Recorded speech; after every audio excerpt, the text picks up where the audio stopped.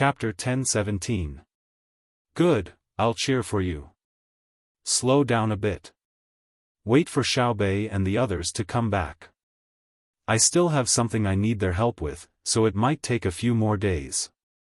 Li Longji was very satisfied with the things he wanted to know.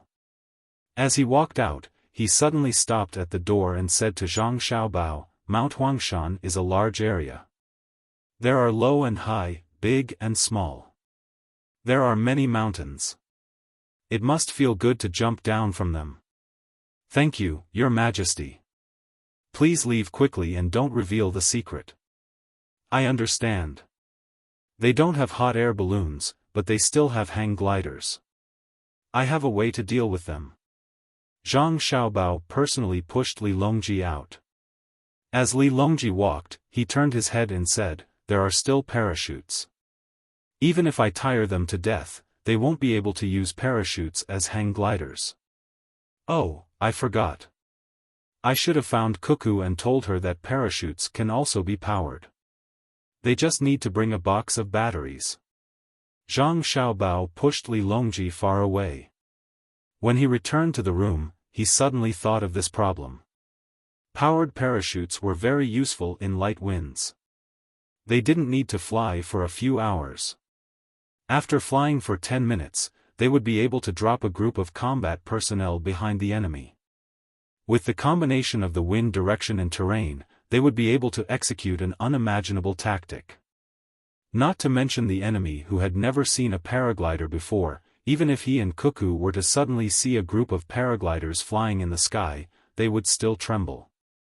Thinking of this, Zhang Xiaobao said to the group of battalion-level commanders and above, You guys discuss first. I'll go to Cuckoo's room. Leaving the group of people behind, Zhang Xiaobao ran to Wang Wan's room. He waited at the door for 10 minutes before he was allowed to enter.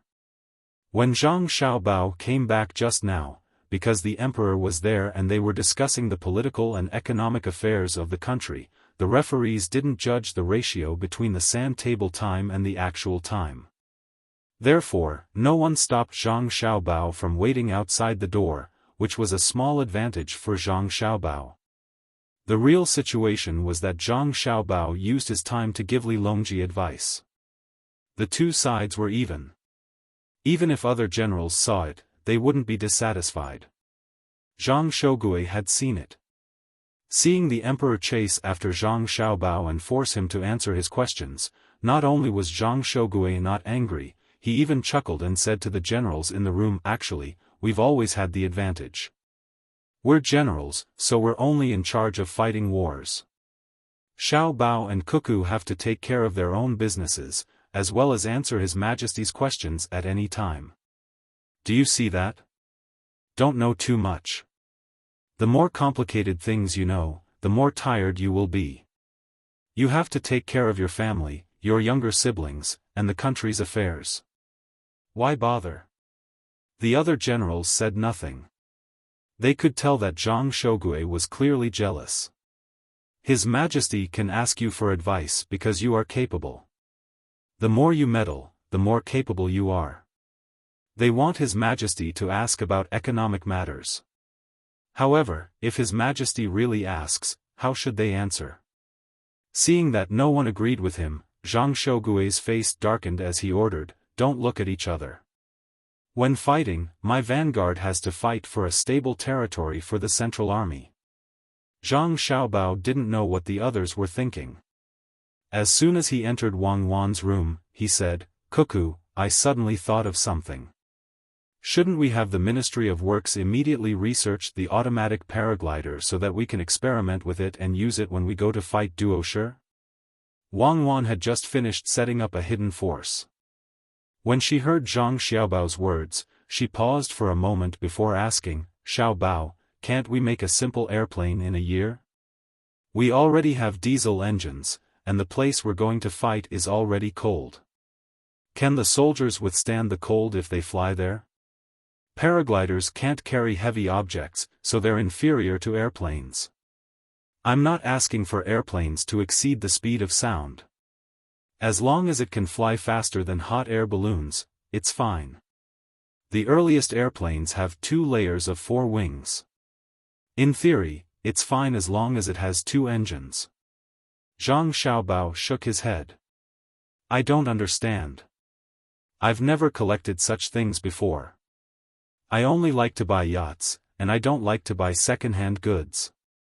If we can't research it, we have to achieve our strategic goals at the crucial moment. Let the Ministry of Works make a paraglider first. This can increase the data collection and organization of the technology. In the future, we might be able to use it for other purposes. Once we understand the propulsion system, we can put it on a large hot air balloon. It can be used for rescue missions or sightseeing. Then let's do it. Wang Wan pulled a piece of paper over and started to design the paraglider with Zhang Xiaobao. Although it looked simple, it wasn't easy at all when it came to designing it. Wang Wan always regretted that she didn't learn more about the subject back then. Zhang Xiaobao, on the other hand, was recalling how he learned when he was playing. After he became rich, he learned how to parachute, fly an airplane, drive a yacht, dive, and so on. He was also good at golf and surfing. Anyway, he had to master all the recreational things. He was good at deceiving people. In Wang Wan's house, in addition to Princess Jincheng, there was also Li Longji, who came to talk to Empress Wang about how to reduce the tax and management fees. Li Longji knew that the fight would definitely not start within 3 hours, so he didn't go to the central sand table. Instead, he returned to Wang Wan's house. It was mainly because of Empress Wang.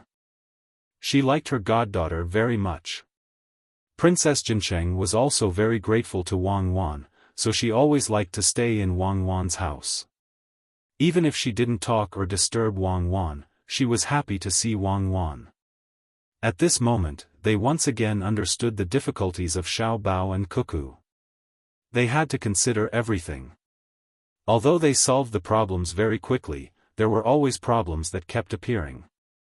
Wait a minute. I'll find something and come back to draw. When Zhang Xiaobao and Wang Wan discussed the problem of the materials, they threw down the pen and hurried out.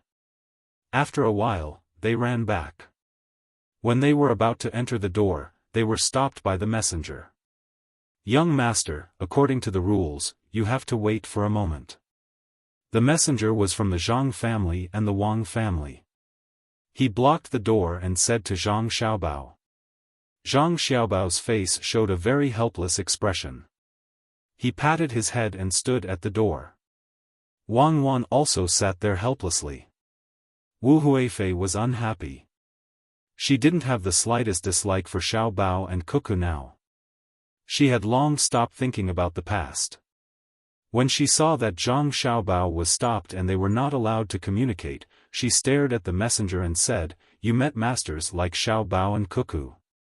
If it were me, I would skin you alive." I.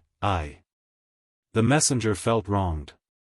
He had to act according to the orders of the referee group. That was the master's request. Otherwise, it would be disobeying orders. It's not his fault. It's not his fault.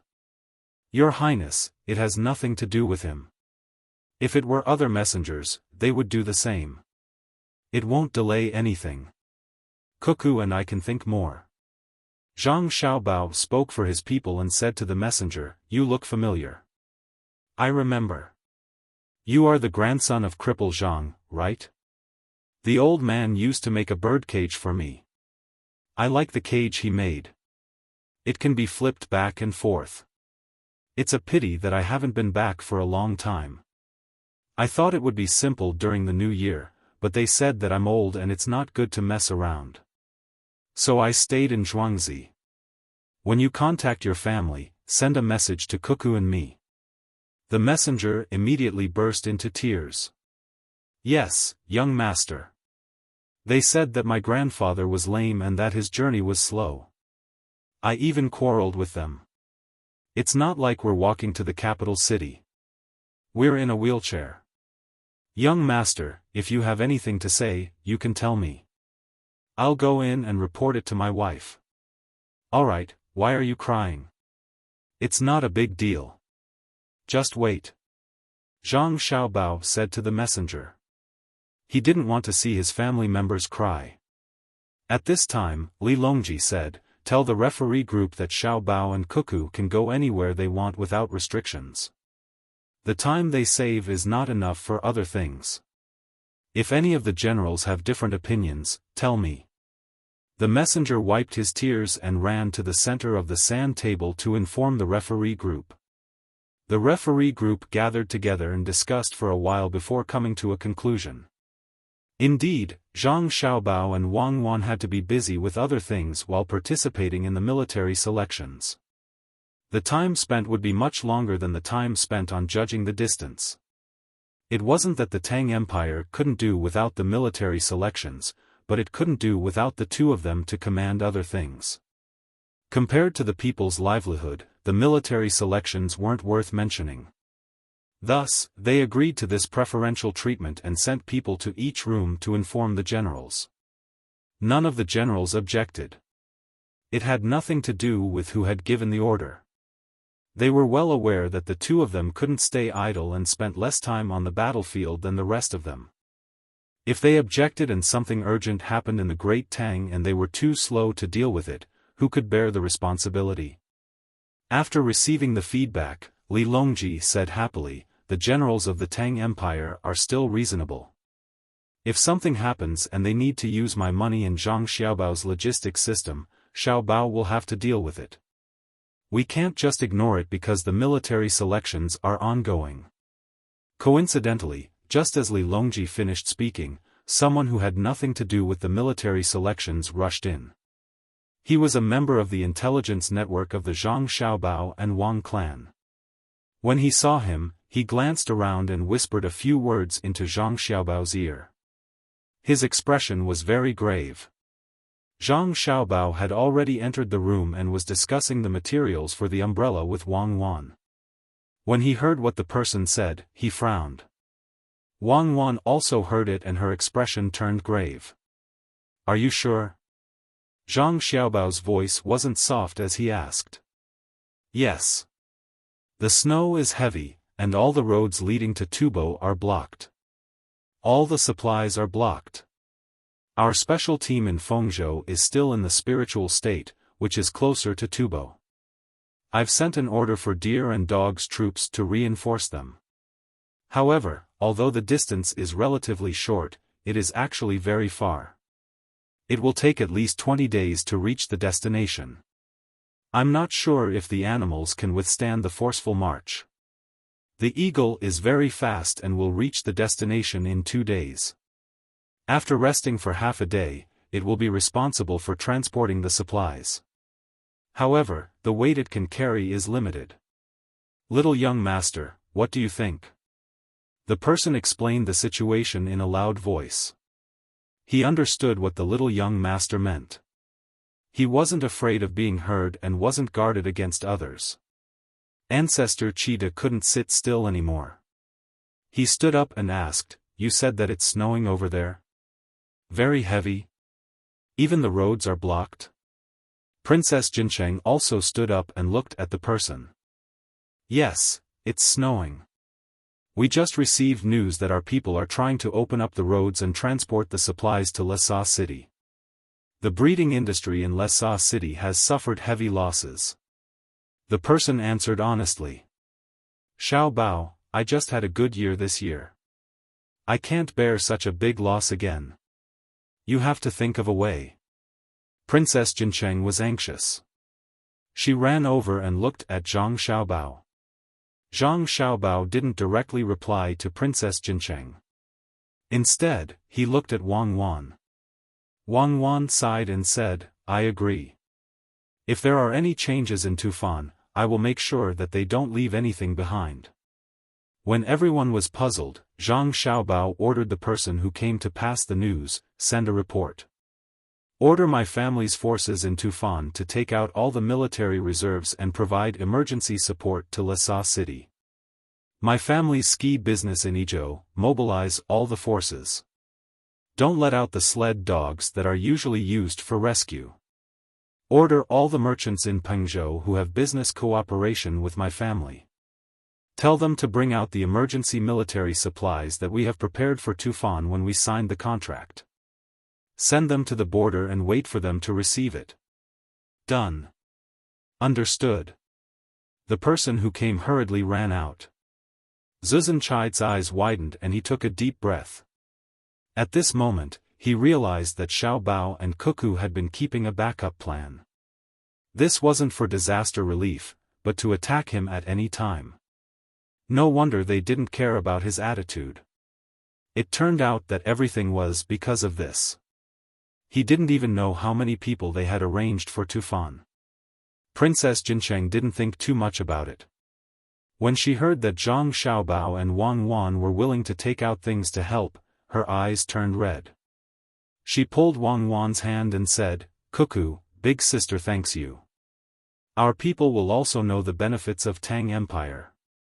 When we go back, we will tell them how much Tang Empire has sacrificed for them. In the future, if you want to obtain anything from us, just let us know first. Even if we don't use it ourselves, we will send it to you first. We will raise more cows and sheep, dry the milk, and send it to the children of Tang Empire." Wang Wan forced out a polite smile. She was unable to smile sincerely. Although Tufan was on their guard, she and Xiao Bao had already treated them as Tang Empire's people. Who would be willing to see people from their own country die?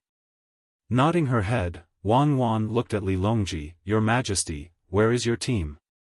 Li Longji didn't hesitate, "Pass down my orders. Guangzhou and Guangping, send the 2,000 hot air balloons that were sent there after the New Year.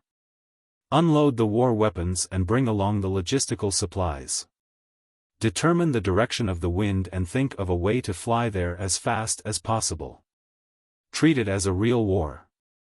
Do your best and minimize the losses of the Tufan people to the minimum. Remember to bring along frostbite medicine and salt." After giving out his orders, Li Longji looked at Zhang Xiaobao and Wang Wan. "I can't keep any secrets.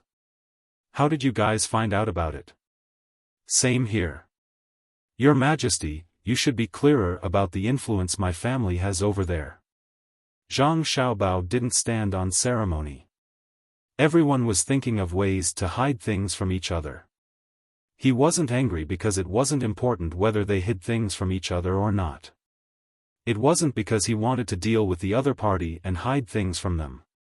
It was a kind of competition in the dark. They wanted to see who had better arrangements and whose intelligence network was more complete. On the other hand, Zhu Zan was dumbfounded. So that's the case. For a moment, his emotions were complicated. Princess Jincheng saw through his thoughts and said, "Husband, look. Xiao Bao, Cuckoo, and my brother have even mobilized their military forces in order to save our country. Perhaps, if something were to happen in other parts of Great Tang, they might not be able to mobilize their military forces over there. The hot air balloons can't be flown casually. If they encounter a snowstorm or strong wind, they will still be in danger. My brother has asked his men to exchange lives for lives. Xiao Bao and Cuckoo's family's wealth will probably be damaged as well." After hearing Princess Jincheng's words, Zhu Zan came to a realization. It wasn't wrong for the other party to be wary of him.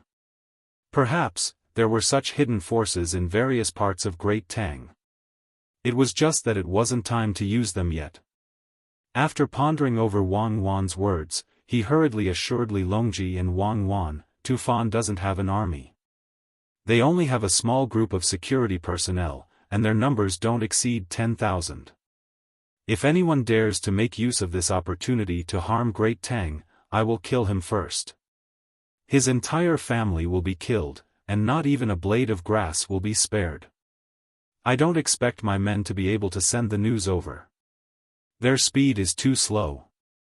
By the time they arrive, the snow would have already stopped. Xiao Bao, give me an idea. What should we do after the disaster? I won't be returning either. I will stay here to hide from the snow first." Zhu Zan said what he should say, especially the last sentence. The reason why he was staying here was to express that he was in great Tang. If something were to happen to Tufan, you guys will deal with him. Zhang Xiaobao temporarily put down the matter of his logistics team and started to think about how to make arrangements for Tufan after the disaster. He knew that he didn't need to make any arrangements. The resources and personnel had already been sent over. When the time came, he just needed to spread the news and the local people would be grateful. Then, he would casually send some things over to comfort them. The real pain and loss would be borne by the people of Tufan themselves. The tolerance of the people was still very strong.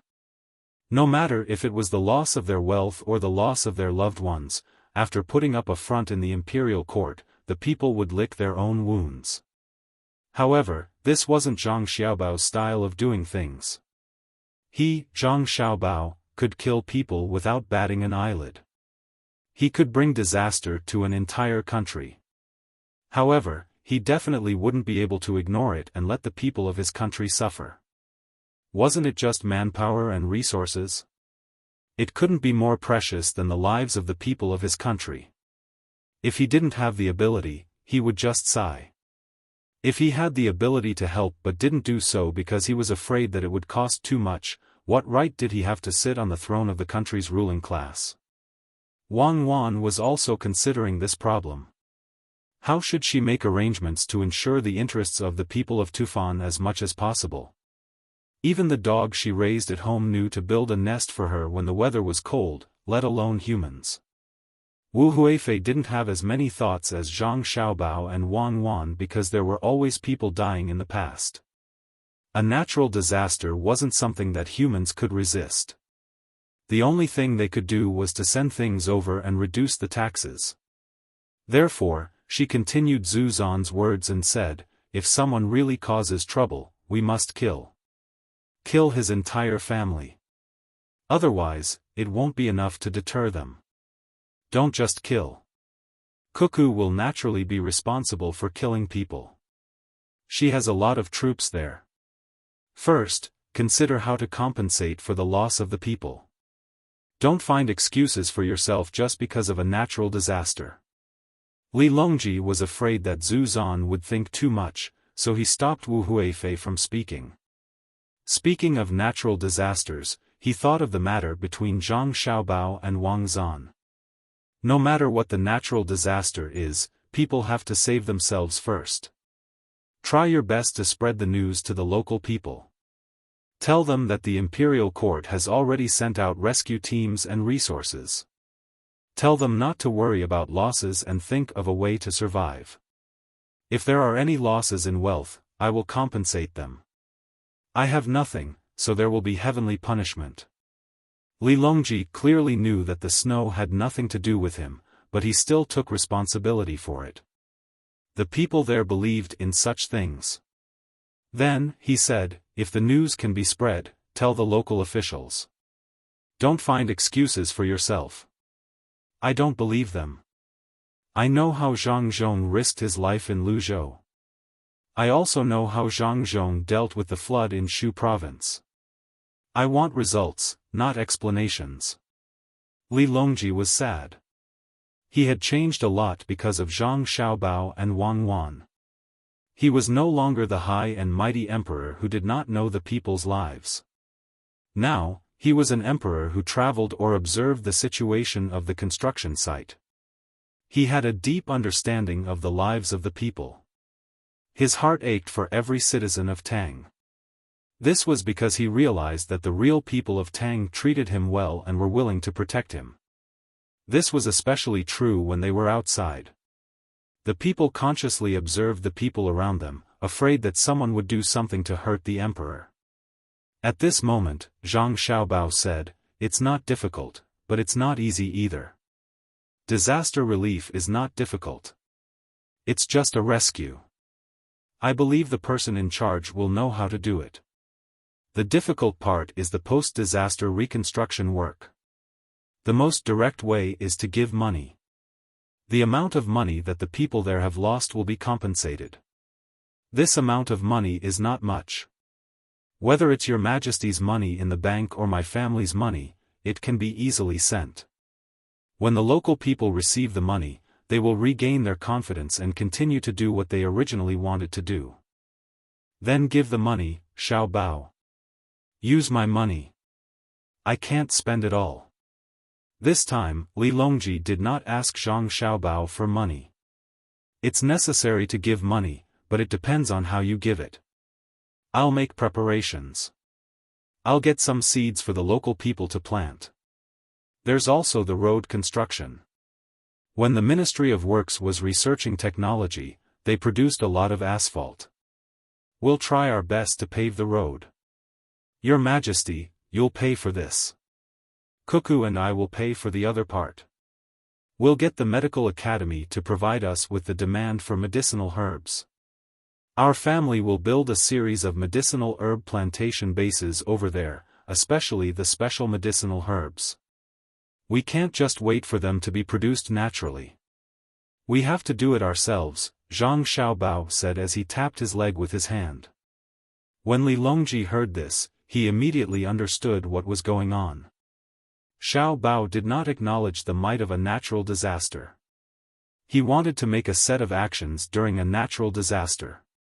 Not only did he have to minimize the damage caused by the natural disaster, but he also had to use the natural disaster as an opportunity to integrate the various industries in Tubo. That's right. This is the character of the Zhang family and the Wang family. They'll never bow to any difficulties. They'll become stronger when they encounter a strong opponent. Whether it's a man-made difficulty or a heaven-sent disaster, they'll go ahead with it. Take Lu Zhou for example. What about the hurricane? If the hurricane didn't come, I wouldn't have developed so quickly. What can I do if I'm comfortable? I'll use this opportunity to build a bridge. There's also Fengzhou. When it was snowing, the transportation ability wasn't that strong. But when it was snowing, the transportation ability on the snowy ground had to be higher than when it was not snowing. Strong. This is true strength. They're so strong that they're arrogant. It's no wonder that the people of Great Tang encountered trouble. When they heard that the people from the Zhang family and the Wang family had come, they immediately became confident and quickly organized themselves to face them bravely. Wu Huifei thought so and couldn't help but say it softly so that Princess Jincheng could hear it. Sister Wu is right.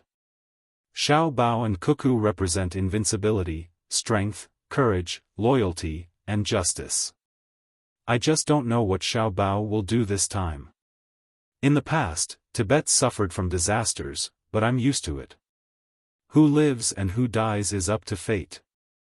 At that time, I didn't think about anything else. But after knowing about Xiao Bao and Cuckoo's abilities, I started to think. Why didn't I know how to fight back in the past? So what if it's a natural disaster? Princess Jincheng said after thinking. She finally realized something. Her great Tang was strong. Cannons rumbled, seeds were produced, Xiao Bao could control the economy, and Cuckoo could teach military affairs.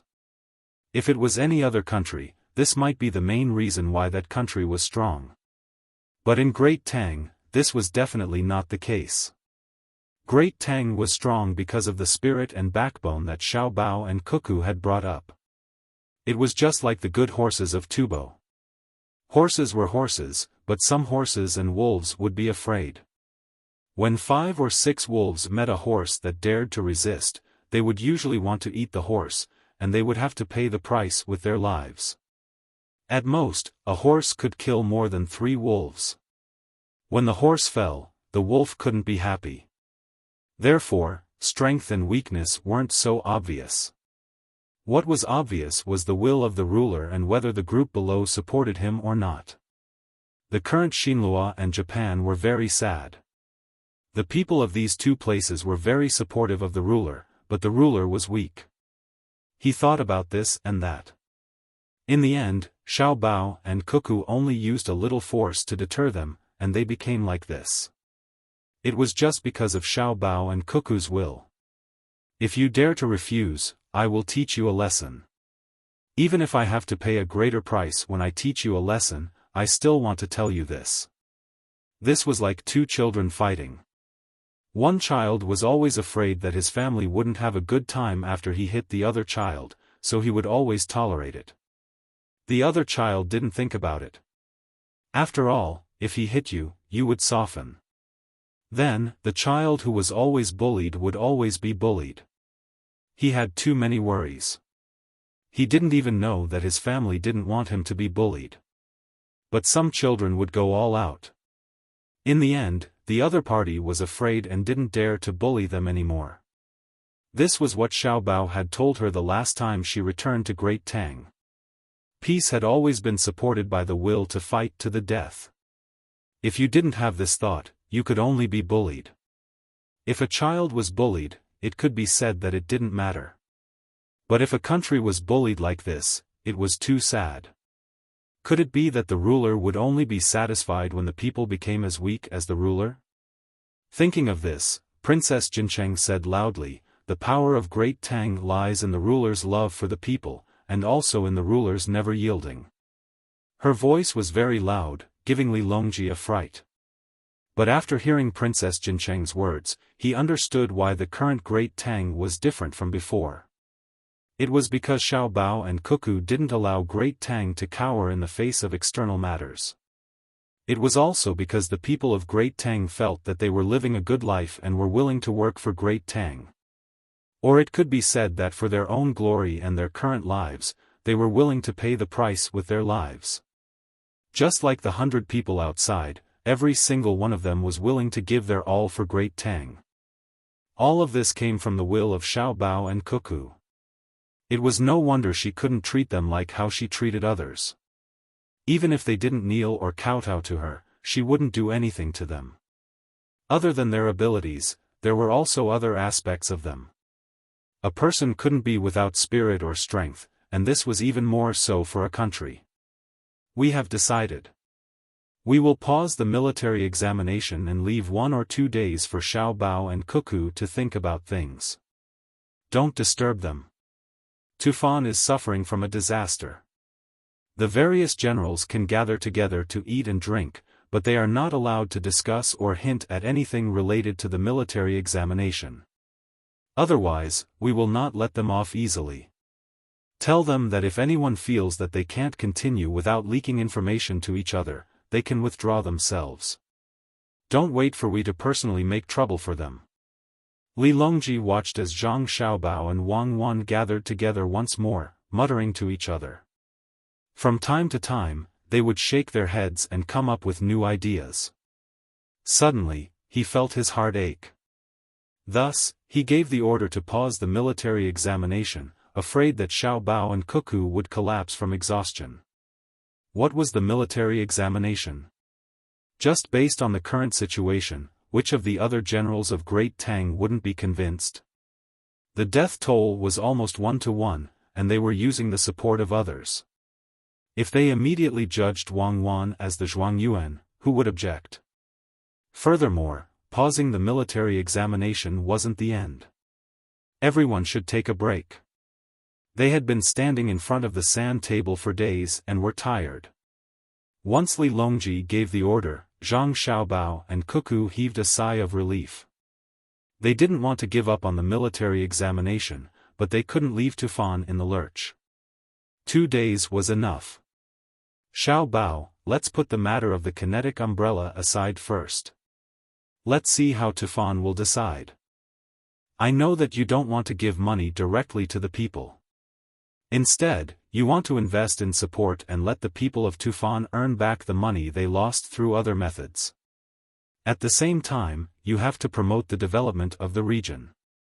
Wang Wan understood what Zhang Xiaobao was thinking about.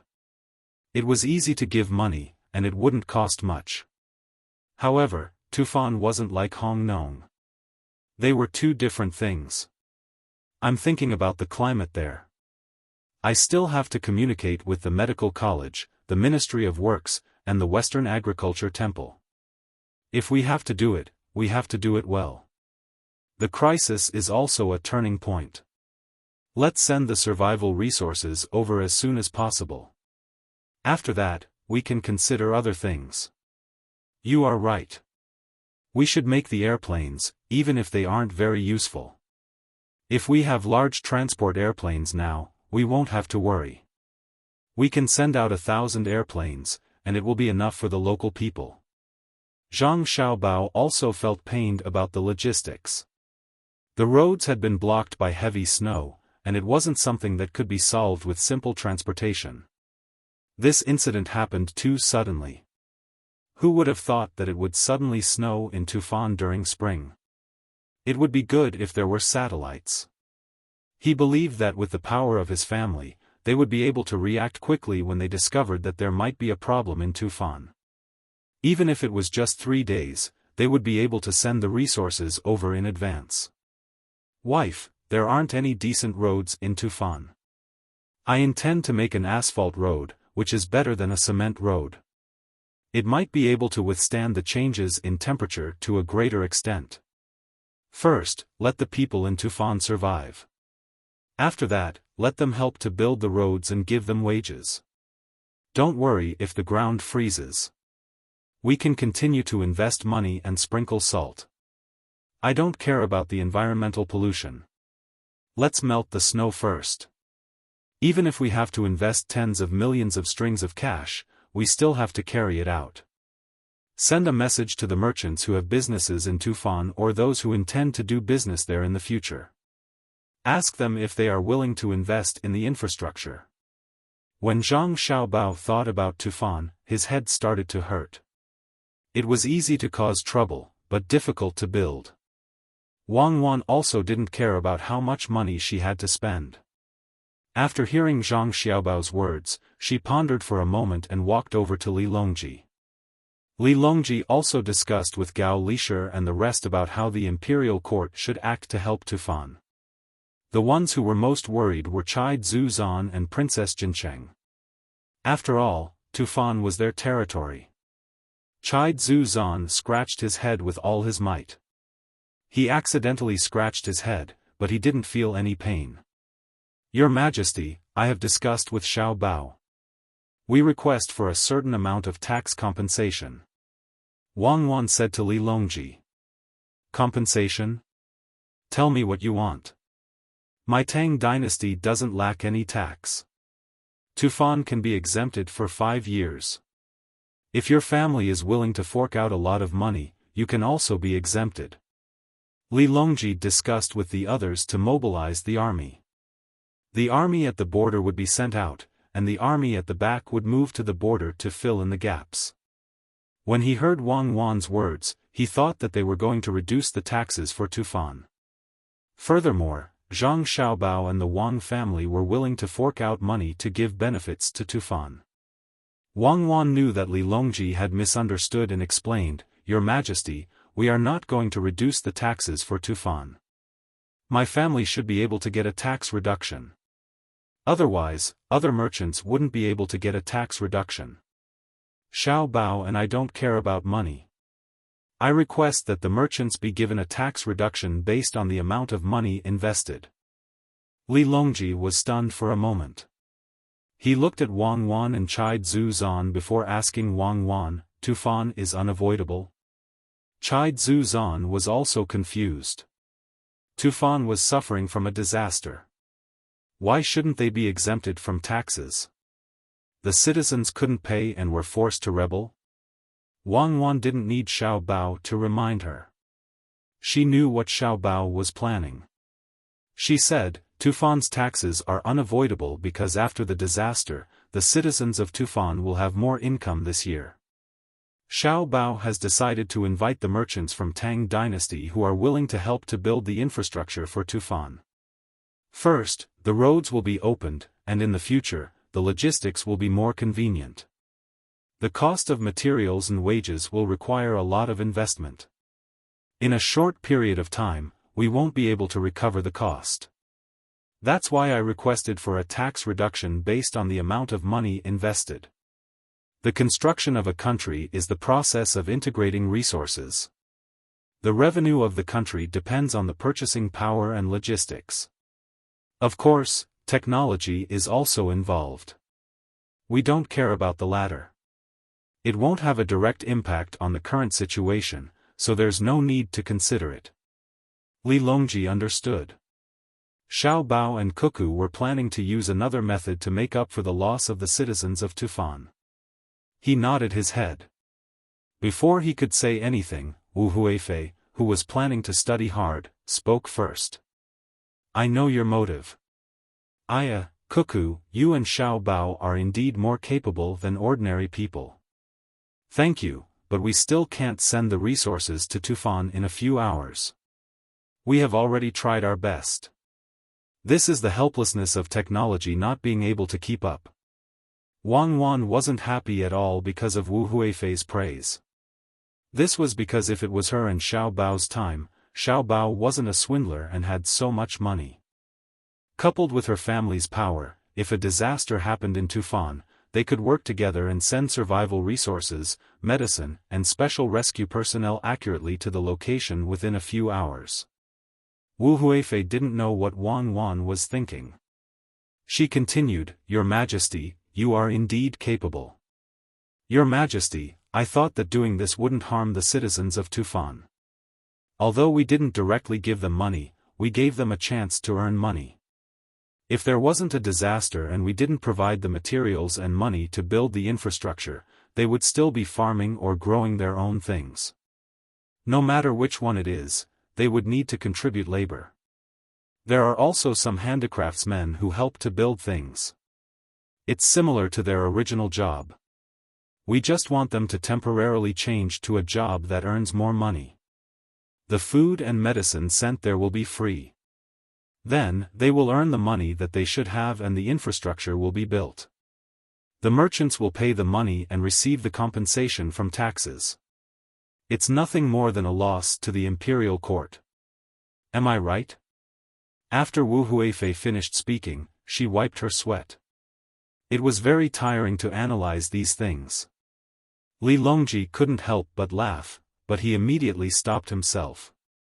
The place where Chai Zhu praised was still suffering from a disaster. He couldn't show a happy expression, and he shouldn't be happy. Li Longji pulled a long face and said to Wu Huifei, You're still far from it. Do you think that you can learn it immediately? How can the imperial court suffer a loss? You've consolidated the people's hearts and obtained a smooth road. Otherwise, wouldn't the imperial court pay for the repairs?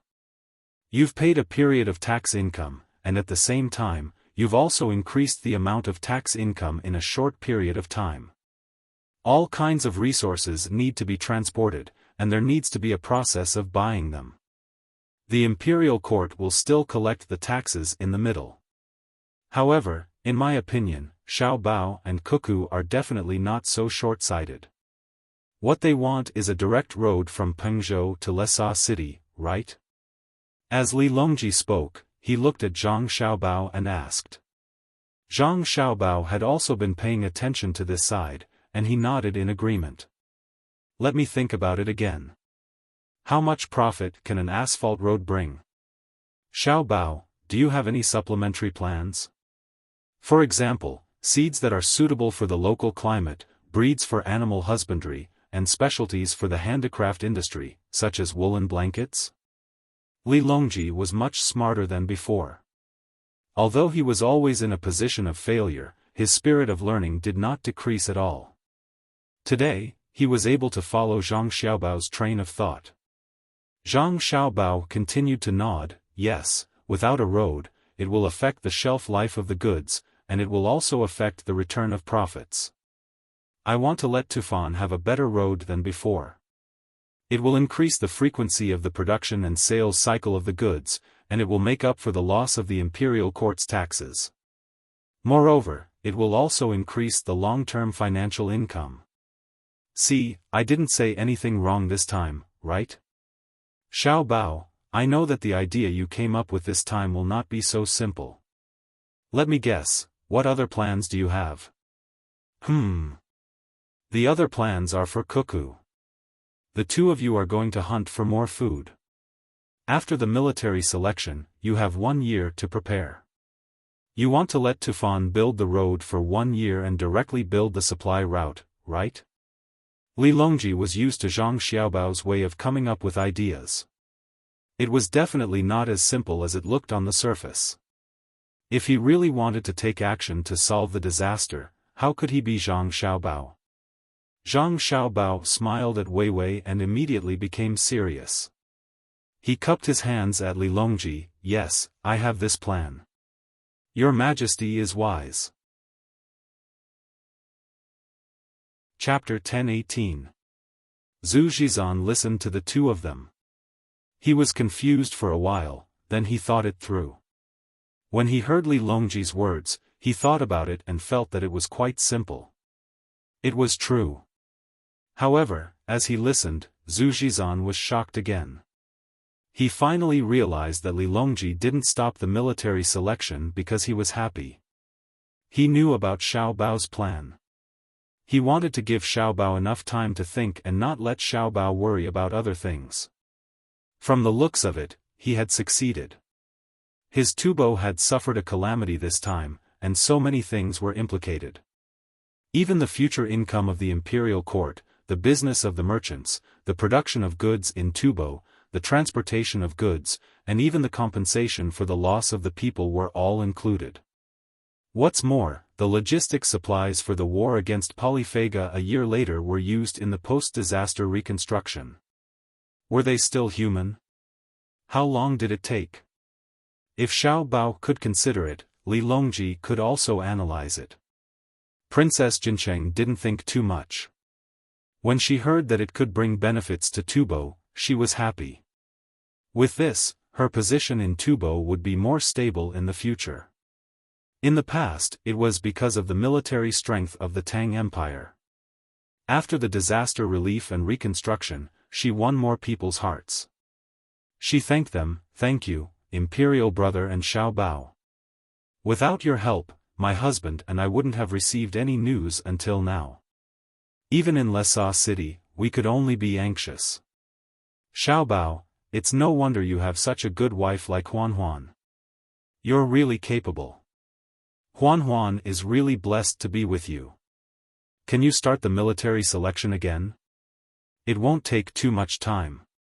I am the one who is happy to have Cuckoo by my side.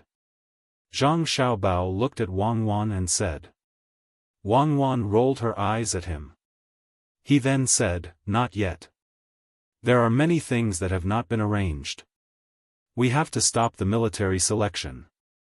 Right now, we are talking about the problem of rebuilding and compensating the Tubo people. There is one more important thing. The disaster has not passed yet, so we have to focus on this matter. Let Shui Yun lead the group of eagles in the capital. Wang Wan agreed. Yes, it can't move water clouds without a command. An eagle usually only listens to the command of the person who raised it, and it's impossible to let an eagle fly with a person. Otherwise, how are we going to transport goods if we just send people away? Shui Yun can still lead the other eagles. Get Shui Yun to help and fly a few more times. We must prepare fresh meat in Pengzhou. Don't tire the eagles to death. The others sighed one after another. Shui Yun was going to be used at a critical moment. It was really important to have a general who could fly. On the sand table, if Cuckoo didn't remove Shui Yun's ability, the battle would be much smoother than it is now. With Shui Yun leading the group of eagles, there is no space for other people in the sky. Hot air balloons and gliders, no one can get control of the air. Your Majesty, this concubine suggests that we give Shui Yun's children the titles of officials as well.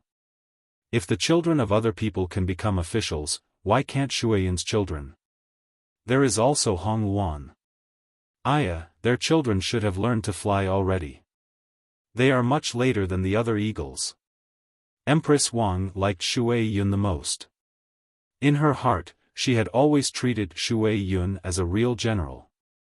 When she heard Cuckoo mention Shui Yun, she helped to get officials. A smile appeared on Li Longji's face again. He nodded and said, that's right. Give it to the officials. Anyone who makes contributions to the Tang Empire should be praised, even if they are beasts.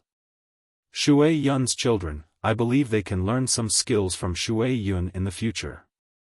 A year later, they can accompany Xiao Bao and Cuckoo on an expedition. I am starting to worry about the people of Duo. A group of eagles that look like humans in the sky, together with hot air balloons, gliders, and the umbrellas that Xiao Bao and Cuckoo mentioned just now, but the planes that haven't been made yet. On the ground, under the clouds, and in the sky, everything is occupied by the Tang Empire. Fight fiercely for me. After you fight, plunder their things, and then. Li Longji stopped here and looked at Zhang Xiaobao again. Well done, Xiaobao, I was almost fooled by you. Have you used up all your tricks? I didn't finish. Foster father, did I mention this again? Zhang Xiaobao pretended to be confused and asked Gao Lisher. Gao Lisher shook his head. Your Majesty, Xiaobao didn't mention it. You two are family. He didn't say it directly, but this is what he meant. Do you understand what I mean? Li Longji said to Gao Lisher. I understand. Your Majesty, please continue. This subject is all ears. What else could Gao Lisher say? He could only admit it. Li Longji harumphed. Xiao Bao's idea is to send the things he plundered to Great Tang through this route, right? Seeing that Xiao Bao was being bullied, Wang Wan added, that's right. Your Majesty is truly wise. In truth, Xiao Bao and I didn't expect Your Majesty to be so formidable. Then. Your Majesty, you're truly formidable. I'll go discuss other matters with Xiao Bao. Disaster relief is of the utmost importance. After saying those words, Wang Wan pulled Zhang Xiaobao out of the room. It was unknown where the two of them went to discuss the matter. Li Longji was stunned. He lowered his head and pondered, that's not right. Did you see it earlier? Xiao Bao and Cuckoo discussed for almost half an hour. They must have rejected many of our plans before finally agreeing to the current one. Could it be that the two of them only thought of this much?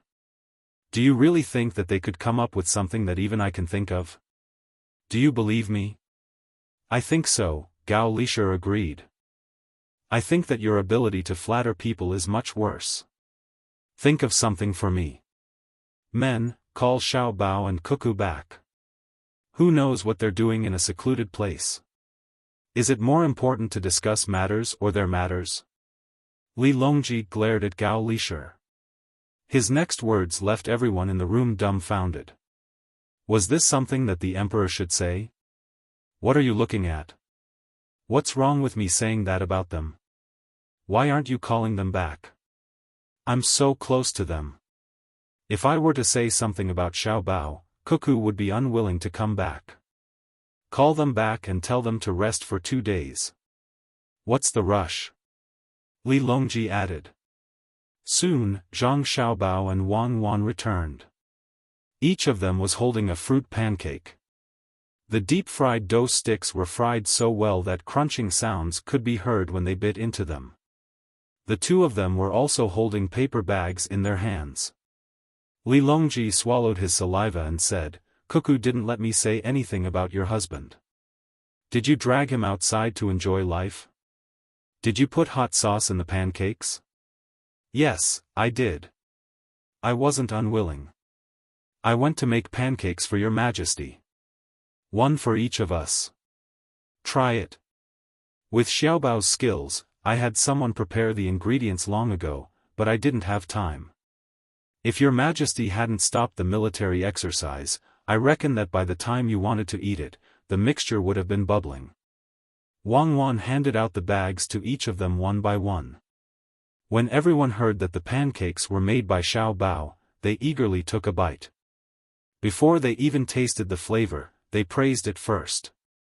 Even if the ingredients were the same as those outside, the method and the control of the fire were the same, they would still feel that it was good. It was just a psychological effect. Li Longji first said to Zhu Zan and Princess Jincheng, eat. The rescue didn't stop because of you eating. Since something has happened, there's no difference whether you are anxious or not.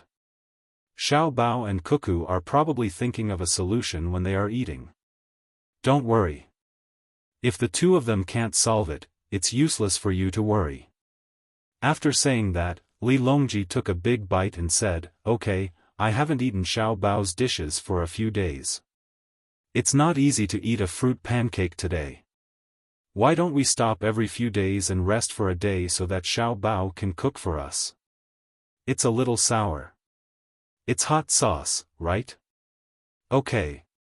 It's because the noodles have been cooked for too long." Zhang Xiaobao said frankly.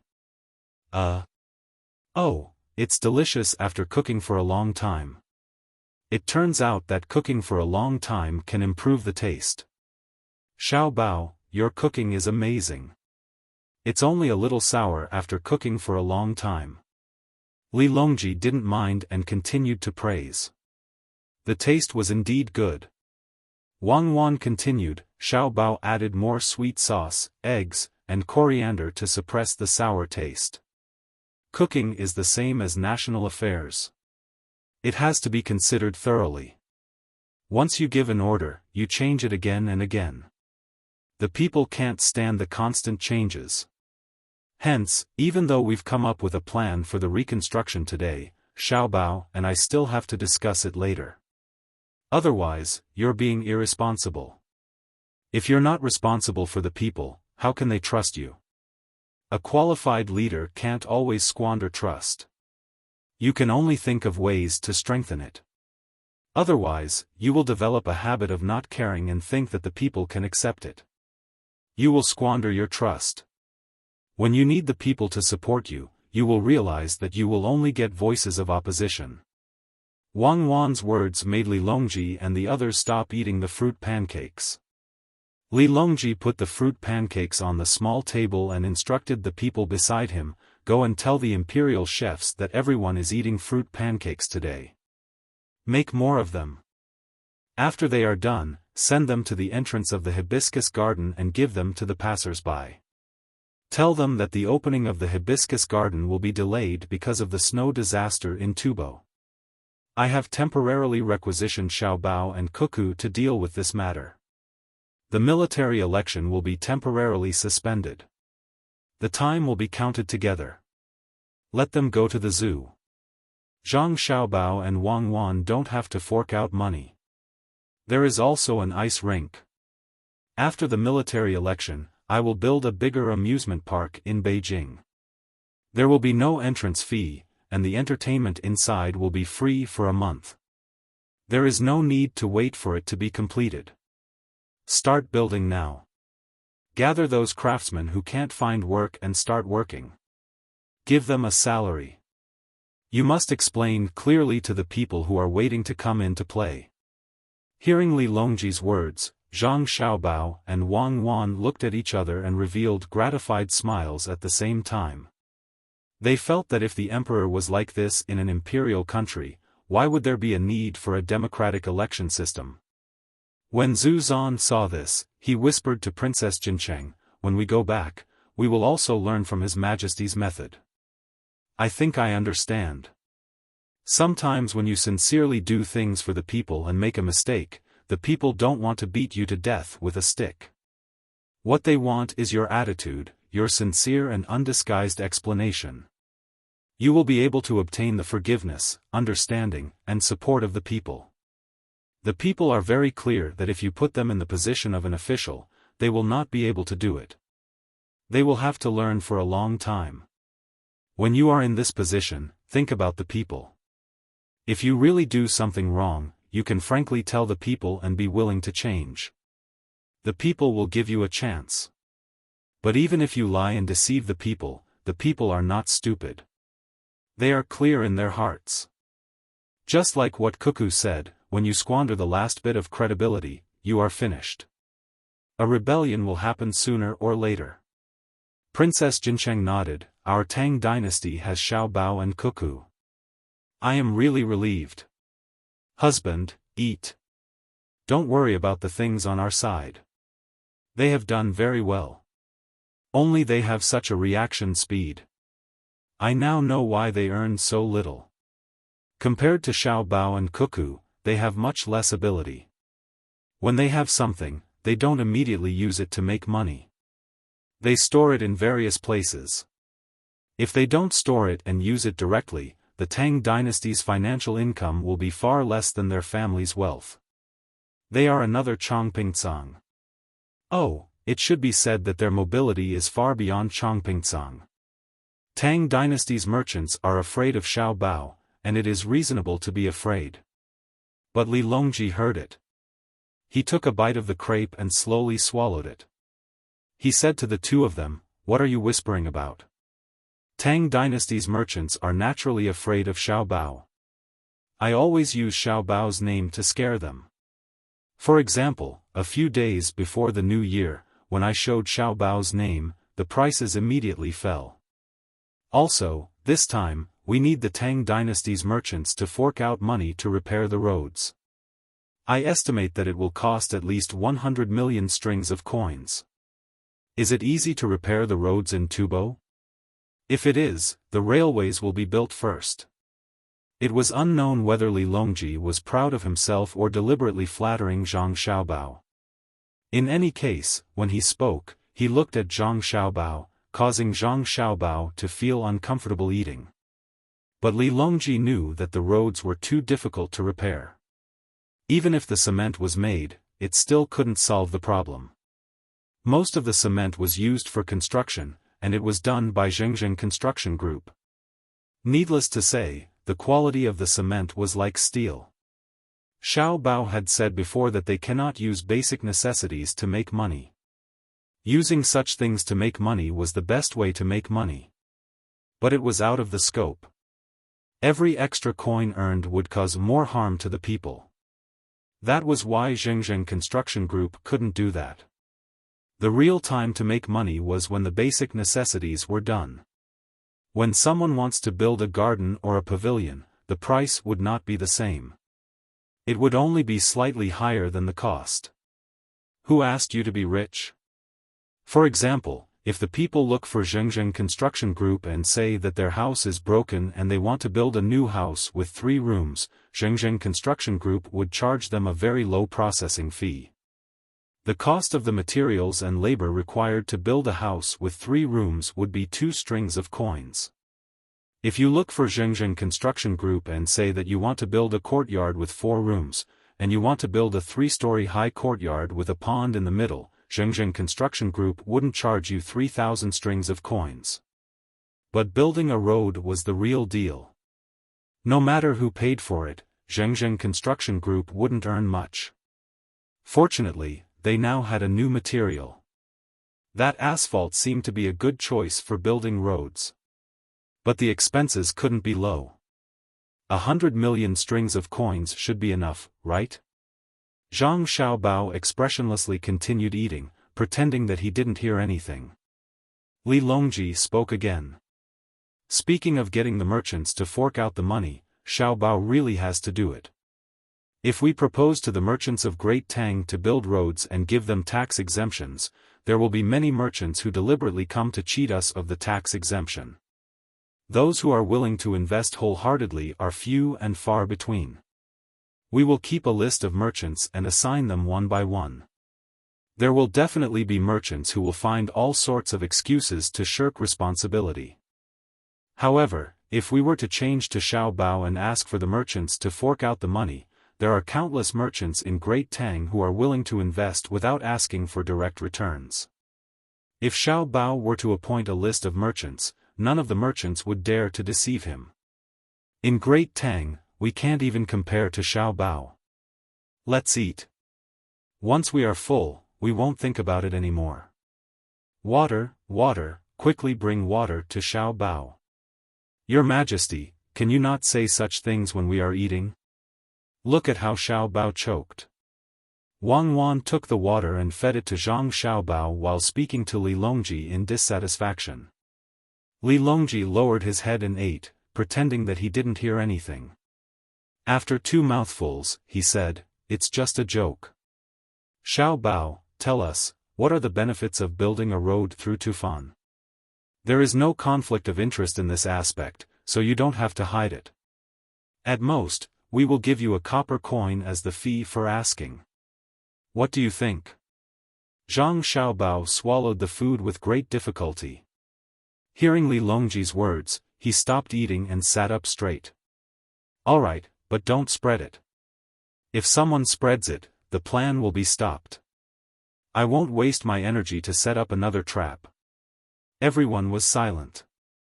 No one said anything, meaning that they wouldn't spread the news.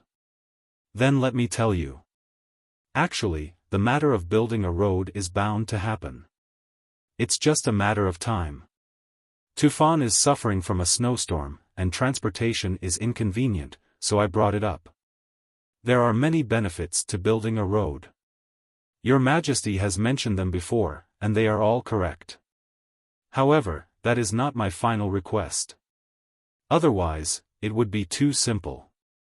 Building a road is not worth it. There is no other purpose.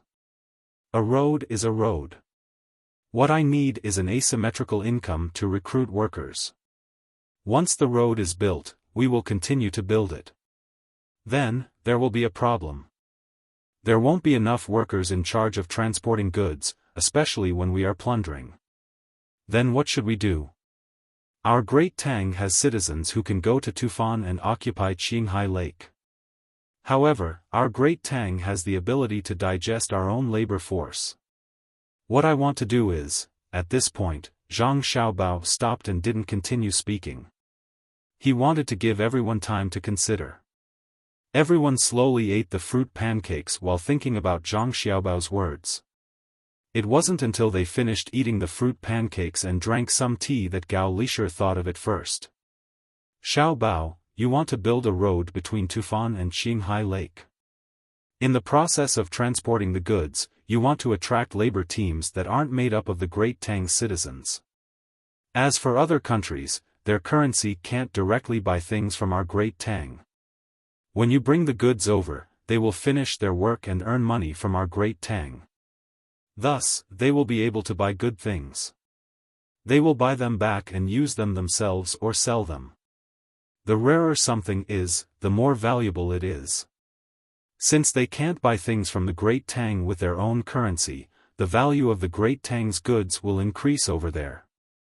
When they are flocking to our Great Tang's goods, you will think of a way to link their country's currency with our Great Tang's currency.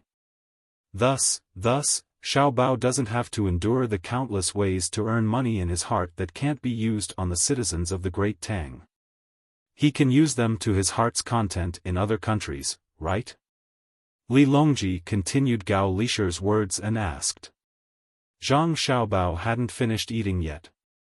He was taking a bite when no one was talking to him. Wang Wan said for him, yes, when the time comes, you will see the real Zhang Xiaobao. Xiaobao has been enduring for a long time. For an ideal, for a promise to me, he has been suppressing his abilities. Chapter 10-19. I've already seen what Xiaobao did to Xinluo. I reckon that Japan won't be able to withstand it for too long. This is the power of the economy. Wu Huifei became more and more fascinated by this. This is the strength of the entire Great Tang. Without the support of the military, if I play tricks, they'll just attack me. With the support of martial arts, I can use trade to deal with people. Not even a few smart people in the other countries can stop me. Because their rulers are afraid of losing their power and status, they can only let others cut off their flesh piece by piece, sacrificing the interests of the people to slow down their own downfall. It is like drinking poison to quench thirst. After Zhang Xiaobao said this, he pulled Wang Wan up and found a relatively quiet corner to continue discussing disaster relief. The messengers from the family came and went, passing orders to the places around Tufan where the Zhang Xiaobao and Wang family had business dealings. The Great Tang generals were also resting. They gathered together to chat, but no one brought up the matter of the military examination, much less hinting at it. They couldn't afford to lose face. Therefore, they talked about how many chili peppers they could plant this spring, how many new wineries they should open when there was enough food, how many shooting ranges they should build in the northern and western suburbs of the capital, how many shooting ranges they should take time to compete with, and so on. Over at Tubo, the weather is constantly changing. Who knows when it will snow heavily? Otherwise, why would they always invade the border? Pei Guangting drank 2 mouthfuls of wine and felt comfortable. He narrowed his eyes and said. Zhang Shogui raised his bowl and took a sip, then let out a long sigh. There's also the area around Feng province.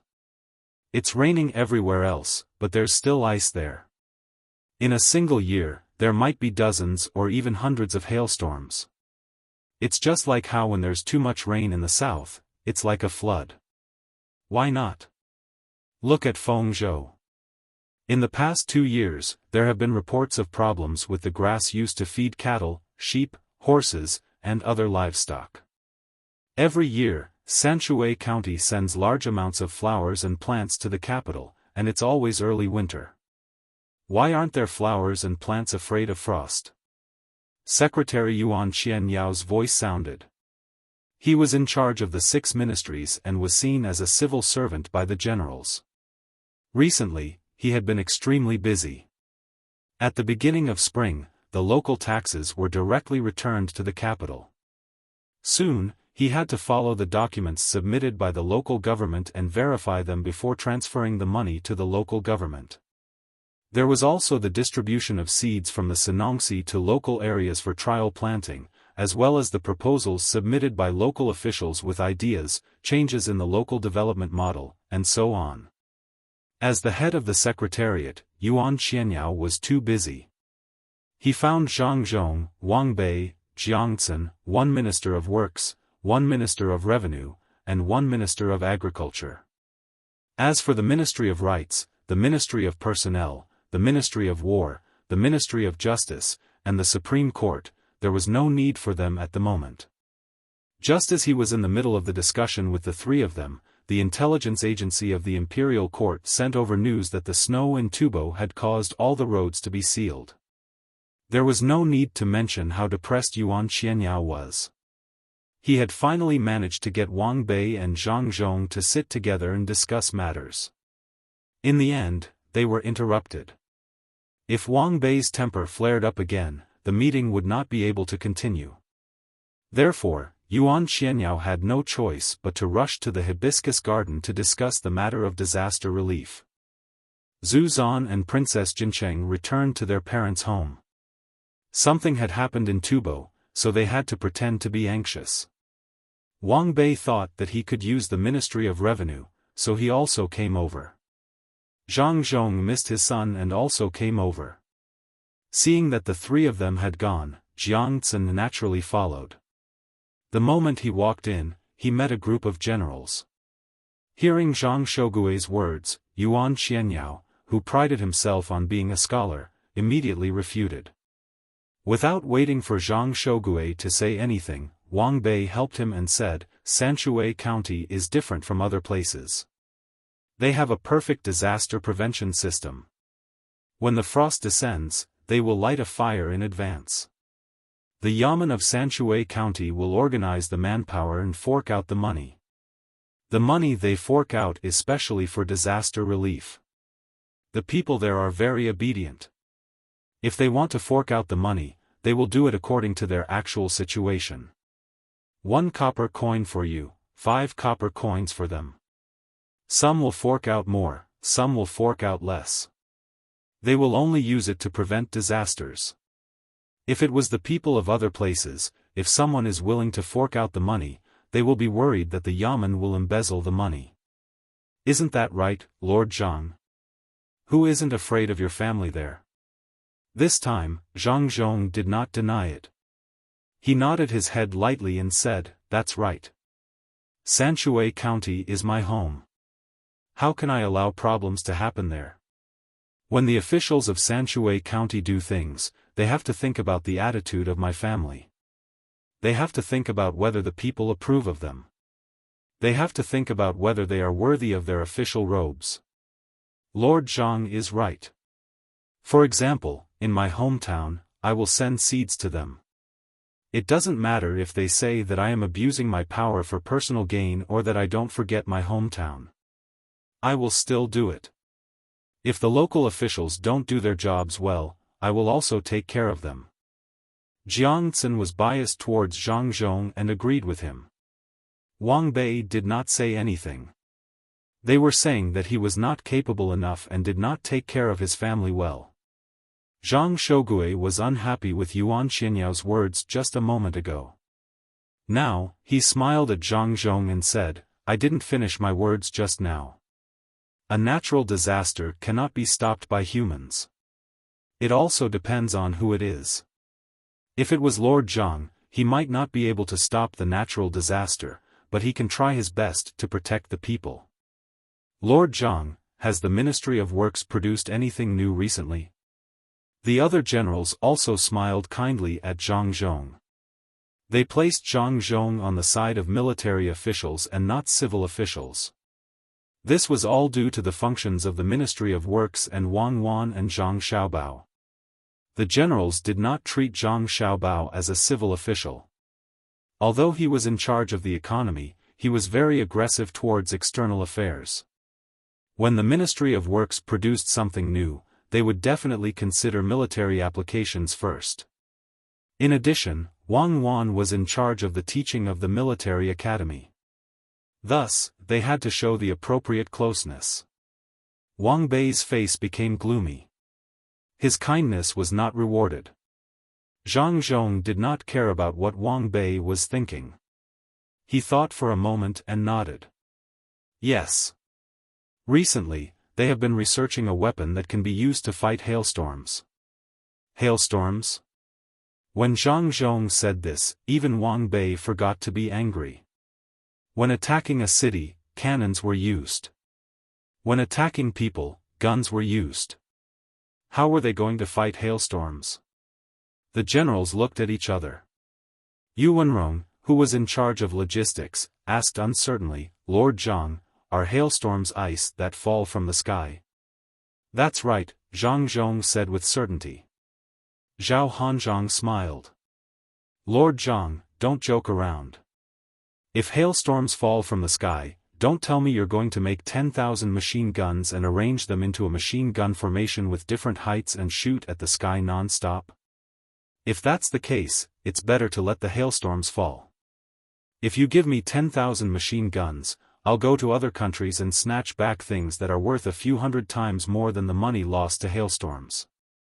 The other generals also laughed, thinking that Zhang Zhong was joking with them. Zhang Zhong wanted to explain, but he did not know where to start. He could only say, Xiao Bao and Cuckoo came up with the idea to use cannons to shoot at the clouds in the sky. The thing inside that is about to turn into ice will turn into rain in advance. Rain is better than hailstorms. Oh. Xiao Bao and Cuckoo said that. More or less. There's an 80% chance that we can shoot it down. Pei Guangting immediately agreed. The other generals nodded. Zhang Zhong, you're not as good as your son and daughter-in-law. No one believes your words. You're not capable enough. Wang Bei laughed and mocked Zhang Zhong. Zhang Zhong curled his lips in disdain. You also know that they're my son and daughter-in-law? I really don't have any other abilities. I can give birth. My biological children are Xiao Bao, Xiao Hai, and Xiao Bei. Humph. Wang Bei's face darkened again, but no one cared about him. He could not control the generals. Jiang Tsin was with Zhang Xiaobao and Wang Wan. Yuan Xianyao was the head of the secretariat and the prime minister. Zhang Zhong was more understanding of Wang Bei, so he gave him some face sometimes. Wang Bei was sulking, but no one cared about him. Wang Zhongxi, who was still young, went up to Zhang Zhong and asked, Lord Zhang, what did the cannons shoot out? Can it turn the clouds into rain? I'm not sure either. Xiao Bao and Cuckoo know. Anyway, it's not gunpowder. The cannons are not made of iron or copper. They said that if the technology reaches a certain level, it can make the sky rain even if there are no clouds. It can make the sky clear even if there are dark clouds. The relevant people in the Ministry of Works are thinking of making it rain first to stop the hailstones. We can talk about other things later.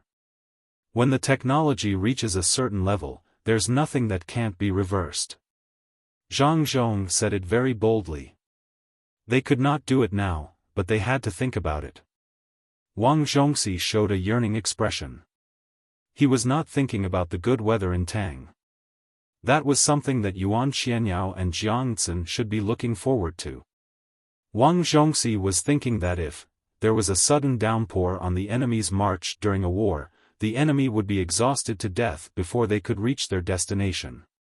Yuan Xianyao was thinking about which place was short of water. Whoosh! After a day of rain, where would there be more rain? Whoosh! The weather cleared up, and the grain production increased. If they wanted to eat rice, they could eat rice. If they wanted to eat steamed buns, they could eat steamed buns. They could eat the mandarin duck soup every meal. There were prawns, crabs, mutton, beef, and so on. No, I shouldn't think this way. I'm too unambitious. Let the people eat. I don't have to be so fixated on food.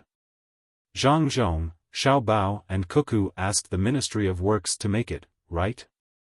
Yuan Xianyao thought about the happy days in the future. He realized that if he wanted the people to eat like this, as the Prime Minister, he couldn't dream about eating. Yes, Xiao Bao and Cuckoo's request must be made within half a year.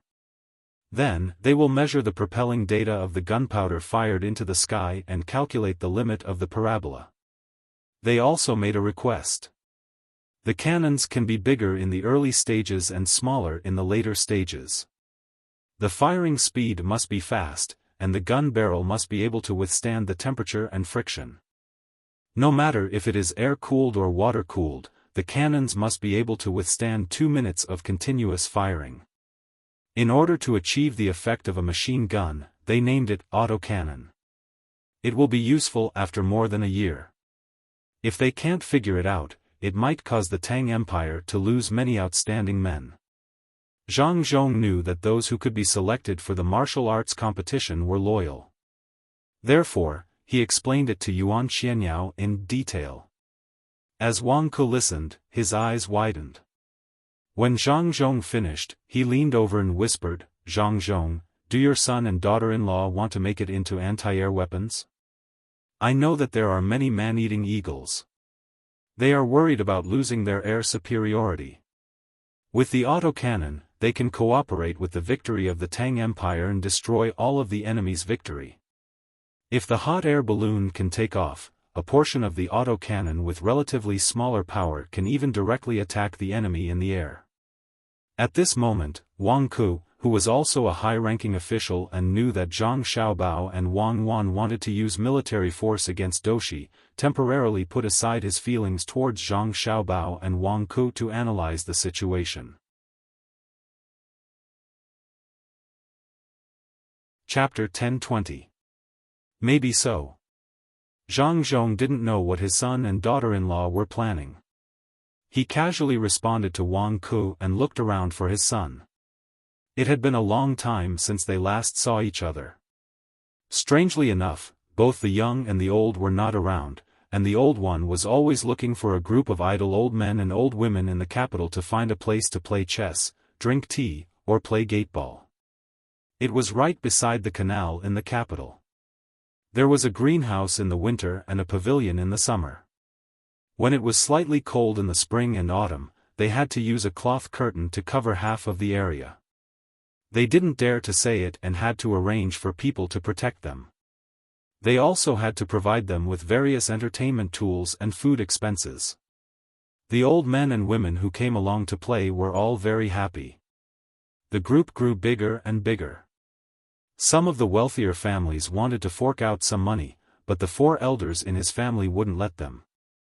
The things that they took out were all good things. After all, they had good grandchildren. When he returned home, other than his in-laws, he was the only one left. There were many people in the inner courtyard, but he always felt lonely. His son and daughter-in-law were nearby, and he didn't have the chance to see them. Since he was resting today, he came over to take a look. Zhang Zhong was looking for his son, and Yuan Xianyao was also looking for the emperor. Tufan was affected by the disaster. Even if he had to do something, he had to show some concern. Otherwise, Ancestor Qida and Princess Jincheng would be very unhappy. Old Master, the young master and young lady are waiting for you inside. His Majesty is also there.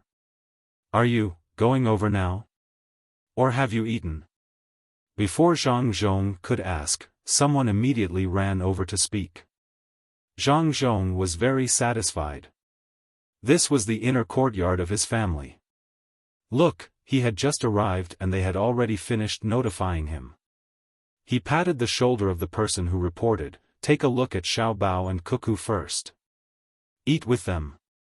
Old Master, please come this way." The person in the inner courtyard led the way. Zhang Zhong greeted the military generals, and the few of them walked in. Zhang Xiaobao and Wang Wan had just finished making arrangements for the disaster relief. Just relying on their own family's power over there was a lot of effort and not worth it. Therefore, they asked the nearby merchants to join in and give them benefits when they were done. The two of them turned around and designed the power parachute again. It was a little different from the usual parachutes.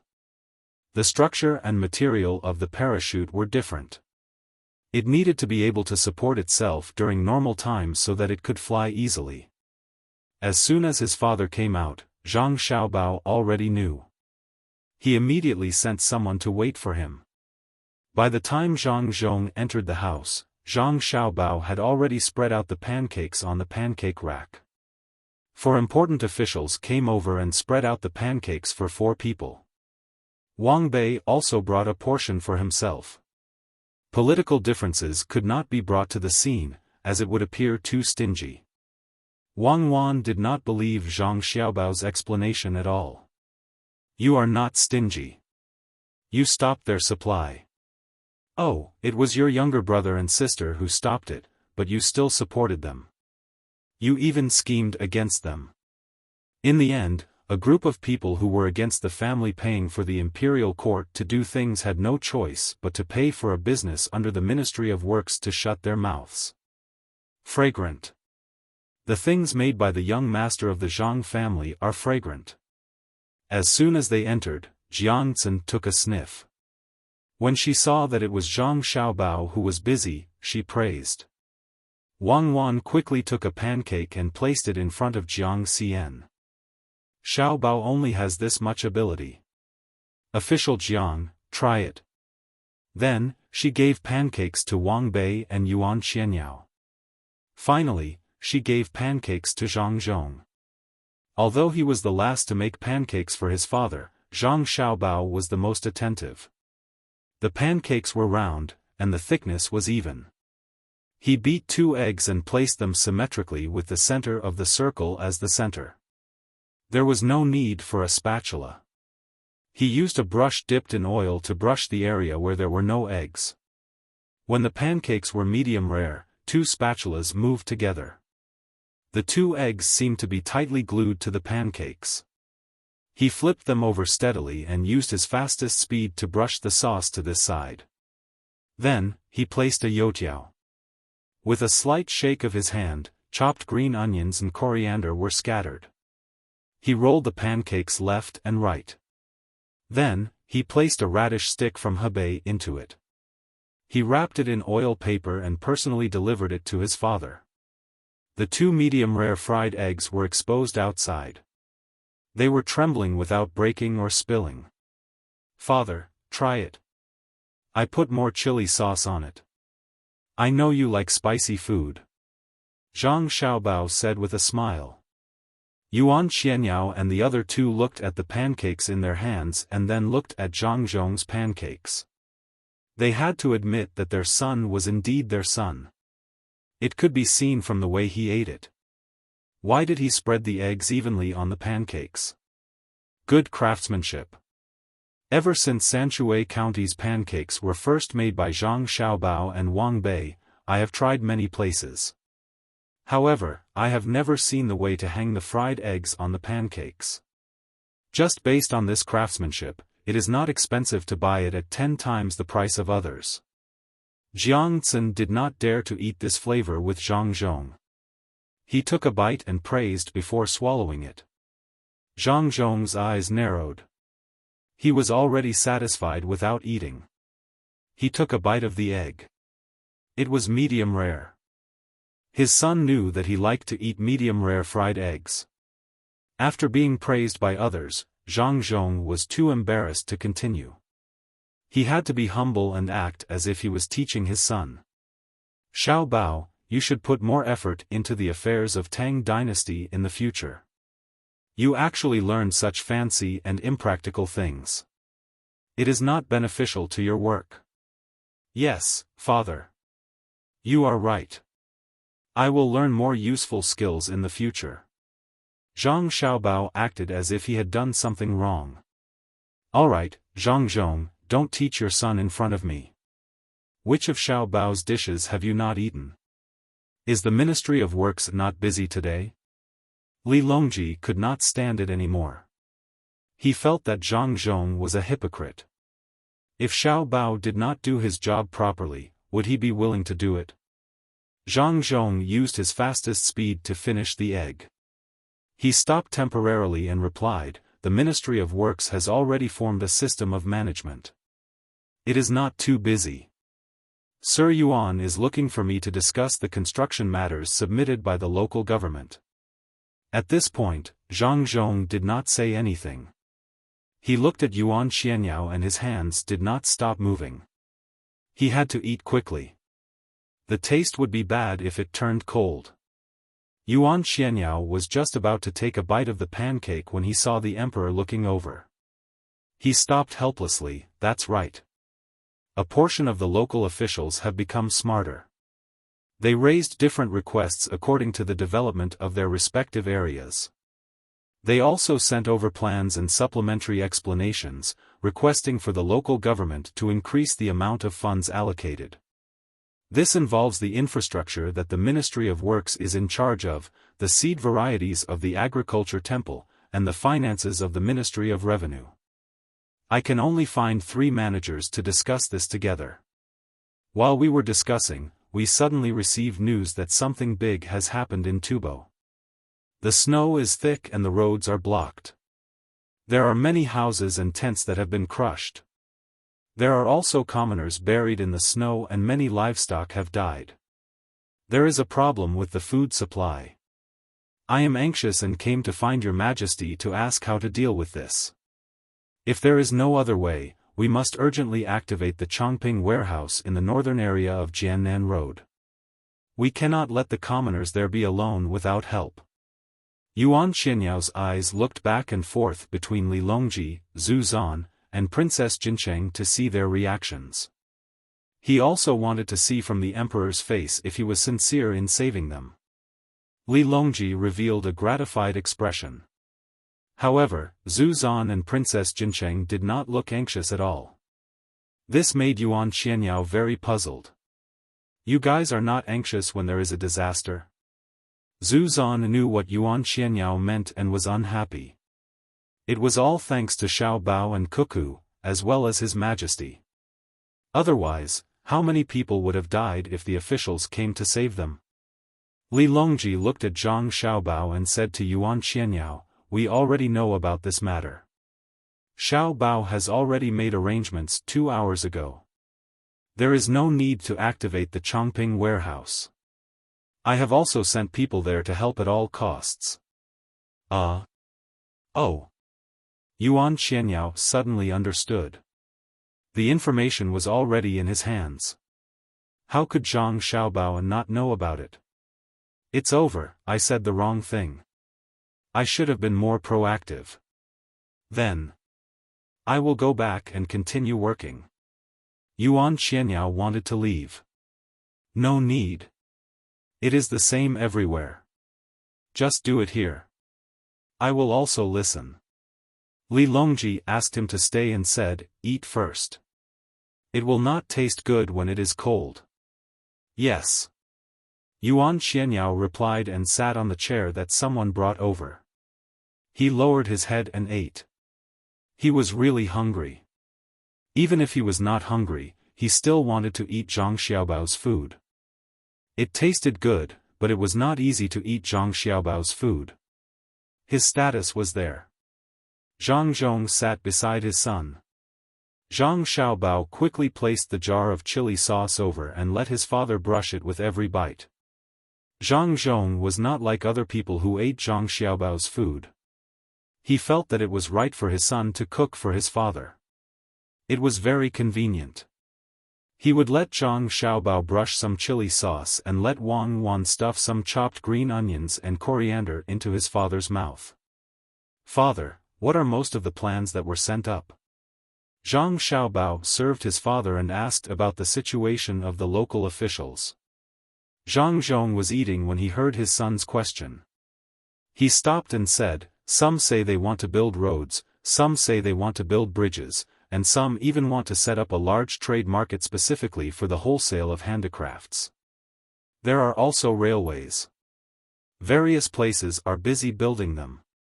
In places where the railways do not directly pass through, the officials are anxious and want the imperial court to give them money. There are also railway tracks. They are willing to provide their own labor. There are also railroad ties. Some of the plans are not bad. They are detailed and in line with the local development. Some are just joining in the fun. If you want money, why are you building roads and relay stations beside the Yangtze River? If you have the money, you can build the docks. There is also Pengli Lake. I don't know what the local officials want to do. They want the imperial court to give them money to transport sand and rocks in the middle of the lake and build an island with manpower. They want to build a commodity distribution center on the island. The merchants who come and go will travel by ship. They say that it will show the noble status of the merchants. They can also earn more money during the transportation of the ships. They want the imperial court to give them 4 million strings of cash. It will be completed within 2 years. By then, they can generate 1 million strings of cash annually. At this point, Zhang Zhong gestured for his son to brush the chili sauce. He took a big bite and chewed. He continued, "If they tell others about this plan, others might agree. But if I, your father, saw it and agreed, would be a fool. What does my son do? Someone is actually playing tricks on me. I will directly tell Yuan Xianyao that I do not agree." Yes, father. Eat slowly. I will heat it up for you when it gets cold. You cannot agree. Why build an island in the lake? 4 million strings of cash to build an island? If you throw in 4 million strings of cash, you won't even see a reef, let alone an island. The water in the lake goes in and out continuously. If a ship of rocks falls, they will be immediately moved to another place. If they really build an island in the middle, the lake will be ruined. Pengli Lake, right? That is Poyang Lake, Jiangzhou. The place where Xiaobei and the others are going. Recently, there have been many incidents there. Is it because the Tang Empire is developing too fast that some officials who think they are capable are unwilling to be left out? Do they want to show their abilities? Wang Wan pointed to the sand table and said. Zhang Xiaobao finally reacted. Why did it sound familiar? It turned out that it was Jiangnan Circuit's Jiangzhou. It was located in the west of Jiangnan. It was the place where the military election was happening. Zhang Xiaobao frowned slightly. He took half of the pancake that his father had eaten, opened it, and put it on the griddle. He added a circle of flour, put in a few slices of ham, swirled the chili sauce, wrapped it up, and gave it to his father. Then, he poured wine and said, "Are they crazy? Do they think that we can't deal with them because they are far away from the capital? For money, they will use all kinds of methods. Did we and Li? His Majesty never emphasize economic development as the center? No, we focus on industrial science and technology research, the agriculture temple as the foundation, loyalty to the emperor, patriotism, and morality as the guiding principles. Then, we will speed up the people's living standards, unblock the logistics, promote financial income, and improve the commodity trade. Wang Wan answered. At the same time, she filled Zhang Zhong's glass with the wine that he had just drunk. You didn't say that regardless of whether it is the black or white path, it is a good path to get money, right? Zhang Xiaobao asked again. Don't keep mentioning this. There is no right or wrong in doing things. There is only the strength of execution and the strictness of supervision. Are you saying that there is a big problem in the west of Jiangnan? Someone has started the Great Leap Forward? And it is a great leap forward without any scientific theory to support it? Wang Wan looked at the sand table and began to worry. The foundation could not keep up. If they wanted to speed up on their own, it could easily cause a situation where they could not cope with it in all aspects. Zhang Xiaobao narrowed his eyes. He thought for a moment and said, Don't let Xiaobei and the others go directly. I am afraid that we don't have enough people. Let them go to Shuzhou and wait. We will mobilize the guards there. I am worried that the people there will take the risk when they know that they have committed a capital offense. Shuzhou is still the place where we call the shots.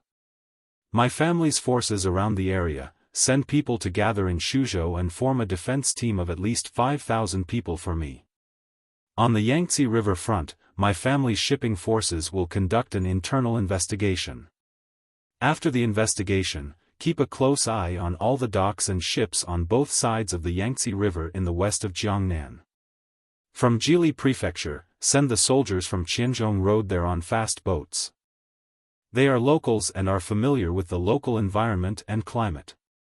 They are even more familiar with naval warfare. Protect Xiaobei and the others well. I let Xiaobei and the others go there to play, not to take risks. What is going on there? Investigate. Mobilize all our local intelligence systems. Okay, arrange it immediately. I hope it is not a foreign force causing trouble. We don't have to deal with them in the plan. If other countries are really involved, we can't go there. We can only let other generals go. We have to speed up the progress of the military election. It is not enough to just defend. We have to eat the enemy's vanguard. Wang Wan found the people in the family and arranged things. Zhang Zhong was no longer in the mood to eat. He drank 2 more cups in a row. He held the pancake pan with a slightly smoky face and asked worriedly, Xiaobao, Cuckoo, are you afraid that Xiaobei and the others are in danger? Can't you not go? Father, we can't not go. If it is really like what Cuckoo and I think, if we don't go, they will be more arrogant. They will think that both the Zhang family and the Wang family are afraid of them. They may even encourage some people to rebel. I am not afraid of a rebellion. I am afraid that they will attack the surrounding areas in the early stages of the rebellion. Many people will die, and it will have a great impact on the local production and construction. We have to go. If we go, we have to show our toughest side. This is the worst-case scenario. Perhaps what Cuckoo and I are worried about won't happen. Zhang Xiaobao comforted his father. He got up and cut a few more slices of ham. Then, he put it on the pancake pan to make teppanyaki. He pressed the garlic and sprinkled the vinegar. The aroma immediately wafted up. Father, try this. It is authentic and good ham. Zhang Xiaobao diverted his father's attention so that he would not worry. Zhang Zhong drank another glass of wine and sighed. Okay, let's eat. Let Xiaobei and the others send a message back every half a day. If they think that someone will cause harm to them, arrest them first. Let the arrested person explain. If they can't explain clearly, bring them back. This ham tastes really good. It's just that it is not easy to make. It takes too long to make. Ordinary people can't eat it. Xiao Bao, cuckoo, don't worry. They won't rebel. When the people's lives are better, who will rebel? Zhang Zhong, in turn, comforted his son and daughter-in-law. Zhang Xiaobao and Wang Wan nodded at the same time. She refilled her father-in-law's glass. In order to change the topic, Wang Wan said to Zhang Xiaobao, do you think we should make some ham sausages? That depends on what's inside. If there's only normal seasoning in the outside of the sausage, then the inside is filled with ham and a small amount of starch. Add more salt, and it's fine to make it. If there's all kinds of glue, it's fine to not make it. I hate to eat some ham sausages the most. They don't even have the sausage skin, so they use other things to replace it. According to the amount of sausages, we have to weigh them and calculate the cost. It's not even as expensive as normal meat. Is that for people to eat? I don't even eat dogs of good breeds. It's fried or roasted. It's disgusting to smell. For people like me who don't have a good appetite, I vomit every time I eat it.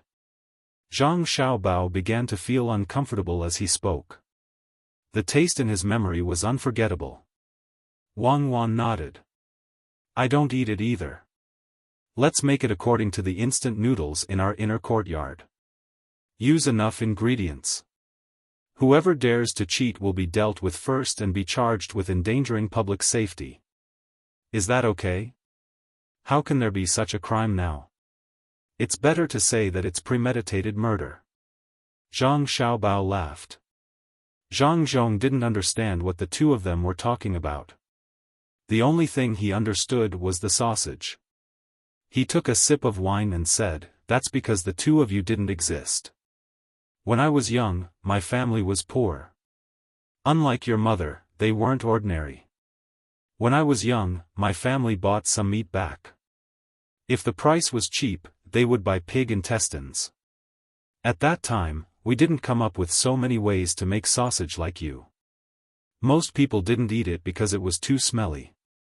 No matter how you washed it, it would still smell. Our family had to eat it. We were poor, so we saved all our money. When I grew up, I went to Beijing and met your mother. Your mother brought things to our house. That's how we pooled our money together and made zhuangzi. Otherwise, why would I be afraid of your mother? Your mother's talent is not inferior to your father's. She comes from a good family. I'm satisfied that she can live with your father, not to mention that there's still the two of you. Zhang Zhong began to teach his son and daughter-in-law a lesson about remembering the bitterness and thinking of the sweetness. Zhang Xiaobao and Wang Wan couldn't help but tremble. Although they had never heard their father talk about it before, the two of them had experienced many things. Wang Wan understood very well. She always listened and understood Zhang Xiaobao even more. In the past, no matter how bitter her father-in-law and her family were, could it be more bitter than Xiaobao? However, Xiaobao never changed his love for his children until the last moment of his life. Therefore, Wang Wan really wanted to tell her father-in-law about Xiaobao's past. It was a magnificent scene that couldn't be described as the ups and downs of a sea of people. However, she couldn't say it out loud. She could only patiently listen with Xiaobao. Zhang Zhong wasn't clear about his son and daughter-in-law's past. He only knew that the two children were little immortals who were bestowed by the heavens to their two families. Counting up from the family tree, there were 8 generations. They had to do countless good deeds. Therefore, he was still immersed in his memories. At that time. To be honest, Xiaobao, don't be unhappy. You're capable and the food you make is delicious. However, the best food I've ever eaten wasn't made by you. When I was 7 years old, my mother made me a rice sausage during the New Year. She washed the intestines clean and filled it with rice and rice soup. There were also pieces of oil, which was the leftovers after refining the lard. She added some salt. After it was done, it was usually steamed. However, my father said that it wasn't easy for a child to eat it once. He used wood shavings to smoke it until the intestine was cooked. Even now, I still remember the taste. It was so fragrant. I asked my mother to cut it into thin slices. One slice could be eaten for half a day. After taking a bite, I kept chewing it in my mouth. Therefore, you've also realized that I made this kind of food for you every year. No matter how much seasoning Xiao Bao made, I didn't use it. When I first found out that the food you made was delicious, I was worried that you wouldn't want to eat the intestines I made. Later on, when I saw that you enjoyed it so much, I was still very puzzled. When you were a year older, through my observation of the food you eat, I learned that sometimes you have high requirements for the food you eat. Sometimes, you want the best. Sometimes, you have very low requirements. You too can eat a complete bowl of corn and a little salted vegetables. Pour the wine. Zhang Zhong drank the wine as he spoke. He pushed the cup forward. Wang Wan immediately filled it up. She also poured a cup for Zhang Xiaobao and gave him a look. Zhang Xiaobao understood that Wang Wan wanted him to drink with his father. Even if he drank too much, he wanted his father to relax. As for his father's words, he would pick the good ones to remember and forget the bad ones. Since they were drinking wine, he didn't stop them. He raised his cup and said, "Father, Cuckoo and I have already enjoyed wealth. You see what Cuckoo and I make. No matter what ingredients we bring, we know the best way to cook them. But we also know the meaning of life. Just like the rice intestines you mentioned just now, it's delicious because it was made by my grandmother. It contains more than just taste. In this world, no matter how good the chef's skills are, even I can't make the taste of breast milk. Cuckoo and I don't care about suffering. At least it's better than starving." When you mentioned it today, I suddenly had an idea. Shouldn't we make something that makes people reminisce? It doesn't need to taste good, it just needs to be done with the heart. In some people's eyes, the most vulgar things are the real elegance. I always feel that the pronunciation of the local accent is more intimate than the pronunciation of the Chinese character in Chinese. Although Cuckoo and I know many languages, we usually speak the dialect of Sanshui County. Good boy, good boy. Good son, do it. That's right, do it. Father supports you. Go and do it. Make the simplest things and then sell them. Sell them. Don't sell them at an expensive price. Our family doesn't lack money. Hee, Xiaobao, why are you so awesome? You know how to make money for the family since you were young. And Cuckoo, father's good daughter-in-law. She's just like your mother. She's even better than your mother. Your mother is indeed from a big family. Cuckoo, father, doesn't look so noble. And you, when you smile, you're different from other children. Other children smile foolishly, but you're that kind of, what was it again? Zhang Zhong drank a little too much, so the smile on his face was also more. Smile. Zhang Xiaobao reminded. Yes, smile. Cheers. Cuckoo, pour the wine. Zhang Zhong ordered Wang Wan without holding back.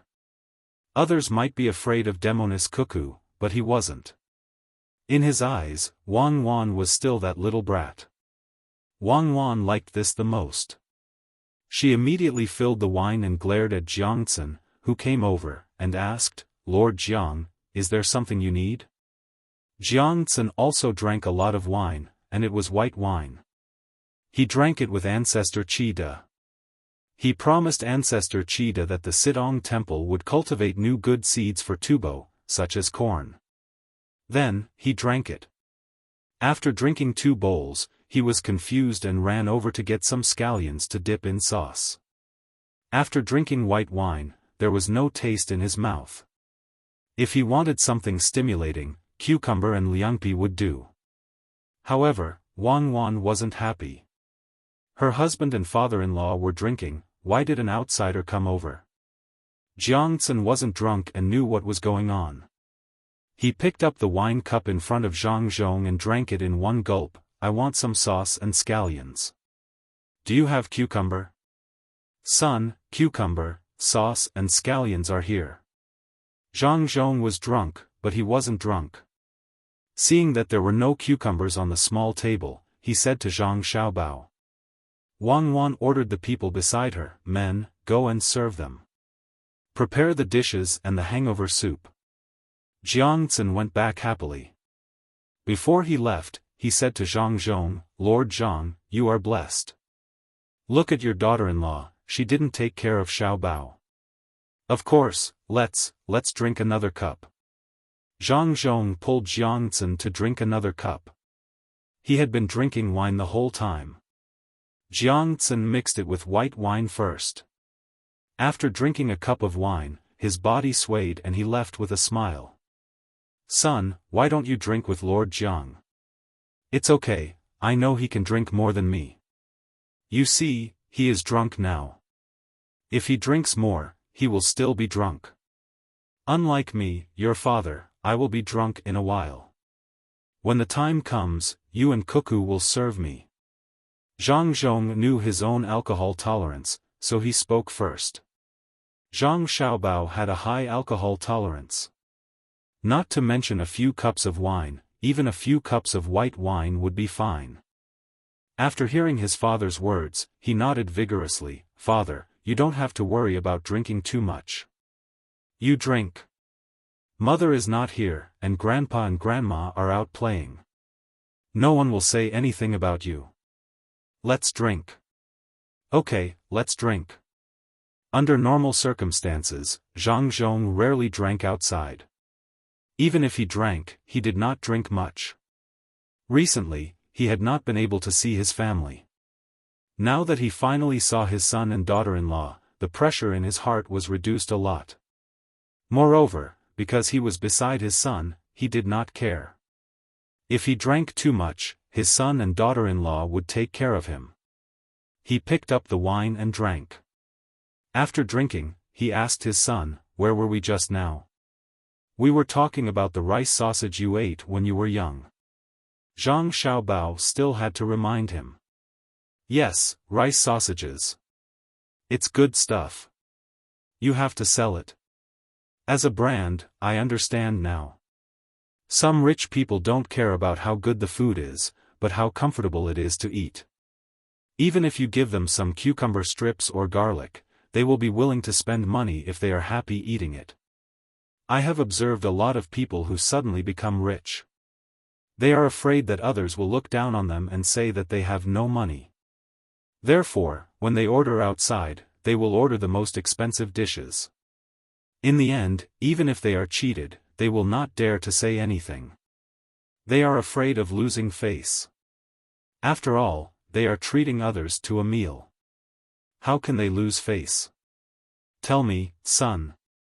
Something like this happened in Savant's restaurant. The price was clearly written on the menu, and they came to eat. You said that you should just order according to the menu. No, the full reign sold on the menu is 12 abalone. It means 12 abalone. The price is not cheap. 1 abalone costs 10 strings of cash. In the end, the person who was treated by him casually asked about the price. Zhang Zhong was a little sleepy. He forced himself to stay awake and said. Zhang Xiaobao could not tell if his father could fall asleep at any time. He asked the servants to prepare first. If his father drank too much later, he would have to be carried out. He would also have to be fed soup to protect his stomach. Then, he asked, Father, what did he say? What else could it be? That person said that he heard that there are bigger abalones. In the end, this person wants to save face and insisted on getting 6 abalones from Savant's restaurant. That is Savant's restaurant. Even if you want 1 abalone, as long as you pre-order in advance and can afford it, you will be able to find it. In the end, when the dishes were served and he paid, he was stunned. The dishes on the table cost more than 1,000 strings of cash. The things he asked for are expensive. At Savant's restaurant, you can spend 10,000 strings of cash and still get something of value. Sigh. Zhang Zhong paused when he said this. Before Zhang Xiaobao could continue, he continued, for our family's business, it is natural for us to earn a lot of money. We use enough ingredients and have a good reputation. However, there are some places that do not use good ingredients and still cost a lot of money. Especially tourist attractions, right? Zhang Xiaobao finally knew what his father wanted to say. Yes, that's right. What do you think we should do? After Zhang Zhong said this, he leaned on the table and fell asleep. He did not vomit or make a fuss. Zhang Xiaobao drank the wine in his cup and looked at Wang Wan in shock. Wang Wan was also stunned. She asked, "Something happened so soon? How long has the tourism industry started? Where is it?" "I don't know. It doesn't seem to be in Beijing. I have been watching. Xiaobei and the others are also in Beijing. Who dares to play this game in Beijing?" Zhang Xiaobao was also confused.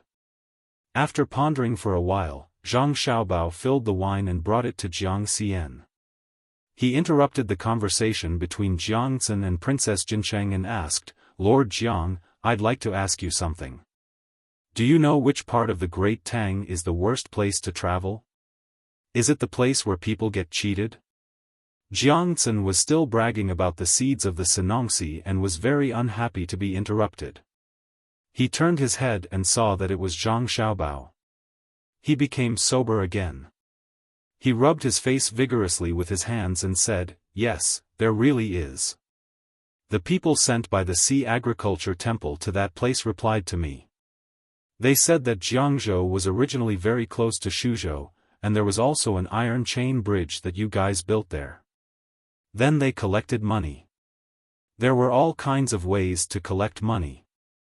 Crossing the bridge required money. Getting off the bridge required people to pull the cart. If you did not take the cart, you were not allowed to take that road.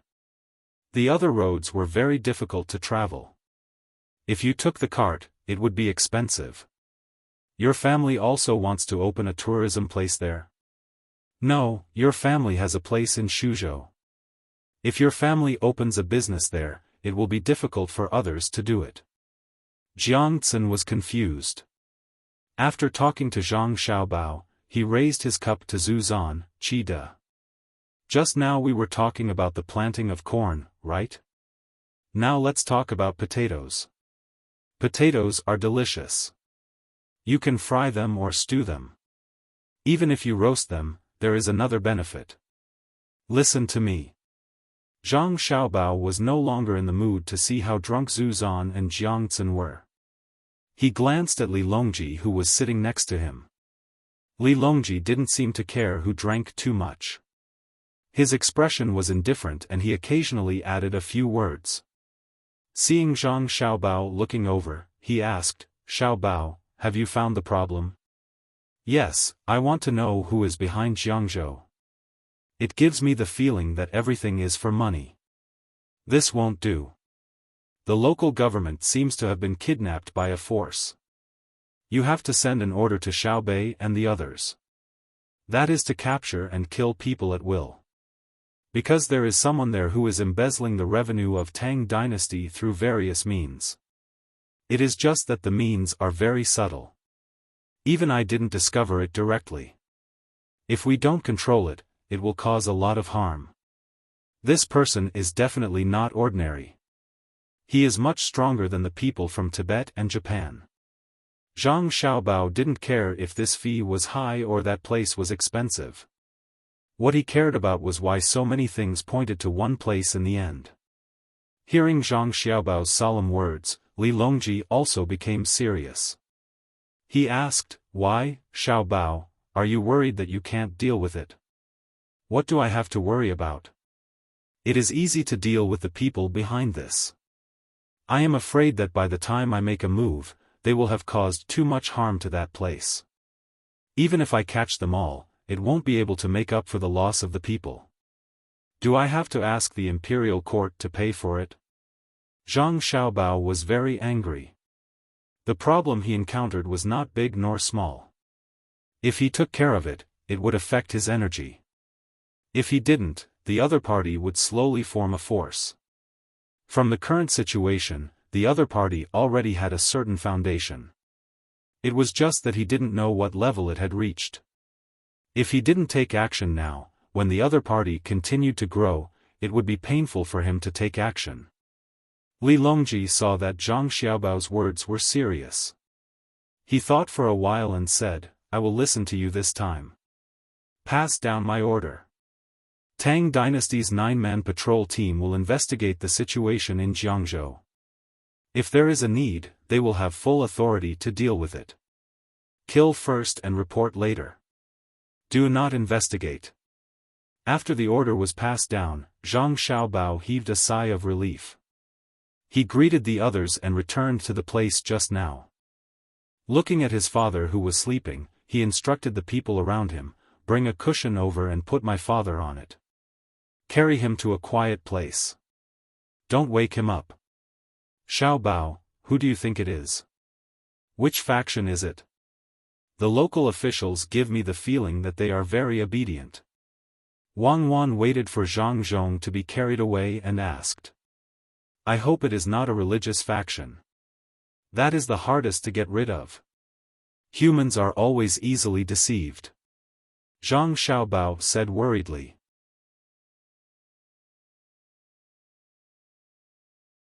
Chapter 1021. At noon the next day, Zhang Xiaobao and Wang Wan, who had finished most of their work, had lunch. They walked along the riverside for an hour, then took a bath for another hour. They found a house with good soundproofing, performed the rites, and fell into a deep sleep.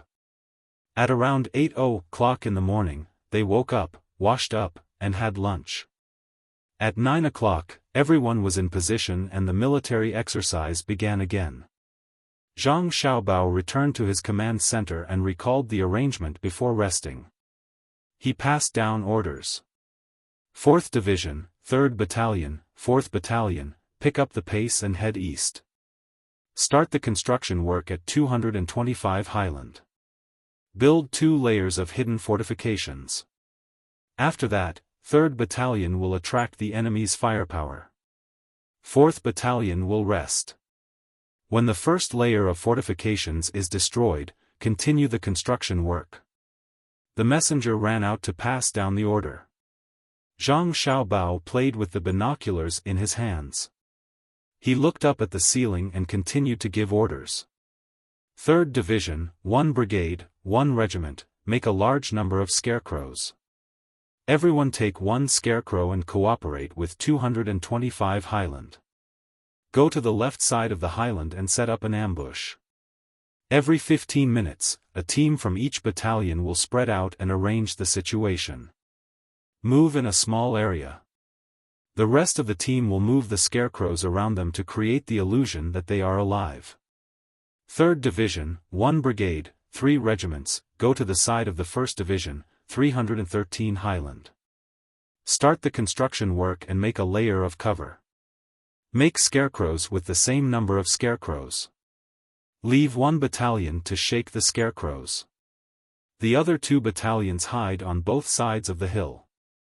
Prepare oil and other materials to start the fire and attack according to the direction of the wind. 1st Division, 3rd Brigade, 4th Brigade, take out your multi-layered bamboo armor and stand guard at Highland 737, which is 20 li from the first peak of Mount Huangshan. If the enemy forces attack, look down from the high ground and charge with 1 battalion. 2nd Division, 2nd Brigade, and 1st Regiment, cooperate with the 3rd Brigade and 4th Brigade of the 1st Division to set up fortifications on the 737 Highland. Make rolling logs and chisel boulders. 2nd Division, 2nd Brigade, and 2nd Regiment, hide at the back of the hill and choose the time to attack. The 1st Brigade of the 2nd Division will be the reserve brigade. The 3rd Regiment of the 2nd Brigade will be the attacking unit. The 3rd Regiment of the 4th Division will be the attacking unit. With a distance of 300 meters, the whole unit will charge forward quickly without any regard for casualties. Lure the enemy to attack and expose the position of the troops. Give 1 to each brigade of the 2nd Division, 1 to each brigade of the 1st Division, 1 to each brigade of the 1st Division, 1 to each brigade of the 2nd Division, and 1 to each regiment of the 2nd Division. Each combat unit will act according to the situation. The objective is to kill the enemy's effective forces, deplete the enemy's firepower reserves, and make it look like the main force is here. A series of orders were passed down, and Zhang Xiaobao was left with only a single large group of soldiers, which had been reinforced to 1,000. Wang Wan, who was in the other room, had nothing else to do. She had already made the necessary arrangements. Now, she had to wait for the situation of the logistics team before she could make the next arrangements. Little girl, how much will we have to pay in order to kill 20,000 of the enemy's vanguard? The commander in Wang Wan's room looked at the sand table. He seemed a little nervous, or rather excited. He was finally going to fight for real. What's the rush? It's not 20,000, it's 15,000. The other 5,000 were taken out by the logistics team that was moving freely. With the main force and the sacrifices of so many logistics teams, how could we not take out 15,000? What I want isn't to eat up all of Zhang Shogui's soldiers, but to force him into the mountains of Huangshan. I'll leave him with around 1,800 people to defend the high ground and report to the enemy's central army that our main force is in the Huangshan region. I'll give them a grinding battle. The commanders of our army on the other side of the forest fire area will definitely understand my intentions and constantly harass the enemy's central army. When the time comes, I'll have Huzi lead 20,000 of you through the forest fire area to the port of Hangzhou. We'll constantly throw in small groups of soldiers to prevent the enemy from comfortably entering the port to resupply. Let's see how they'll defeat me. After transporting soldiers for such a long distance, the vanguard didn't first defend the shore, but instead wanted to launch a surprise attack on me. Do they really think I'm made of clay? Wang Wan coldly laughed. At this moment, Zhang Shogui was truly regretting his decision. He especially admired the general who had set up the forest fire. The setting of the forest fire had been too crucial. The setting of the forest fire had turned what should have been a tactical action into a strategic containment. My vanguard's 1st Brigade probably won't survive. Did Wang Wan really run over there? My division's arrangement in the Huangshan region should be effective. Have we still not gotten in touch with the Central Army? Zhang Shogui was still insisting on the military decision to go to the Huangshan region. The remaining 15,000 vanguard soldiers were to defend the Huangshan region, where they could attack or retreat. After muttering to himself, he asked the messenger about the radio station team he had sent. Reporting, because the distance is too far, communications have not yet been restored. We also did not discover the enemy's 1st Battalion tailing us. We only killed 22 people. The messenger reported. Order Zhao Hanzhong to pick up the pace. I don't believe that the enemy won't put up any defenses here. Have Zhao Hanzhong force his way through and quickly find out what the enemy's unit at the foot of the Huangshan region is. If the enemy is defending, let them attack the same way they did during the sword meet at Mount Hua. I don't want to have a small group of enemy troops constantly eyeing me. Zhang Shogui gave another order, and his request was very specific. Zhao Hanzhong, who was leading the 5,000 vanguard troops as the vanguard commander, looked at the sand table upon receiving the order. Our army will form 3 horizontal lines. Each line will be 1 li apart. Advance quickly. Wind direction. Wind direction, due west. Level 4 to 5. The messenger reported the wind direction. Good wind. Find a high ground suitable for taking off. My vanguard's 30 gliders will all, send out 15 to scout the ground. Zhao Hanzhong was just about to say send out all of them when he suddenly remembered the hot air balloon team. They had taken off together and died tragically. Before they could even see the enemy, they had been blown down. According to Zhao Hanzhong's request, the referees found a place suitable for taking off. 15 small models of gliders were set up. Half a day later, Zhao Hanzhong received news that the enemy troops had hidden themselves and occupied high ground. They had even thrown down a few grenades, killing more than 10 people. Report the enemy's depth and number of people. Zhao Hanzhong asked the messenger about the gliders controlled by 15 people. It was impossible for him to arrange for 15 people to actually take off, so he had to rely on the referees. Report, the enemy's number is unknown. Rough estimate is around 50,000. If our army takes a detour to Mount Huangshan, we can avoid the enemy's troops on the high ground. If our army wants to take the shortest distance, we will face them head-on and form a siege. The messenger reported. How many? Zhao Hanzhong was so frightened that he almost fell to the ground. There are 50,000 enemy troops at the foot of Mount Huangshan. Main force, send a telegram to the main camp. We've discovered the enemy's main force. 2 high ground, 1 small hill, 1 plain, and 1 depression are at the center of the 3 points. The enemy's 50,000 troops are defending. 50,000? Unless Wang Wan is an idiot, she wouldn't send 50,000 troops to 3 points. And that 1 high ground isn't a high ground. That hill is more than 100 meters high. She might have thousands or even tens of thousands of people there. Isn't she afraid that I'll flatten that hill? Even if Zhang Shougue was beaten to death, he wouldn't believe that Wang Wan would send 50,000 troops to 2 high ground and 1 depression. If Wang Wan really made such arrangements, then with her level, she wasn't suited to teach others military lessons. Even if the commanders in her family studied for another 80 years, they still wouldn't be able to reach their current level. Report back. Ask General Zhao if he would arrange such a defense when he clearly knows that the enemy has scouting methods. From now on, General Zhao's troops will act as they see fit. My troops will slowly approach. Zhang Shougue was very dissatisfied with Zhao Hanzhong's action of sending a message without using his brain. Zhao Hanzhong received the order. After thinking about it, he felt that it made sense. The main force was there. Even if Wang Wan wasn't there, the 50,000 main force was definitely from the first batch of academy students. How could the first batch of people that Wang Wan brought out be so few? How could she expose her military strength so clearly? Fuck, it's fake, it's all fake. Let's not care about the other 2 highlands for now. Go and destroy that small hill for me. Scouts, rush up there. Use 20 gliders and fly up there for me to see. My 2nd brigade, occupy that small hill for me first. Zhao Hanzhong cursed and gave the order. 20 gliders took off. A regiment of 1,500 people, pushing a few cannons, moved towards the small hill. The scouts also followed. Not long after, the aerial scouts returned with news that they had discovered the numbers of 2 battalions.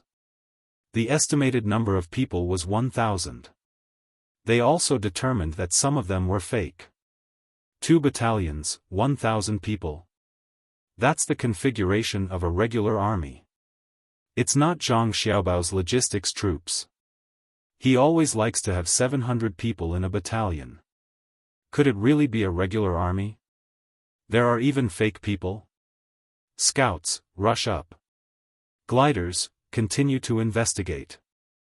Zhao Hanzhong judged based on the numbers and numbers. He felt that he understood Zhang Xiaobao better and was willing to create an independent battalion. For example, the 8 battalions of Fan Metro cavalry that he had given to Wang Wan actually had 1,000 people in each battalion. Report, our scouts have heard gunshots. No one has returned after half an hour. The messenger ran in and reported loudly. At the same time, he put a few models that represented smoke on the sand table. "General Zhao, our 20 gliders have disappeared." Smoke billowed on both sides of the high ground. "They are being carried by the wind and are floating towards our army." I. Oh my God, they are playing this again. Is it because if my aerial troops fly a little lower, they will use smoke? According to this, my 20 gliders are gone? Zhao Hanzhong was very depressed. He thought that the other party's method was too despicable. Of course, he didn't know that even if Zhang Xiaobao and Wang Wan's aerial troops wanted to fight, the ground troops would still use smoke. Even if the smoke couldn't make the aircraft come down, it would make the aircraft unable to aim and guide. The ground troops would use smoke and all kinds of burning debris to make the aircraft attack the personnel. They could only use their eyes to estimate the approximate position of the enemy and then manually lock on. If there was a country that didn't have such technology or even surface-to-air missiles, then they could only wait to be beaten. When a group of tanks moved, when the aircraft looked down from the sky, it was a sea of smoke. The radar's heat reaction light spots were everywhere. Since it was useful at that time, how could Wang Wan not use it now? Even if the aircraft flew high and couldn't be smoked, the aircraft wouldn't be able to see the situation below clearly. Orders: the artillery troops will cover. 2nd Regiment will charge. I'm really convinced. After fighting for so long, it has become like this again. Zhao Hanzhong felt very sullen. Before coming, he had thought of countless battle tactics and strategies. In his mind, he could simulate how the other party would suffer and how great the losses would be. In the end, when they really met, what air and ground cooperation, what special forces attack, what mobile firepower net coverage, and so on, they couldn't be used. The other party dug a trench, released smoke, guarded the small hill, and the teams on both sides of the hill cooperated with each other. The only thing he could do was to advance with artillery fire, and the attacking team followed. 1st Regiment, attack the team on the left of the hill. 3rd Regiment, attack the team on the right. Don't get close. Be careful of the smoke. Zhao Hanzhong was qualified to be able to guess the other party's shameless methods. When the glider was smoked down, he considered whether the other party would use smoke to cover and fight hand to hand. Your Majesty, we should strengthen security measures. On the ground, using smoke to deal with air troops is too useful. Even if Shuiyun is sent here, she won't be able to make any useful judgments when she sees the smoke below.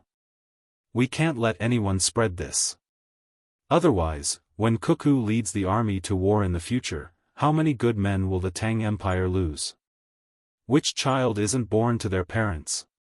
Empress Wang saw the situation of the battle on the sand table in the center and immediately realized the effect of smoke. Whether there was no wind or no wind, the attacking side couldn't expect the air troops to have much of an advantage unless they flew very high from the beginning. Although they could avoid the attack, they couldn't complete the reconnaissance mission. Li Longji's reaction wasn't as intense as Empress Wang's. He nodded and said, "Attack with smoke and throw spears against the wind." It's been like this since ancient times. Even if the secret isn't leaked, others can figure it out. It's Zhao Hanzhong's own stupidity. If he changed his position and Cuckoo attacked, he wouldn't be so restricted. I don't understand. Why do we have to attack? Can't we just go around it? There aren't many supplies on the hill. Can a hill of more than 100 meters be considered a high ground? What's the point of attacking it? Empress Wang thought about it and retorted, "Your Majesty, that's 3 battalions. If we don't attack, why don't we just go around it and let them attack from behind? If we attack from behind, we have to go down the hill and gather. Otherwise, if we spread out, we'll be attacked one by one. A brigade will leave a regiment in front to interrupt the attack. The other 2 regiments will turn around and attack from behind under the cover of artillery fire. Did you see how Kong Lu charged through the layers of defense? Once we reached the flat ground, cold weapons are like steamed buns, meat buns that are specially used to feed dogs. With a single charge, 3 battalions will be wiped out. When fighting against Cuckoo, we can't fight according to conventional means. Look at Xiao Bao's logisticians. They're built from the ground up. If you don't attack, I'll dig down and endure cannon fire time and time again. If you charge, I'll use the trenches to engage you in close combat. Rather than saying that they're native troops, it's better to say that they're the hot-blooded heroes of Great Tang.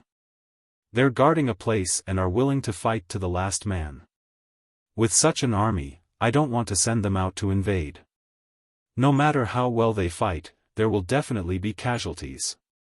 My heart aches for them. Li Longji thought back to a certain day a year later when Xiao Bao and Cuckoo gathered their troops and logisticians to go on an expedition to Duo. His mood instantly turned sour. He couldn't bear to send any Great Tang soldiers to their deaths. Zuzan Chide had already experienced Wang Wan's viciousness. Even now, he still had a shadow in his heart. He felt sad for his men who died in the battle for Tubo, but he also felt proud of the soldiers that Wang Wan led. The troops that were initially scattered were reorganized by Wang Wan. After that, they were promised compensation in the name of the Zhang clan and Wang clan, and their fighting strength increased exponentially. Now that he thought about it, he should have just surrendered back then. At that time, fewer Great Tang soldiers would have died.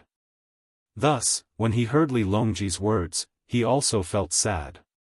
He persuaded, Your Majesty, for the happiness of more people in Great Tang, we must fight.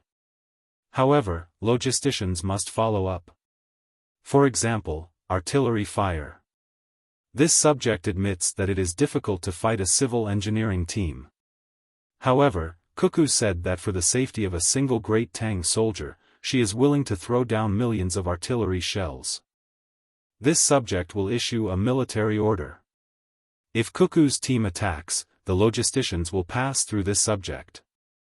This subject cannot allow the speed of transportation to double. This subject will carry the artillery shells myself. Otherwise, this subject will send my head to the capital. Everyone was moved by Zuzan Chide's words. Only Wu Huifei had a different opinion. At the side, she said, Your Majesty, this subject thinks that Xiao Bao won't let Great Tang soldiers risk their lives. This subject remembers that Xiao Bao and Cuckoo told Your Majesty that in the past year, they were training their soldiers and using other methods to weaken Duo. Back then, it was Your Majesty who gave the order to attack Tubo. They were developing well in Shuzhou, but you insisted that they organize the logisticians. In the end, they became the main force. Xiao Bao spent most of his energy on organizing the logisticians. When they reached Tubo, he found the time to scheme against others. However, Xiao Bao won't let you cause trouble now. He must have made preparations. Let's not talk about the past. We don't feel good about it either. Back then, we didn't do anything bad. We just wanted to give credit to Zhang family and Wang family. Who would have thought that when they reached Pengzhou, they would still advance despite knowing what was ahead? You're saying that Xiao Bao wants to make the first move and cooperate with Cuckoo's army so that Great Tang won't have to sacrifice as many soldiers? Every time Li Longji thought about what happened back then, he felt a lingering fear. However, it was also in that battle that Cuckoo showed her talent, Xiao Bao strategized, and Shui Yun roared in the sky. Otherwise, who would have known their true abilities? As they were speaking, Zhang Xiaobao came over and heard the general idea. He said, A real man doesn't talk about the embarrassment of the past. What we're talking about now is bragging and not mentioning a single word about being beaten and bullied. That, may I ask, are we allowed to use special weapons?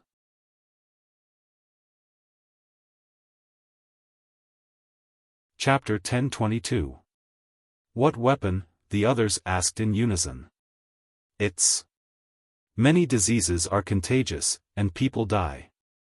The process from contagion to death is relatively long. For example, it might take a few months to a year and a half. We natives have specially sampled a group of people like this. We also have some insects with diseases on them. We'll use them on the battlefield." As Zhang Xiaobao spoke, Li Longji and the others shuddered from time to time. Before Zhang Xiaobao could finish, Li Longji interrupted him. "Xiaobao, it's too late for you to say this now. You didn't mention it in the beginning. I know your methods, and they're ruthless. However, the purpose of the military examination is to let the generals understand Tang's army. Your infectious diseases and poisonous insects won't be of any help to Tang. Whether our enemies use these methods or not, we need military doctors. The medical academy is also researching ways to cure various diseases. Didn't you say that our medical academy will be able to solve the diseases immediately if you bring them out? If that's the case, they won't be of much help to Tang's army. Tang can't raise a group of sick people to attack other countries." Empress Wang nodded. Wu Huifei's eyes lit up. She liked to play tricks. After listening to Zhang Xiaobao and the emperor, she interjected. "Little treasure, are you saying that we can let the medical school's people advance with the army and capture other people for research? It's just like the medical team that Lu Zhou sent out to treat the people on the other islands. However, the medical personnel on the island didn't deliberately use poison. During the treatment process, they lacked protective measures. Even if it's a minor illness, they can still perform major surgery." Zhang Xiaobao nodded with a determined gaze. He knew how cruel it was to do it, but he still had to do it. "Is there a specific way to cure the injuries?" Cheetah asked. He wanted to say that it was against the harmony of heaven, but he changed his words in the end. Zhang Xiaobao understood what he meant. He replied, "Yes, it's against the harmony of heaven, but there's a way. There's not much difference between a doctor and an assassin.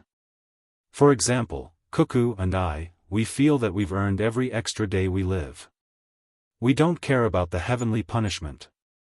Using others to study the laws and treatment methods of diseases can be used on the people of the Great Tang. I brought up this matter today so that your Majesty and the others can be mentally prepared. Many years later, you might be cursed incessantly. How can we care about what will happen many years later? Many years later, when the common people of the Great Tang learn of what we have done for them, I believe that we will be passed down as a deity who protects their safety and health, ha. And you and Cuckoo, don't keep looking at the sand table. If you don't like it, I'll kick you out." When Li Longji heard Zhang Xiaobao's words, he didn't even think about it and said indifferently. Zhang Xiaobao retracted his gaze from the sand table. Actually, he couldn't see anything. The sand table was so big, and the model was so small. If he didn't get close, he could only see a pile of things. "I didn't. It's just a habit. In truth, it's nothing much. In the future, when the Great Tang develops well, we can just give the countries that were bullied some money, and many people will forget what happened back then. Compared to the Great Tang, they will realize that their lives are too poor. To be able to use the good products of the Great Tang, travel to the Great Tang, or even immigrate to the Great Tang, to them, this is the life of a deity. Give them some benefits and use the economy to plunder them. Let alone those people who have no direct relationship with them, even those related to their ancestors, they will forget. Xiao Bao, don't get agitated. What's wrong with you? That time when you took the imperial examination, you vomited blood because of something. Doctor of medicine, come over here." When Li Longji heard Zhang Xiaobao's words, he realized that Zhang Xiaobao's face was even redder than before. When he heard the content of the conversation, he felt that Xiao Bao was feeling uncomfortable. Zhang Xiaobao hurriedly waved his hands, "It's nothing. I can't vomit blood this time. I'll always vomit. Right now, Cuckoo and I are bullying others. Thank the heavens. This is why we have to do more things that go against the heavens. Actually, I just thought of something. Don't touch me, I already said that I'm fine. Zhang Xiaobao had many things that he couldn't tell others. The only person he could confide in was Wang Wan. After comforting himself, he recovered his emotions and shook off the doctor's hand that came over to take his pulse. The doctor was very dedicated.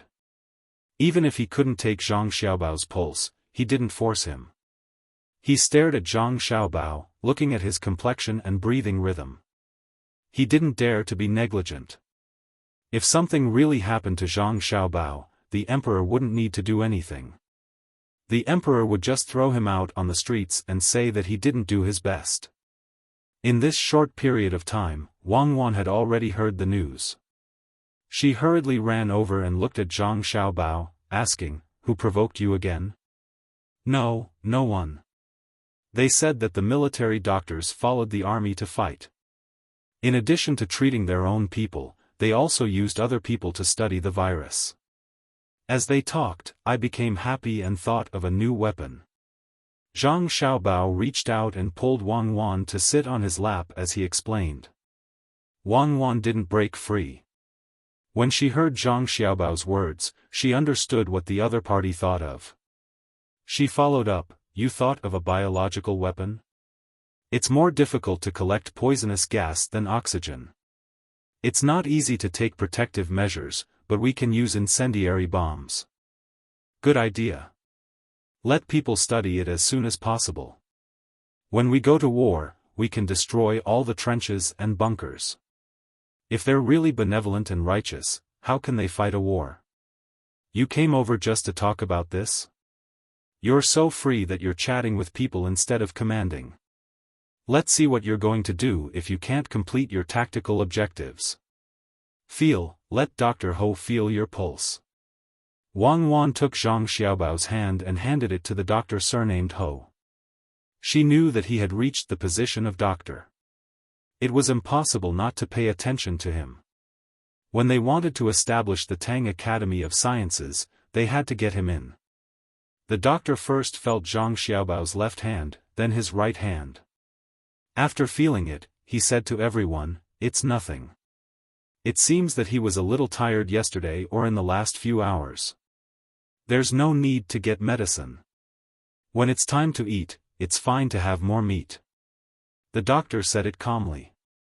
Wang Wan blushed and jumped down from Zhang Xiaobao's lap. She pulled a chair and sat there without saying anything. Zhang Xiaobao asked in surprise, "You can even tell? Isn't it too fake?" "How is it fake? Look at your pulse. Stop talking. You're amazing. I'll eat crabs for dinner." Zhang Xiaobao didn't let the doctor continue. "Crabs won't do. It's cold. Besides, it's spring. Where are you going to find crabs? The crabs that were frozen last autumn don't taste good. If you want to eat seafood, you can eat sea fish or mutton. If there are cows, you can eat beef. Ordinary people can't eat it. You won't be lacking in beef." The doctor still had a serious look on his face as he discussed with Zhang Xiaobao about food and nutrition. Zhu Zan reminded him kindly, "Xiaobao, when Madam and I came over, we brought the yaks from our place. They're still alive. Along the way, they lost weight. Many of them died. We sold them to the restaurants that passed by. After we arrived in the capital, we've raised them for a few days. They should be fine. Let me tell you, those yaks. Let's talk about the main thing. I know that your yaks are good. I believe that Xiao Bao's body is also very good. Xiao Bao, Cuckoo, how do you use the biological weapons and incendiary bombs that you mentioned?"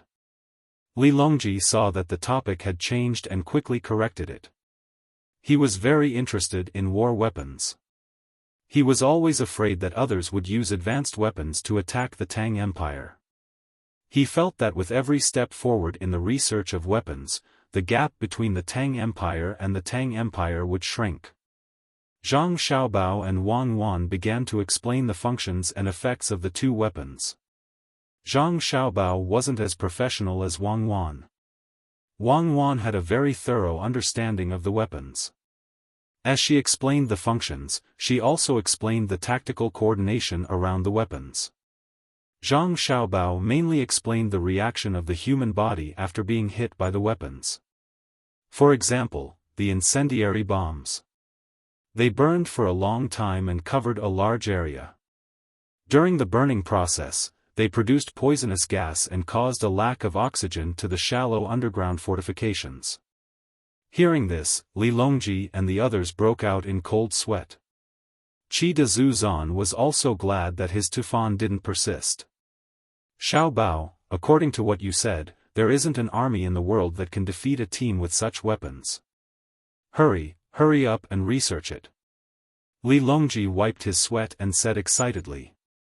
Zhang Xiaobao and Wang Wan shook their heads at the same time and said together, no, there is an army that can contend against them. What army?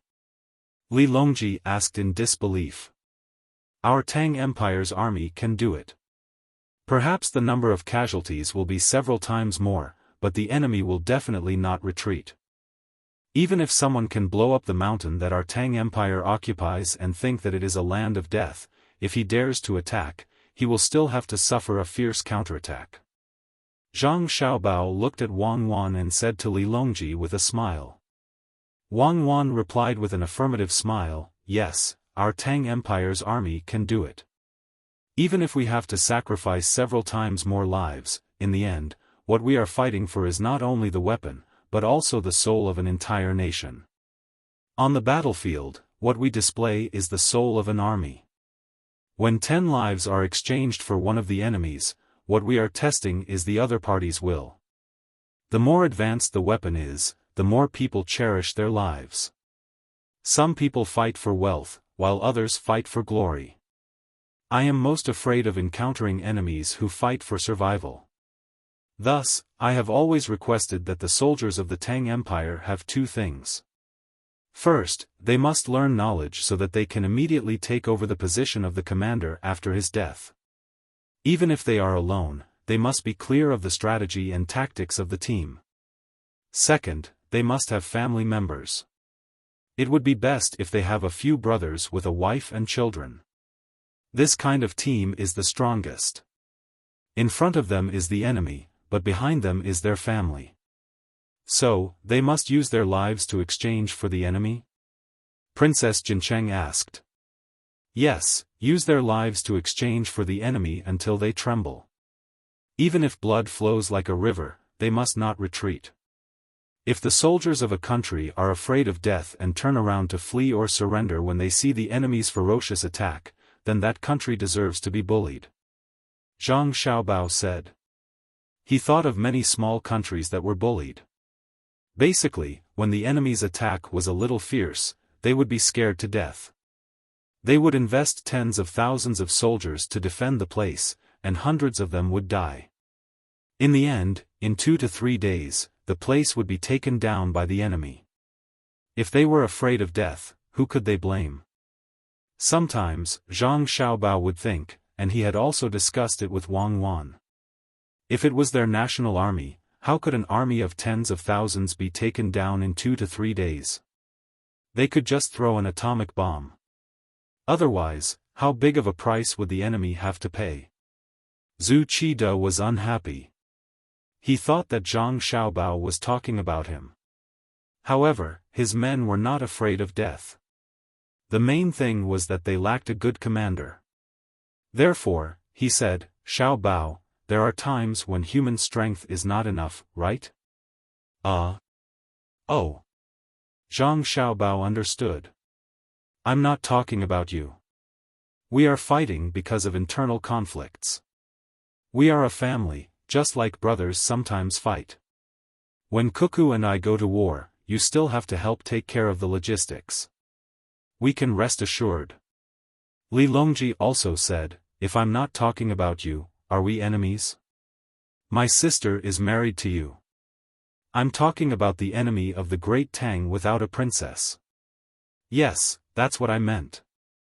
I'm just asking. What else could Zhu Qide say? Xiao Bao, let's go back. They are still fighting. Wang Wan saw that Zhang Xiaobao was fine and was concerned about the situation of the battle. Let's go back.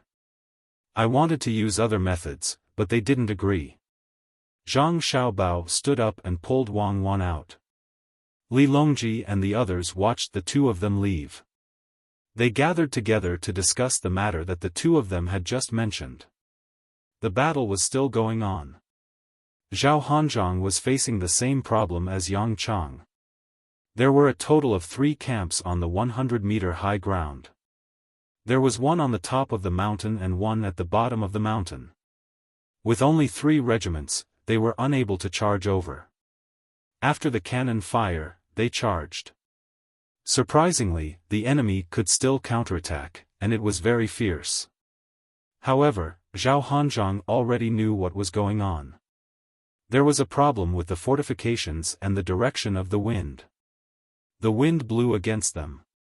Regardless of whether the enemy was on the mountain or on the plains, they had fortifications. When the cannon fire landed, some of the fortifications were destroyed, while others were still standing. Furthermore, there was another layer of fortifications under the fortifications. The enemy's scarecrows were very effective. When the cannon fire hit them, the scarecrows were set ablaze.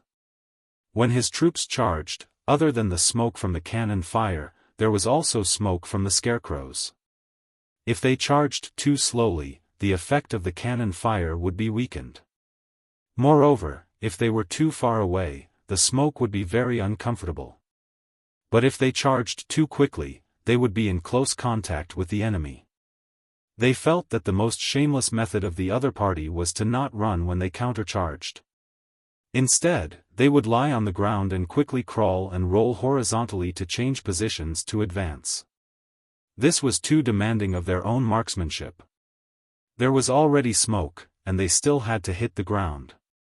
The enemy would roll and advance without any pattern. They could only rely on confusion.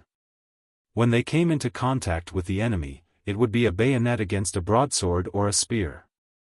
This was no joke. Yes, if they crawled forward, they would be less affected by the smoke. The natives are becoming more and more difficult to deal with. Zhao Hanzhong scratched his head in front of the sand table. Of course, he was just saying this out of anger. He didn't believe that the natives were so smart. Reporting, our troops attacking the mountain have been shot down again. The enemy used rolling logs.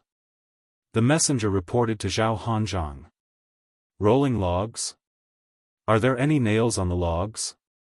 Zhao Hanzhong asked. Reporting, no, there are no nails. However, there are streaks in the middle of the logs. There are things that cause smoke. Wherever the logs roll, there is smoke. The messenger replied. Zhao Hanzhong nodded. Understood. When he looked at the sand table again, he suddenly slapped his head and said to himself, why was I so stupid? So what if I shot down the mountain? I'm not even defending. There are still troops behind me. Can't I just charge over? What can they do to me? Men, pass down my order. Gather 3 regiments of troops and advance with the cannon fire. Charge directly from the north of Highland 113. How can 3 regiments not be able to deal with your battalion? Zhao Hanzhong finally understood and gave the order.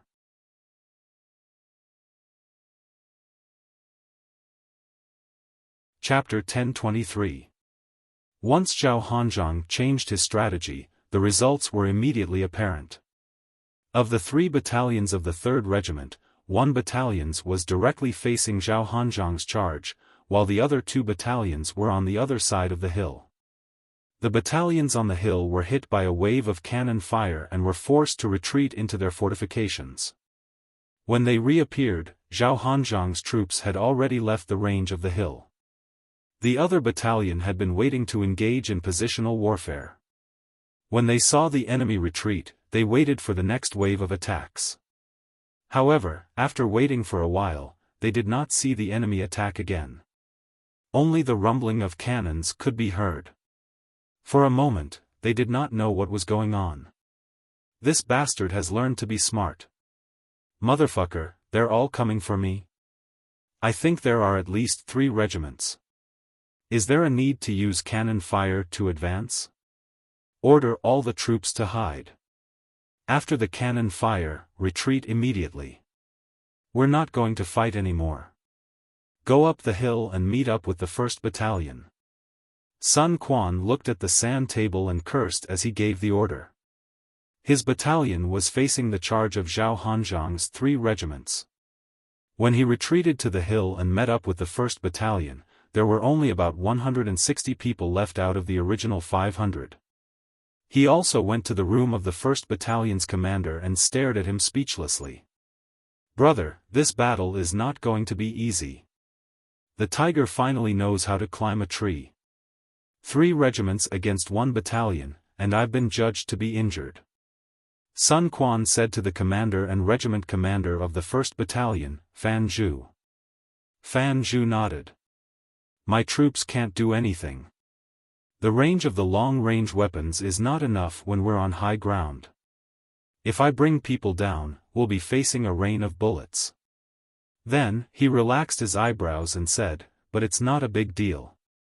Let's see how many people the 3rd Battalion can come back. Their losses are not as great as yours.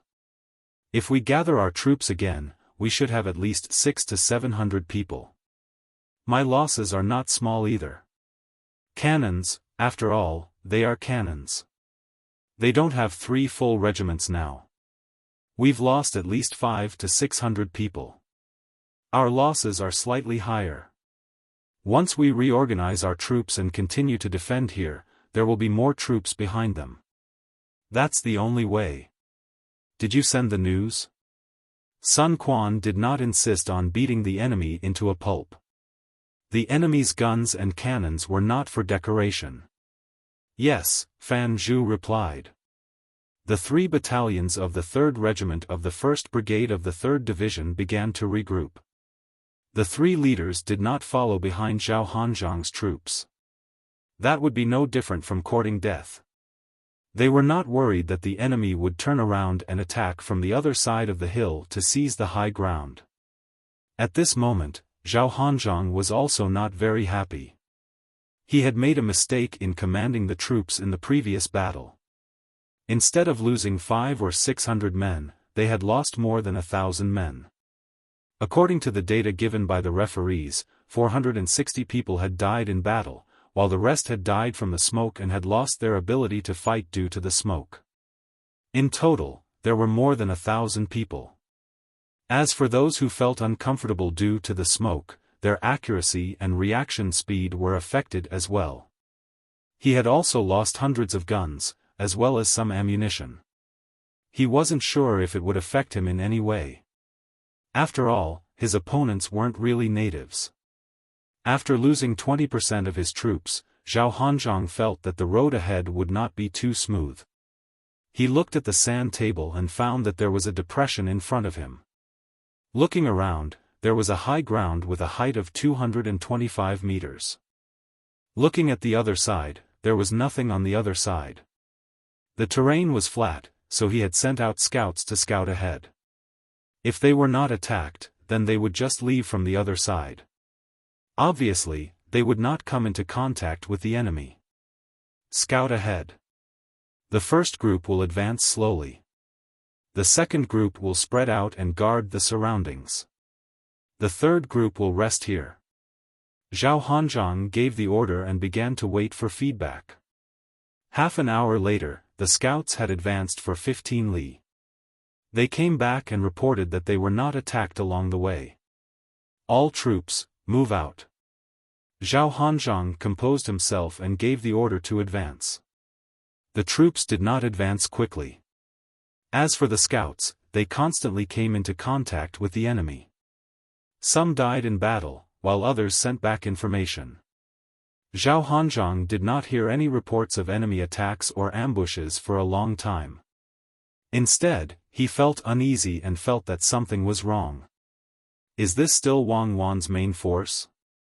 Why didn't they surround me when I came in? Why didn't they stop me? Why didn't they harass me?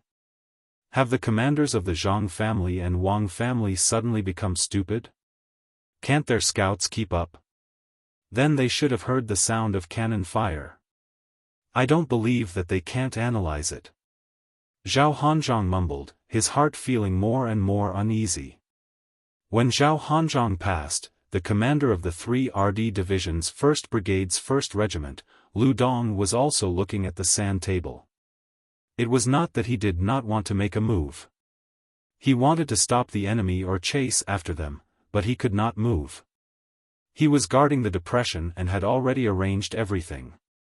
If he moved, he would expose himself, and all the original arrangements would be disrupted. For the sake of the enemy's vanguard, such a choice was not worth it. Therefore, he was waiting for the enemy's vanguard to crash into the wall. If the enemy's main force came up, he believed that his allies at the 225 Highland would close the door. His own regiment had 2 plans. One was to cooperate with the 225 Highland and block the enemy's vanguard from retreating. The other was to snipe the enemy's main force. The worst-case scenario would naturally be being attacked from the front and back. Then, he would accept it and try his best to exhaust the enemy's ammunition. The commanders of the 3rd and 4th Independent Battalions of the 4th Division at the 225 Highland also knew that the enemy's vanguard had entered, but they did not attack. They seized the time to repair the fortifications. The commander of the 3rd Independent Battalion, Lu Zhu, ordered his men to repair the fortifications. When he found the 4th Independent Battalion's headquarters, he said to his colleague Lu Yun, "One of you go there." "You saw it? Do you want to fight?" Lu Yun asked. Lu Zhu waved his hand. "No, I'll wait for him to go there. I'll discuss it with you. The place he went is right under our noses. There's another regiment to cooperate with us. We're an independent battalion." "I know. Our numbers are only slightly less than a regular regiment, and our weapons and equipment are better. But we're a logistics battalion. An independent logistics battalion is well prepared, and that's reflected in transportation and construction." Lu Yun did not understand what he meant. Lu Zhu walked to the sand table and pointed at the path Zhao Hanzhong took. "Look, he went there. Another half a day's journey is the 737 Highland. He can't go around there even if he wants to. He only has 4,000 men. I think he was beaten up by our army in front. If he doesn't attack with 4,000 men and they surround him for 3 days, his supplies won't be able to keep up. If he attacks, his ammunition will probably be used up a lot. If he sets up camp here and doesn't move, he will be facing 2 brigades, 2 regiments, and a reserve brigade, which is more than 4 times his current military strength, almost 5 times. Do you think the people of Highland 737 will let him go?" Lu Yun looked at the sand table and understood as he listened. They won't.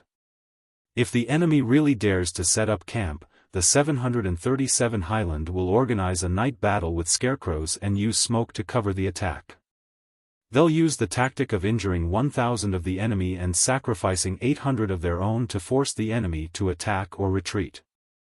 They'll also defend and wait for reinforcements. Then we, while talking, L.V. Yun considered. Suddenly, his eyes brightened.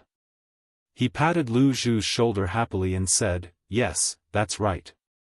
We can't let him retreat easily, and we can't let him wait for the reinforcements. Let's go down. We don't have to stay on the mountain anymore." "That's right. We're an independent battalion. The Logistics Independent Battalion has a lot of equipment. Let's quickly fix it and tell the 3rd Division, the 1st Brigade and the 1st Regiment our plan. Let them cooperate. Tell him that he doesn't have to worry about being attacked from 2 sides. We'll block the enemy's retreat. If he dares to rush in, he won't be able to return." Lu Zhu said with a smile. After waiting for the enemy to pass, the 3rd and 4th Independent Battalions of the 4th Division rushed down and began to build fortifications on the flat road.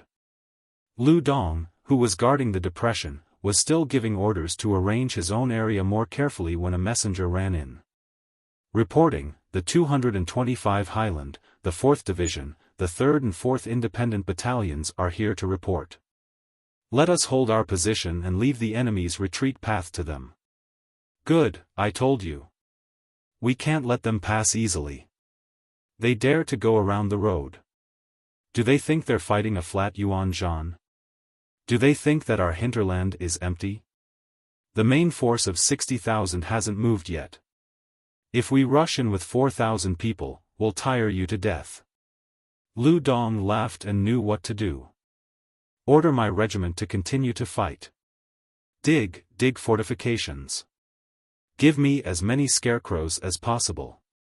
Horizontally, dig trenches as wide as a breadth. Ask for support from our friendly troops. Help us dig trenches. Don't dig too deep, one person's height is enough. On the opposite side of the trenches, dig a slanted hole. Hide people inside and wait for the enemy to push the cannon cart over the hole. Rush out and kill them or wait for the enemy to fall into the hole. Insert a scarecrow every 3 meters in the trenches. Only a little bit of the head with a hat is exposed. Stagger the position of the holes. The distance between the trenches is 50 meters.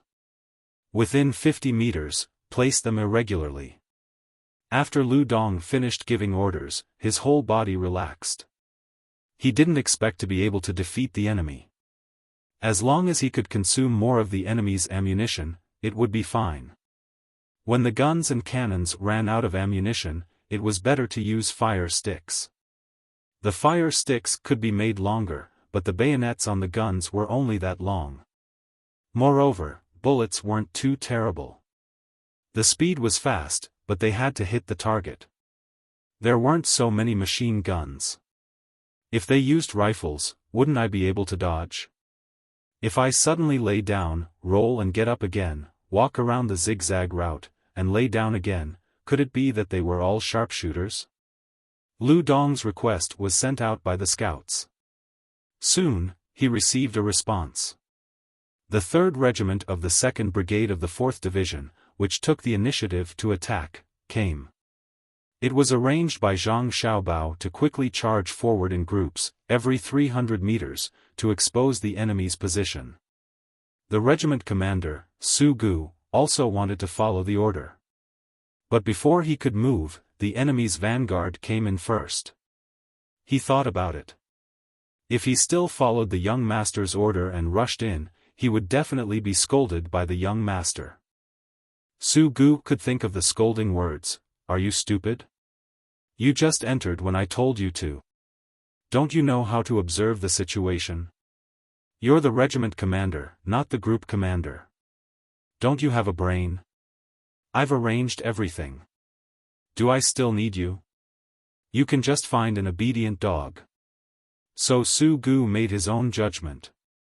He didn't rush forward. He gathered the troops of a regiment and walked quietly along the edge of the ambush. He collected the things to start the fire.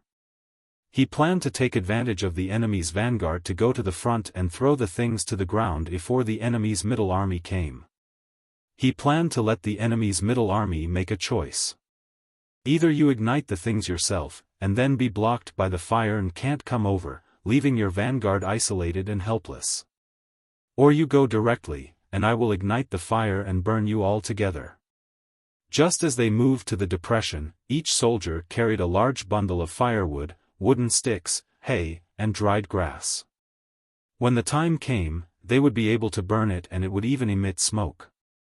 Before he could continue to move forward, he received a request from Lu Dong of the 1st Brigade of the 3rd Division. He considered which side was more important and finally decided to help. "Su Gu? Why are you here?" Lu Dong was surprised to see Su Gu. "Didn't you sacrifice yourself?" "You sacrificed yourself? Did you give me the time to sacrifice myself? You see how fast the enemy's vanguard is. They almost met me. More than 20 of my scouts were killed by their scouts. I avoided them and took a detour. Why are you looking for me?" I brought a lot of firewood. I plan to go to the front to cook for the enemy. Do you need it? There are 1,500 bundles, all big bundles. It's enough for a family of 10 to burn the stove for 10 years. Su Gu and the other 3 people stood in Lu Dong's room.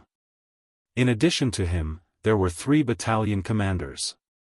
He had his own personal guards, and the number of people was not small. As for the commander of the team, he was not assigned to him for the time being. Unless he wanted to play an independent and important tactic, he would not be assigned to his subordinates. The battalion was enough. If he chose to rush in as a unit, then there would naturally be other people from the outer court to cooperate with him and be the commander of the team. Lu Dong, on the other hand, was more concerned about the firewood. He asked, "That much?" "Well, if one person carries a bundle, it will be like a mountain. I don't need it here for the time being, eh?" "What's wrong?" Su Gu heard Lu Dong's sudden voice ask. "I don't need it. In the front, they caused the enemy's vanguard to lose more than 1,000 people. I think they themselves are not having a good time. I saw that the enemy's vanguard was a brigade, but it only had 4,000 people. Needless to say, those 1,000 people were killed by the enemy's vanguard. Their fortifications should have been badly beaten. You send the firewood to them and let them make big buns. When the time comes to ignite them, they will roll down. It's also a good thing. They must still be resting." Lu Dong thought of the previous regiment and admired it. That regiment had a total of 1,500 people. In the end, they consumed more than 1,000 people in the enemy's vanguard by relying on a hill without any height advantage. This was not a matter of playing with one's life. If you want to play with your life, the enemy will give you a chance. This was a test of command. If the enemy lost more than 1,000 people, the loss would not be small, unless the weapons were changed. Su Gu pondered for a moment and replied, "Okay, then let's go together. Our 2 regiments will send the things to them and then repair the fortifications. If the enemy attacks while we are repairing, we will fight together in the 1133 Highlands. If we finish repairing and still don't attack, I will leave a battalion to them and they will come back and continue to repair here. Then I'll give them a battalion as well. They'll be at the very front. If they can come back and repair this place, you can move your remaining 2 battalions to the front and place them between me and Highland 113 for mobility." Lu Dong also agreed. So the 2 people slowly walked to the room where Sun Quan and Fan Zhu were. Su Gu's personal guards stayed behind and continued to work. Sun Quan and Fan Zhu still had one more person, the commander of the 3rd Battalion, Wang Nan. Wang Nan was also injured by the referee. Wang Nan was very angry. Why did he have to be injured? When he commanded, his energy was affected. He commanded for an hour and then had to rest for an hour. Wasn't this cheating? At the critical moment, he had to rest for an hour, and when he got up, the battle would be over. The 3 people were together thinking about how to deal with the enemy's main force. When they thought of the overwhelming artillery, the 3 people felt a headache. If you give me an artillery battalion, I want to see which one of their main forces dares to open fire first. I will destroy the artillery position. Isn't it just bullying us because we don't have artillery? Wang Nan complained, his hand touching his head from time to time. The messenger said that his head was injured by shrapnel, and there was a big cut. He always felt uncomfortable in his head. Okay, we are just fighting cold weapons against hot weapons. If it is hot weapons against hot weapons, will the Imperial Court's generals dare to come and fight with us? Cuckoo directly passed the military selection and became the top scorer. Since we are playing this game, we can't lose face for the main family, right? Sun Quan explained. When he spoke, he faintly revealed a trace of pride, which meant that he had the ability to fight an asymmetrical war with them and force them to not have the slightest advantage. Fan Zhu also said, "That's right. If we really used hot weapons against hot weapons, I could have left his entire regiment on the mountain.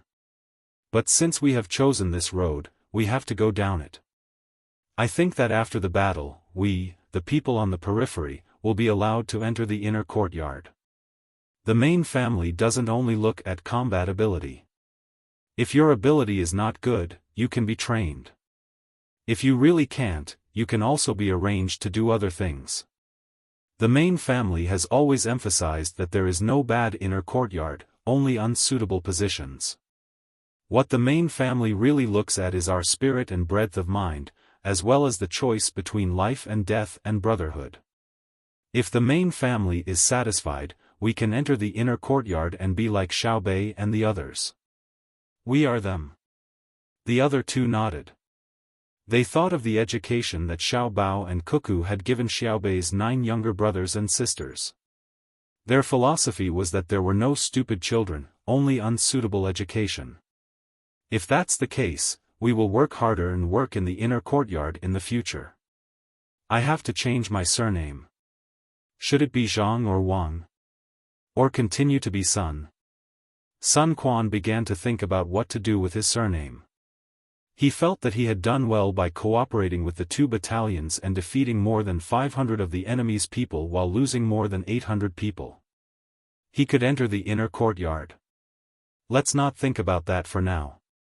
I am just thinking about how to defend when the enemy's main force comes. If someone can give me some support, I will be satisfied even if it is a large group or a small group. Fan Zhu felt that the manpower was not enough. Although it was said that he could be sacrificed, he felt uncomfortable in his heart. I don't have a large group or a small group. I can give you a battalion and more than 1,500 bundles of firewood. At this time, Su Gu appeared at the door of the 3 people's room and said seriously. Su Gu, I asked you to rush to the front. Where are you hiding? You have a group. Come in and have a seat. Are you here to visit with a group? And Lu Regiment Commander, you are not guarding the low-lying land at the back. You also formed a group to travel? When Fan Zhu saw the 2 people, he was very happy. He didn't believe that the 2 people would come empty-handed, so he quickly moved a chair. Wang Nan and Sun Quan also got up to greet them and hugged Su Gu. The other party came at the right time. They were good brothers. Su Gu and Sun Quan sat down, and Lu Dong took a bowl of water. There was no tea on the battlefield. He took a sip and said, I need people to help me repair the fortifications, so Su Gu came and hid beside me. What kind of person do you think he is? He is too careless. If he came earlier, I would have dared to fight the enemy's vanguard. In the end, when the enemy went over, and he even encountered them, he hid and ran away, and many of his scouts were killed by the enemy. Both of us calculated that the enemy's vanguard was definitely a brigade. There were only about 4,000 people left, and you actually left behind more than 1,000.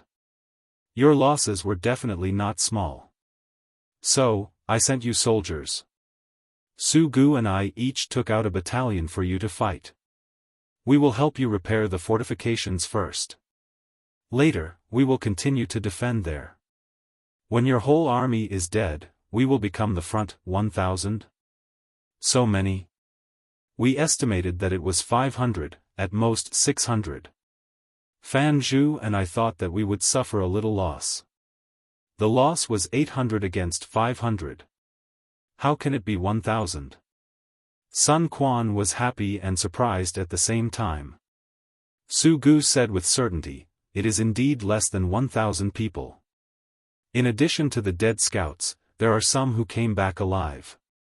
The enemy also did not take advantage of us. The place we passed by is full of weeds. Pistols may not be more effective than throwing knives. We natives also have blow darts. If you shoot, the sound will spread very far. The enemy's scouts nearby will not deal with you. My regiment did not dare to go over, and their main force also did not dare to come over. It was just a battle of scouts. As a result, our scouts reported that the enemy had more than 4,000 people. How could we dare to fight? We ran and encountered Commander Lu. This time, the other 3 people were happy. 800 against 1,000, they made a profit. This was also because the enemy was smart. At the last moment, they did not want to scatter and annihilate them. Instead, they passed through. Otherwise, they could have left behind another 1,000 people. The 5 people chatted for a while, mainly to exchange information and analysis. They began to organize people to build the fortifications. There were more people now. 2 regiments came to help, and the construction progress was very fast. When the construction was almost done, the enemy still did not come. Su Gu and Lu Dong each left a battalion and rushed back with the fastest speed. They still had fortifications to build. On the way back, Su Gu said to Lu Dong, "I will not give you my 2 battalions. I will give you my personal guards. Because I had to rush to the front and attract the enemy's firepower, I had a special personal guards. The main force was allocated to me, a total of 300 people. You stay and use them well. They are not worse than a normal logistics battalion. Anyway, I am a person who will be sacrificed, so I will run back and forth in the middle. I estimate that we can't withstand the enemy's main force attack.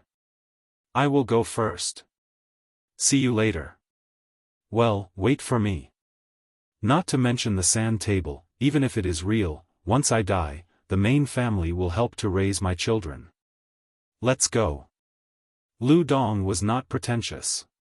In the center of the sand table, everyone was looking at the progress of the war.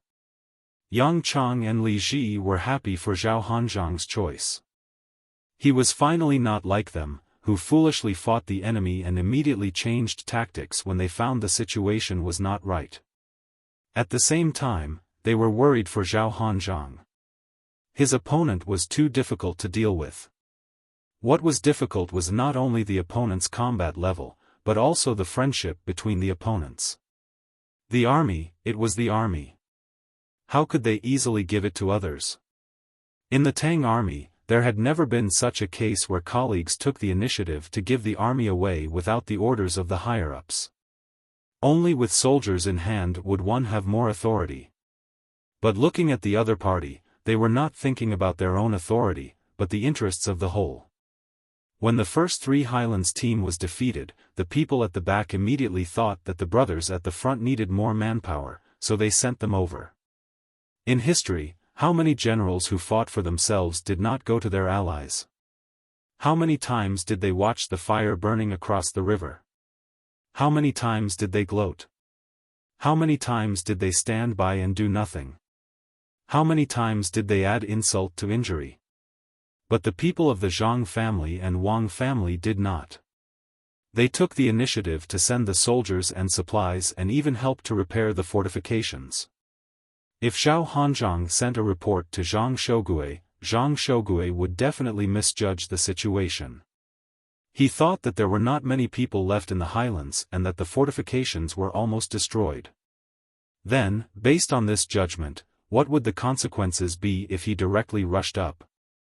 The other side's regiment was already overstaffed. If he dared to attack or charge, he would be a fool in a single confrontation. It's over, it's over, it's over. General Zhang, you must not be careless. You must know that sometimes the information is wrong. Li Ji muttered and began to pray.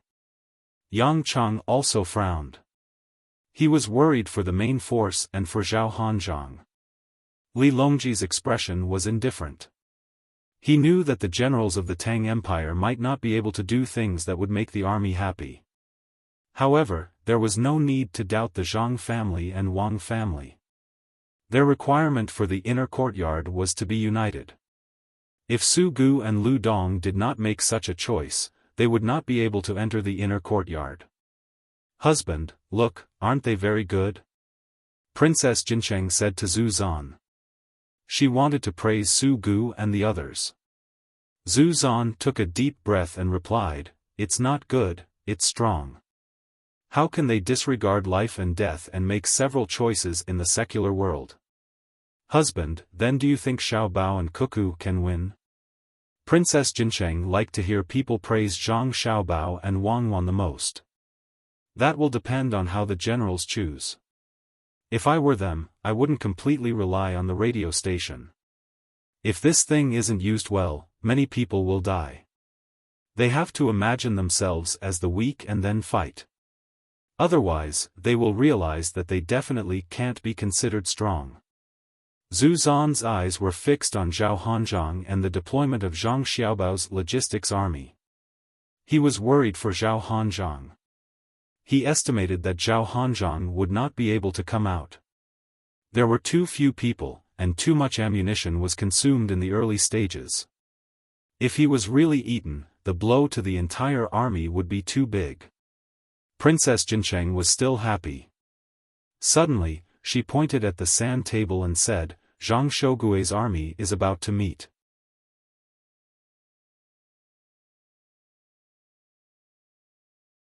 Chapter 1024. Zhang Shougui truly was approaching Plateau 1313. He had first received a report from Zhao Hanzhang saying that Plateau 1313 had already been broken through and that there weren't many soldiers left. When the main force arrived, they would be able to push through. At the same time, he had also received news that Zhao Hanzhang had discovered people on Plateau 225 from his position and that there was also an ambush in the nearby low-lying areas. In addition, he had engaged in a scout battle with an unknown number, but the enemy had already left. He had also given a guarantee that he would be like a sharp knife, firmly thrust into the enemy's heart so that no matter what the enemy did, it would be impossible for them to succeed. When he first received this news, Zhang Shougui had been happy for a few moments, thinking that victory was at hand. Just as he was planning to quickly advance, he suddenly hesitated. Measure wind direction and speed. Glider team, take off and scout Plateau 1313. Zhang Shougui resisted the urge to give the order to advance, instead having the troops slow down and the scouts move out. The messenger quickly returned. Reporting, the fortifications on Plateau 1313 are in disarray, most of them destroyed. From the air, we can faintly see wounded lying on the ground, groaning. When my scouts flew over, they were not attacked. Over. Zhang Shougui softly cursed at Zhao Hanzhang. So close. Zhao Hanzhang, you tricked me to death. Turning his head to the officers in the room, he asked, did you see anything? My guess is that the other side should have some means to counterattack. Therefore, they first pretended to be weak and waited for our army to rush up and catch us off guard. According to General Zhao's information, the other side should have a battalion or 1.5 battalions of soldiers at the top of the mountain. However, the number of wounded soldiers is less than 100, so the rest are definitely lying in ambush. Our army should be opening up a path with cannons and taking Plateau 1313 in one go.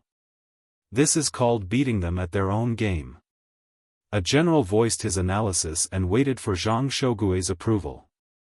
But Zhang Shougui didn't look him in the eye. Beat my ass. Do you think the enemy's commanders are idiots? They just suffered a round of attacks, so how could they not understand the power of cannons? If they dare to set up such a formation, they probably aren't really weak, but they have an even bigger backup plan. If our army is charging straight up and the enemy really does have a backup plan, then tell me, how are we going to calculate our losses? The general who had spoken just now did not say anything, but he was unwilling to accept it. Since they did not know, why did they say that his idea was wrong? Zhang Shougui continued, I was worried that this was a trap. Zhao Hanzhang truly charged too quickly. He didn't clear out the soldiers along the way, so he believed that with his advanced weapons, he wanted to charge straight into the enemy's main force and determine which army they belonged to. If the other party was Wang Wan's main force, would he be able to gain any advantage by rushing over? If it wasn't, I would have risked my life to keep his brigade. That's not good. At this point, Zhang Shougui shivered and said to the messenger, "Send a report to General Zhao at the vanguard. Order him to quickly retreat and join up with our army. There is no time to be lost. Our army is to set up camp and guard the surroundings. Do not move recklessly." Zhang Shougui's army of more than 10,000 immediately began to set up camp, and various defensive fortifications were set up. The officers carried out Zhang Shougui's orders, and this time, no one objected.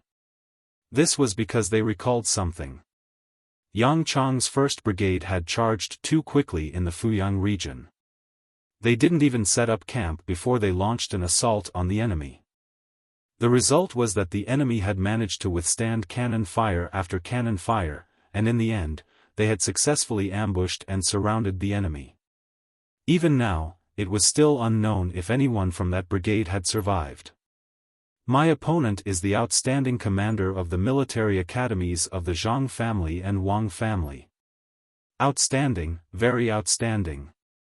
Normally, if I can think of something, they can definitely think of it as well.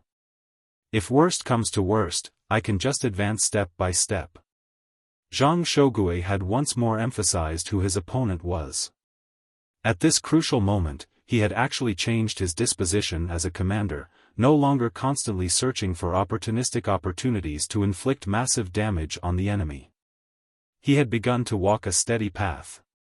Afraid, truly afraid that if he were to advance too rashly, he would be schemed against. When the time came, his soldiers would be gone, and so would his position. The middle army would easily be burdened to death by him. Zhao Hanzhong wasn't slow to receive the telegram. However, the speed at which he was leading his 4,000 men was also extremely fast. By the time they were still 2 hours away from Highland 737, the scouts of both sides had first come into contact with each other. When they received the telegram from the rear, they were just about to heed the order to retreat and kill off the enemy in the depression when a messenger ran in. Reporting, "Our remaining 10 gliders have been shot down by the enemy using crossbows.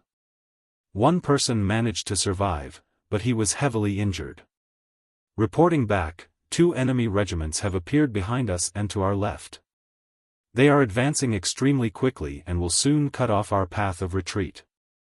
Reporting, the enemy has appeared behind us and is advancing extremely quickly. The majority of our scouts have been shot down by the enemy. The returning scouts report that the enemy has already cut off our path of retreat. Please make a decision." 2 messengers came in to report. One was from the glider unit, while the other was from a scout. The scouts were a bit slower than the enemy's advancing speed. "Set up camp here. Divide the unit into 2. 2,000 people form a defensive circle and form a triangle. Hurry." For a moment, Zhao Hanzhong no longer considered how to attack the enemy's highland. Instead, he switched from offense to defense. He also knew who his opponent was. Since the enemy was able to mobilize 4 regiments, they were at least divisions in size. How could their commanders be lacking? Send a report back. Our army is unable to complete the retreat mission. We are surrounded. Please give your orders. Zhao Hanzhong couldn't think of a better plan. He wanted to say that they would defend and wait for reinforcements, but he was afraid that they would implicate their own troops. He wanted to say that they would break out of the encirclement, but he was also worried that they would disrupt the deployment of their rear. When Zhang Shougui received Zhao Hanzhong's report, he felt like his head was about to explode. He looked at Highland 1103 on the sand table and said, "They want to force me to attack or go around to rescue the vanguard. Tell me again, what should we do?" The officers also realized that something was wrong. Those who had just said that they wanted to take the Highland in one go no longer dared to have such thoughts. A forceful attack definitely won't work. Even if we succeed, our ammunition will be greatly depleted. When our army first came ashore, we shouldn't have left the area around Hangzhou. Instead, we should have stabilized the defensive line and waited for the reinforcements to arrive. If our ammunition can't keep up, how can we fight? I'm asking you about the present. Why are you bringing up the past? When I gave the order, none of you objected. Now you want to force me down first. What do we do now? Zhang Shougue slapped the table and reprimanded the officer. The officer was startled. His words just now had been unintentional. After all, he was just analyzing the situation. He began to analyze the cause. Seeing that the general was angry, he quietly said, "Let's go around. I propose that we go around. General Zhao still has 4,000 men. Let's go around a place where the enemy's defenses are lax. In one go, we can coordinate from the inside and outside and rescue General Zhao's men. After that, we'll retreat back to Hangzhou's harbor and resupply with ammunition and provisions. Then we'll make plans. Otherwise, if we run out of ammunition, our army can only fight with bayonets. The enemy still has crossbows. Then do you know how many people the enemy has? Our army has gone around them. By the time we meet up with the vanguard, the enemy has already retreated from the vanguard. Our 14,000 men might have entered an even larger encirclement. Our advantage is our weapons, not our speed. We also need 2 legs to walk, and those few horses are used to pull cannon carriages. Tell me, what should we do if we're surrounded? Zhang Shougue continued to ask. This time, no one made a sound. Zhang Shougue circled the sand table, muttering, "Our army isn't suited for siege warfare. The best terrain is either high ground for defense or flat plains. But why do we have to be the ones to attack? Oh, I remember now. We're using advanced weapons to lead the great Tang soldiers to attack the natives. Right, we're the aggressor. These natives are too smart to the point where they know themselves and their enemy. If we're there, we'll have to kill at least 60,000 of the natives' main force if we want to win. If they're in hiding, then it's easier to deal with them. We can just send out scouts to find them. But now, we're making it seem like there's a problem. We must have miscalculated somewhere. Think, calm down, and think carefully." While Zhang Shougue circled the sand table, the other generals returned to their own matters. After a full 30 minutes, Zhang Shougue suddenly stopped, clapped his hands together, and laughed. "Ha! I know where the problem lies. Our army should have gathered together and linked up the supply lines. Then, we should have deployed the main force to find the enemy's main force. If we found that they were defending the mountain, we should first surround it. Then, we should wait for the artillery to arrive and bombard them, first cutting off their supply lines and then destroying their fighting strength. If they organize other forces to counterattack, our army can take advantage of the terrain and fight a defensive battle. In this way, we'll turn a battle of command and soldiers into a battle of weapons and supplies. Even if the supplies are the same and we have the advantage in weapons, right, that's what we should do." After thinking things through, Zhang Shougue was elated. He ordered the messenger, "Send a report to the vanguard. Have them defend for now, build fortifications, conserve ammunition, and deal with all changes by sticking to the status quo. If the enemy dares to engage in a battle of annihilation, give them a vicious beating. As for supplies, have them think of their own methods. Gather materials from the ground. Feed the horses to the people, and the horses, kill them. As for the wild vegetables, birds, and beasts, tell them to hold on. Tell them that every day they can hold on will increase the pressure on the enemy. Our army will quickly contact the Central Army and have them come as quickly as possible. Right now, we just need to rely on perseverance and fight for time. Go." Once the messenger left, Zhang Shougue said to another, "Our army will expand the defensive perimeter. Kill the horses and gather all sorts of food in the surrounding areas. We have to be quick. The more we gather, the more confident we'll be." After the messenger left, Zhang Shougue sat down, his eyes on the sand table. His hand lightly tapped against his leg as he began to hum a tune that only he could understand, his head swaying back and forth with Weiwei. I know. The army in front of me definitely isn't led by Wang Wan. Otherwise, why would she leave behind so many supplies for me? If she was leading this army, she would definitely scorch the earth and clear the fields. She would kill all the beasts in the surroundings, pluck all the fruits from the trees, and burn all the grass in the mountains. She wouldn't even leave behind the bark of the trees. At most, I would be able to dig up some roots that weren't burned to death. After analyzing the situation, Zhang Shogui felt that the more he thought about it, the more reasonable it made sense. He felt both a little regret and a little relief that he had not encountered Wang Wan's army. He said to the messenger, "Have the transfer team pick up the pace. Find a way to contact the middle army and tell them that Wang Wan's main force is not on the Yellow Mountain line.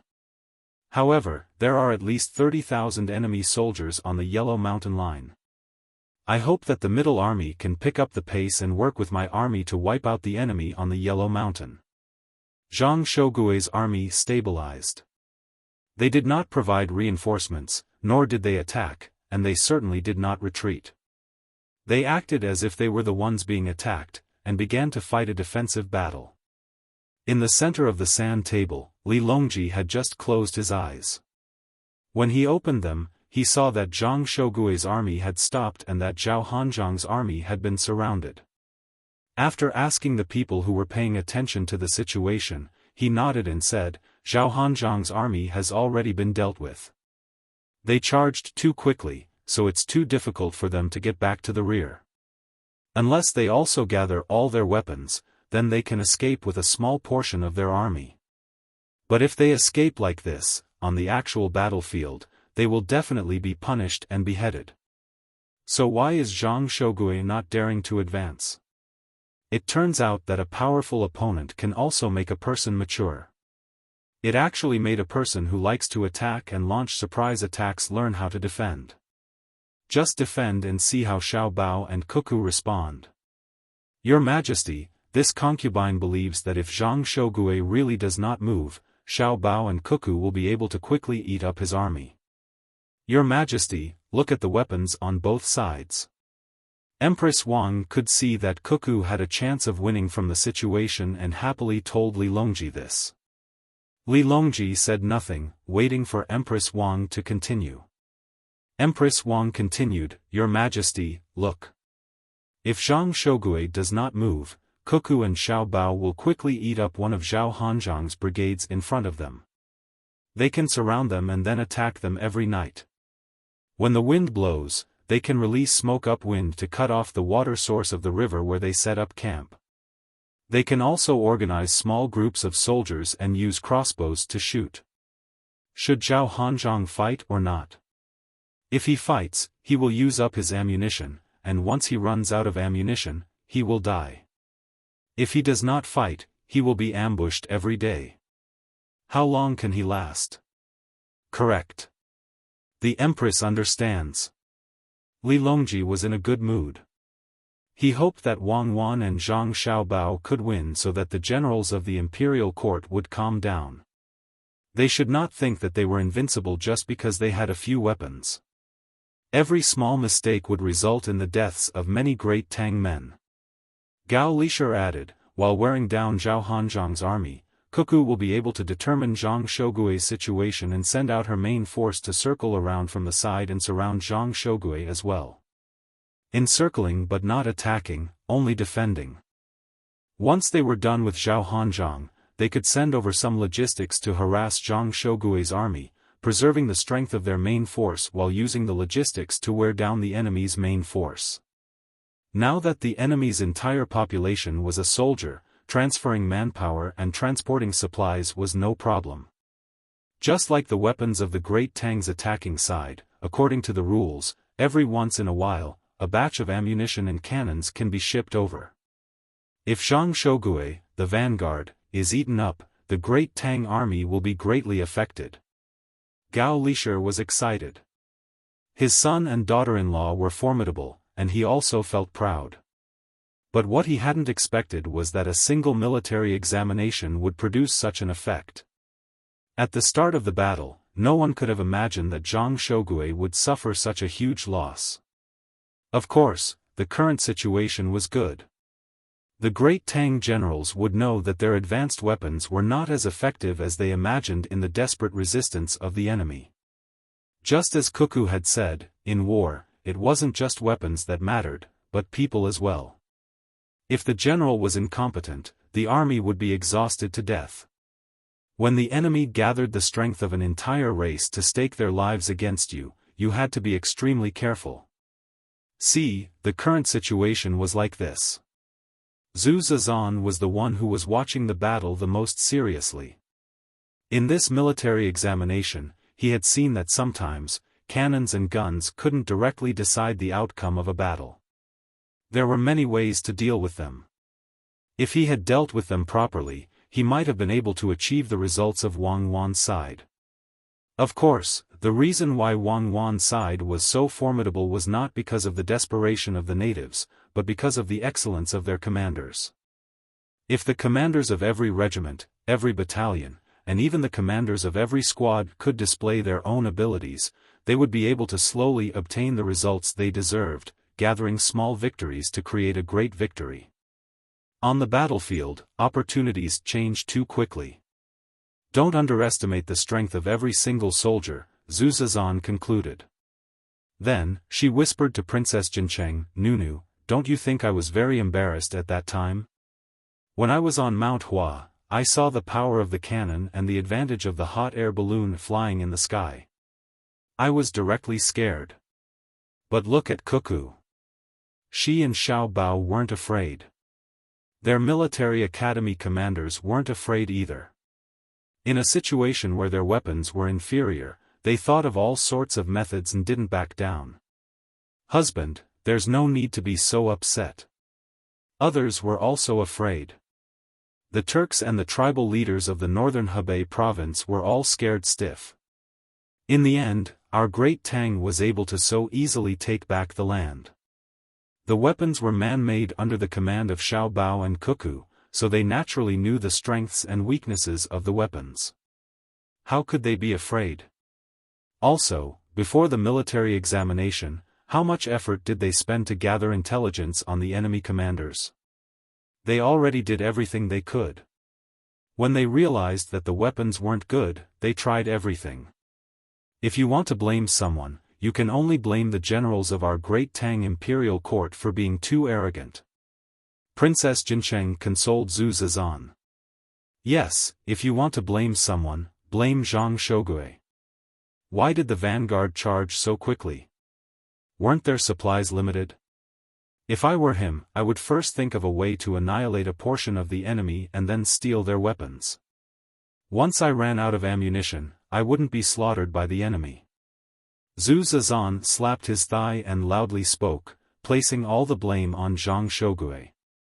On the side, Li Longji pondered for a moment before speaking up for Zhang Shogui. You can't blame Zhang Shogui entirely. He believed that Huan would set up an array and wait for them, and then he would directly engage in a direct battle. Going to Mount Huangshan was also not wrong.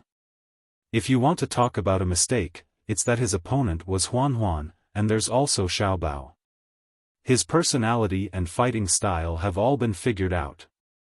In truth, the battle had already begun a long time ago. It was just that the generals didn't realize it. They even spent other people's money, went to other people's restaurants to eat, and bought other people's things. Your Majesty's words are correct. Xiao Bao likes to first obtain information and then act. Unless there's a special emergency, Xiao Bao is very steady. Even now, Xiao Bao still has his own caravan trade with a small country in the southwest. He even has caravans that travel long distances to Duoshi. In order to get on good terms with the other side, he even sells important strategic resources, such as ironware, tea leaves, salt, and other things, including good medicines to treat diseases. His goal is not to get on good terms with the other side, but to gather information on the other side. For example, Your Majesty, if you look at Xiao Bao's account book, you will realize that if you factor in the cost of transportation and labor, sometimes the things he sells are basically capital. He has to bribe people, he has to bribe them, and he also has to spend money to put on the image of a good person for the local people. Every time a caravan makes a trip, not only does it not earn a single copper coin, it might even end up losing money. Gao Lishe recalled what his godson had said to him and brought it up for everyone to hear. Li Longji nodded again. Xiao Bao does indeed like to collect information, whether it's from other countries or from Great Tang. As long as it's information, even if it's just a little bit that doesn't seem to be a problem, he will get it. Let's see how much information his logistics team can get this time. As he spoke, Li Longji's eyes once again looked at the sand table. Everyone else also looked at the sand table. In Wang Wan's room, Zhang Xiaobao also watched from the side. He did not return to his own place. He had already arranged everything that needed to be arranged. When the battle really started, he would wait for the news from the front line to come back and then analyze it. Then, he would send the order back and let his people do what they needed to do. He estimated that most of his people in the front line would be dead by now. It was his fault for not having a good communication system. Thus, when the battle started, what really mattered was the ability of the commanders of the various basic units on his side. Zhang Xiaobao himself was responsible for the major tactical and strategic arrangements. But because they weren't too far away and the enemy wouldn't be able to intercept all the messengers, Zhang Xiaobao was able to take a little longer to receive the information from the front line. Cuckoo, Highland 113 is still there, but Zhang Shogui has actually stopped there to build fortifications. It seems like he doesn't plan to attack. Shouldn't you move your main force a little? My logistics team has many soldiers, but they can't surround Zhang Shogui. After receiving the latest news, Zhang Xiaobao pointed at an area in front of the sand table where Zhang Shogui's forces were located. Let's wait a little longer. Once we've worn down Zhao Hanzhong enough, we'll have some free hands to deal with Zhang Shogui. This Zhang Shogui can be considered quite formidable. I originally planned to send him into the mountains of Huangshan so that he could spread the information. That way, we could launch a defensive counterattack strategy. Now, he's actually scared and is acting like a coward. This is a rare situation. I'm guessing that he already knows that I'm here. That's why when you're fighting Zhao Hanzhong, make your logistics team fight harder. It's best if Zhao Hanzhong can guess where your logistics team is and you, the commander, are also guarding this place. I'll send half of my main force, 30,000 people, to stealthily move. I'm waiting for the weather. In Huangshan, there's usually a lot of fog, but it's not coming out. Who threw the dice? What a scam. Wang Wan appeared to have nothing to do at the moment. Zhang Xiaobao's team was still fighting, so it was not yet time for her team to go up. Otherwise, if she really did go up, it would be easy for Zhang Shogui to immediately retreat. In any case, the pursuit was not as effective as the initial encirclement. Zhang Shogui's forces still had not lost their fighting strength, and their weapons were basically exhausted.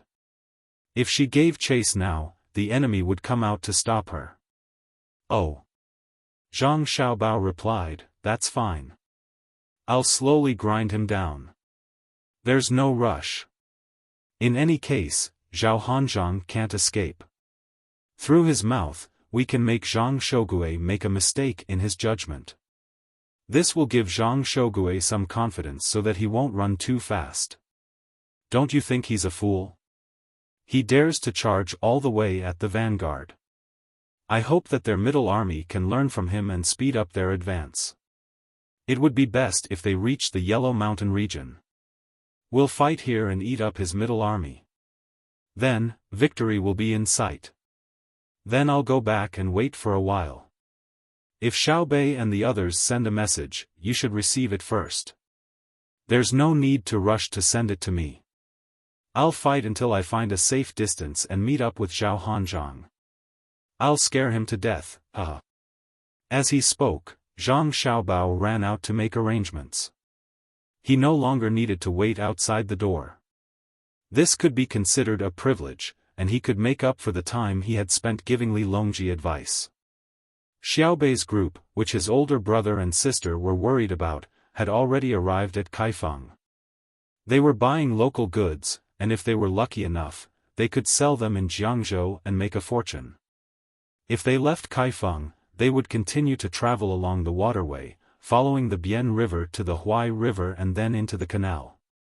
This way, they wouldn't have to go too far. The fleet was temporarily docked at Kaifeng's harbor. This place had always been well developed in terms of water transport. Besides Xiaobei's ship, there were also other ships coming and going. Most of them were cargo ships, but there were relatively few passenger ships. There were also small fishing boats moving back and forth on the river, occasionally casting a net. Sometimes, they would stop as a small merchant ship, leaning against the shore where the current was less turbulent and waiting for someone to call them. Kaifeng could be considered a large city. To the west was Luoyang, and a little further down was Chunlu. Besides trade, it was also strategically important, so it naturally had to have a garrison on guard at all times. It wasn't to guard against enemies from other countries, but to guard against rebellions within the Great Tang. Through this place, they would need to know what was going on. Because of his older brother's worries, when Xiaobei arrived at Kaifeng, the garrison there was very nervous and immediately protected Xiaobei and the others. There's no need to be like this. Right now, it's Kaifeng. You guys go about your own business. I want to see the fishing boat. It's really fun. It can even stop and entertain the people on the shore. Xiaobei did not disembark. He stood on the deck of the ship. This place was much larger than other places, so he could make some barbecue or hot soup. Xiaobei had 11 children, and his mouth had not been idle the entire time. If he were to weigh himself, he would have gained 2 caddies. Kaifeng's garrison used other ships to surround Xiaobei's flagship. No other ships were allowed to approach. The local commander was surnamed Hu, called Hu Xiao. He was very worried that something might have happened to the Zhang and Wang family's ancestors in his territory. Let alone someone plotting against them, even if they fell ill in the heavy rain 2 days ago, he would not be able to explain it to the world. So, Hu Xiao took a few people and boarded Xiaobei's ship. They closely followed Xiaobei's footsteps. Only Xiaobei liked to run around, so he took Panner with him. General Hu, you don't need to worry. I brought a lot of people. To be honest, when you came up, the people I brought had to be on guard against you. It's not that they don't trust you, but they must treat everyone as a threat. Put them back. Let the people by your side go back, you stay here by yourself. Wow, look at that little boat, that little fishing boat, they actually caught a big shrimp. Aya, it's 2 inches long. I want it, quickly go buy it, I'll cook it for Pan. Don't worry, Pan. While Xiaobei was talking to Hu Xiao, her eyes were always looking at a small fishing boat on the water. That fishing boat was next to a clump of grass on the shore. At the stern of the boat, there was a person fishing for shrimp. Xiaobei happened to see it. Her eyes were very sharp. Even though it was so far away, 2 boats away, and there was still some distance between them, she could still see the size of the shrimp. As she spoke, she had already arrived at the front of the ship. Hu Xiao was startled by Xiaobei's actions and quickly took off her outer clothes. Inside, she was wearing a short skirt. She was probably prepared to save someone if they fell into the water. Go, I'll buy that shrimp. No matter how much it costs, it looks good. It's a good shrimp. Xiaobei even stretched her neck to look. She saw that person put the shrimp he caught into a wooden basin on the boat. She smacked her lips and told someone to go buy it. The news spread to the other boats. Some people changed boats and headed towards the fishing boat. Hu Xiao moved closer to Xiaobei and looked at the water below the boat from time to time. The boat was so high that just looking at it made him feel dizzy. When the wind blew, his legs and stomach would cramp. He said to Xiaobei, "Patrol Envoy Zhang, stand next to me. I'll block the wind for you. Don't stand too far away. I'll be able to buy the shrimp soon. Don't worry." "Oh." Xiaobei indifferently stepped back a little, giving Hu Xiao some face. Her eyes were still looking at the person fishing for the shrimp. At the same time, she muttered in confusion, "How much can he catch? Others fish at night, but he fishes during the day. Is the shrimp he sells enough for his living expenses? When I have time, I'll fish too.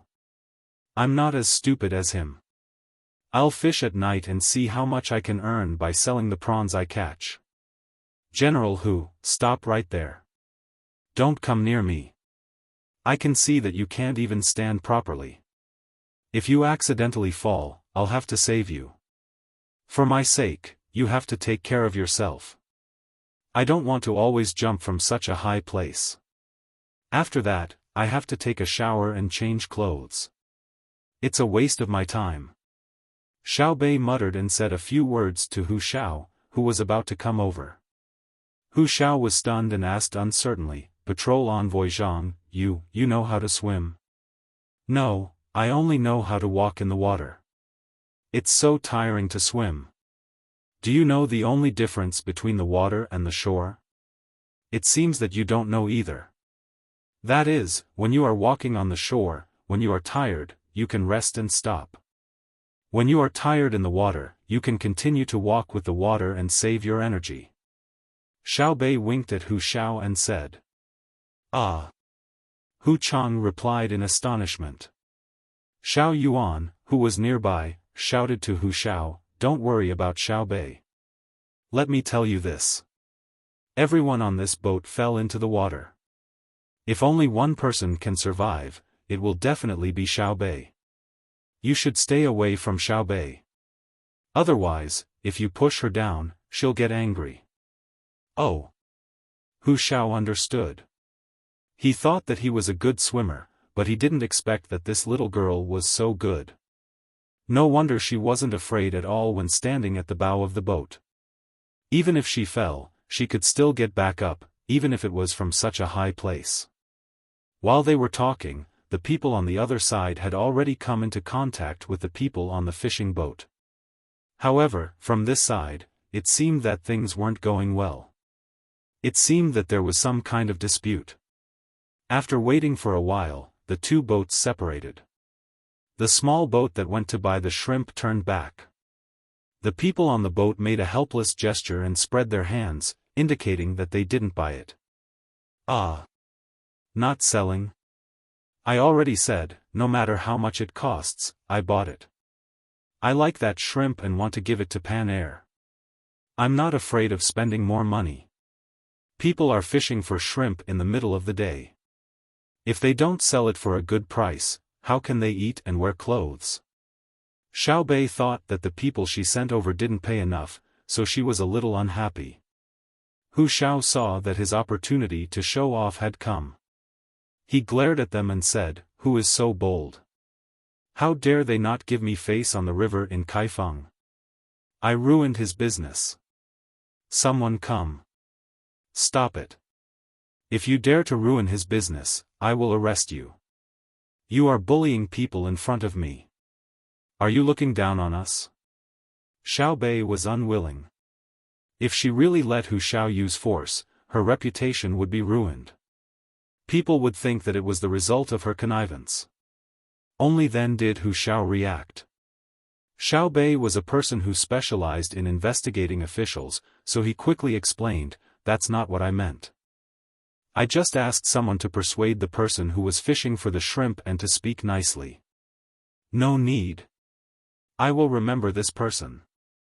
Later, I will ask someone to pay attention to him. If anything happens to him, I will look for you first. Don't say one thing in front of me and another behind my back. I have seen this too many times." "Humph." Xiaobei directed all her anger at not being able to buy the shrimp at Hu Xiao. Hu Xiao opened her mouth, but held back. She didn't want to explain. She thought that she would have to protect that person in the future. Otherwise, Xiaobei's people would think that she was looking for trouble. When she looked at Xiaobei again, Hu Xiao finally understood why the officials were afraid of them. Although she was small, she was very clever. She could guess anything and didn't give people a way out. The small boat that went past also slowly approached. A rope ladder went down. A person came up and said to Xiaobei, "Little girl, that old man said he's not selling. No matter how much it costs, he's not selling." "Oh, he wants to eat it himself? I thought he was a seller. Look at other fishing boats. When they catch a good fish, the people on the shore will just wave and shout for them to buy it. That boat, his family is really smart. They actually set up a stove on the boat and can start cooking immediately. When the people on the shore smell the fragrance, they can come up to the boat and eat fresh food while drinking and enjoying the scenery. It's really beautiful." When Xiaobei heard that the other party was not selling, she thought that it was for the food. What she wanted was the feeling of fishing, not a source of income. This was what they meant by saying that it was difficult to buy her with money unless she used force and took out money to hire people to rob her. But Xiaobei couldn't do such a thing. When he heard that it wasn't for sale, he turned his attention to other boats and learned to quickly forget about the shrimp. He wasn't like other children who couldn't get what they wanted if they couldn't get it.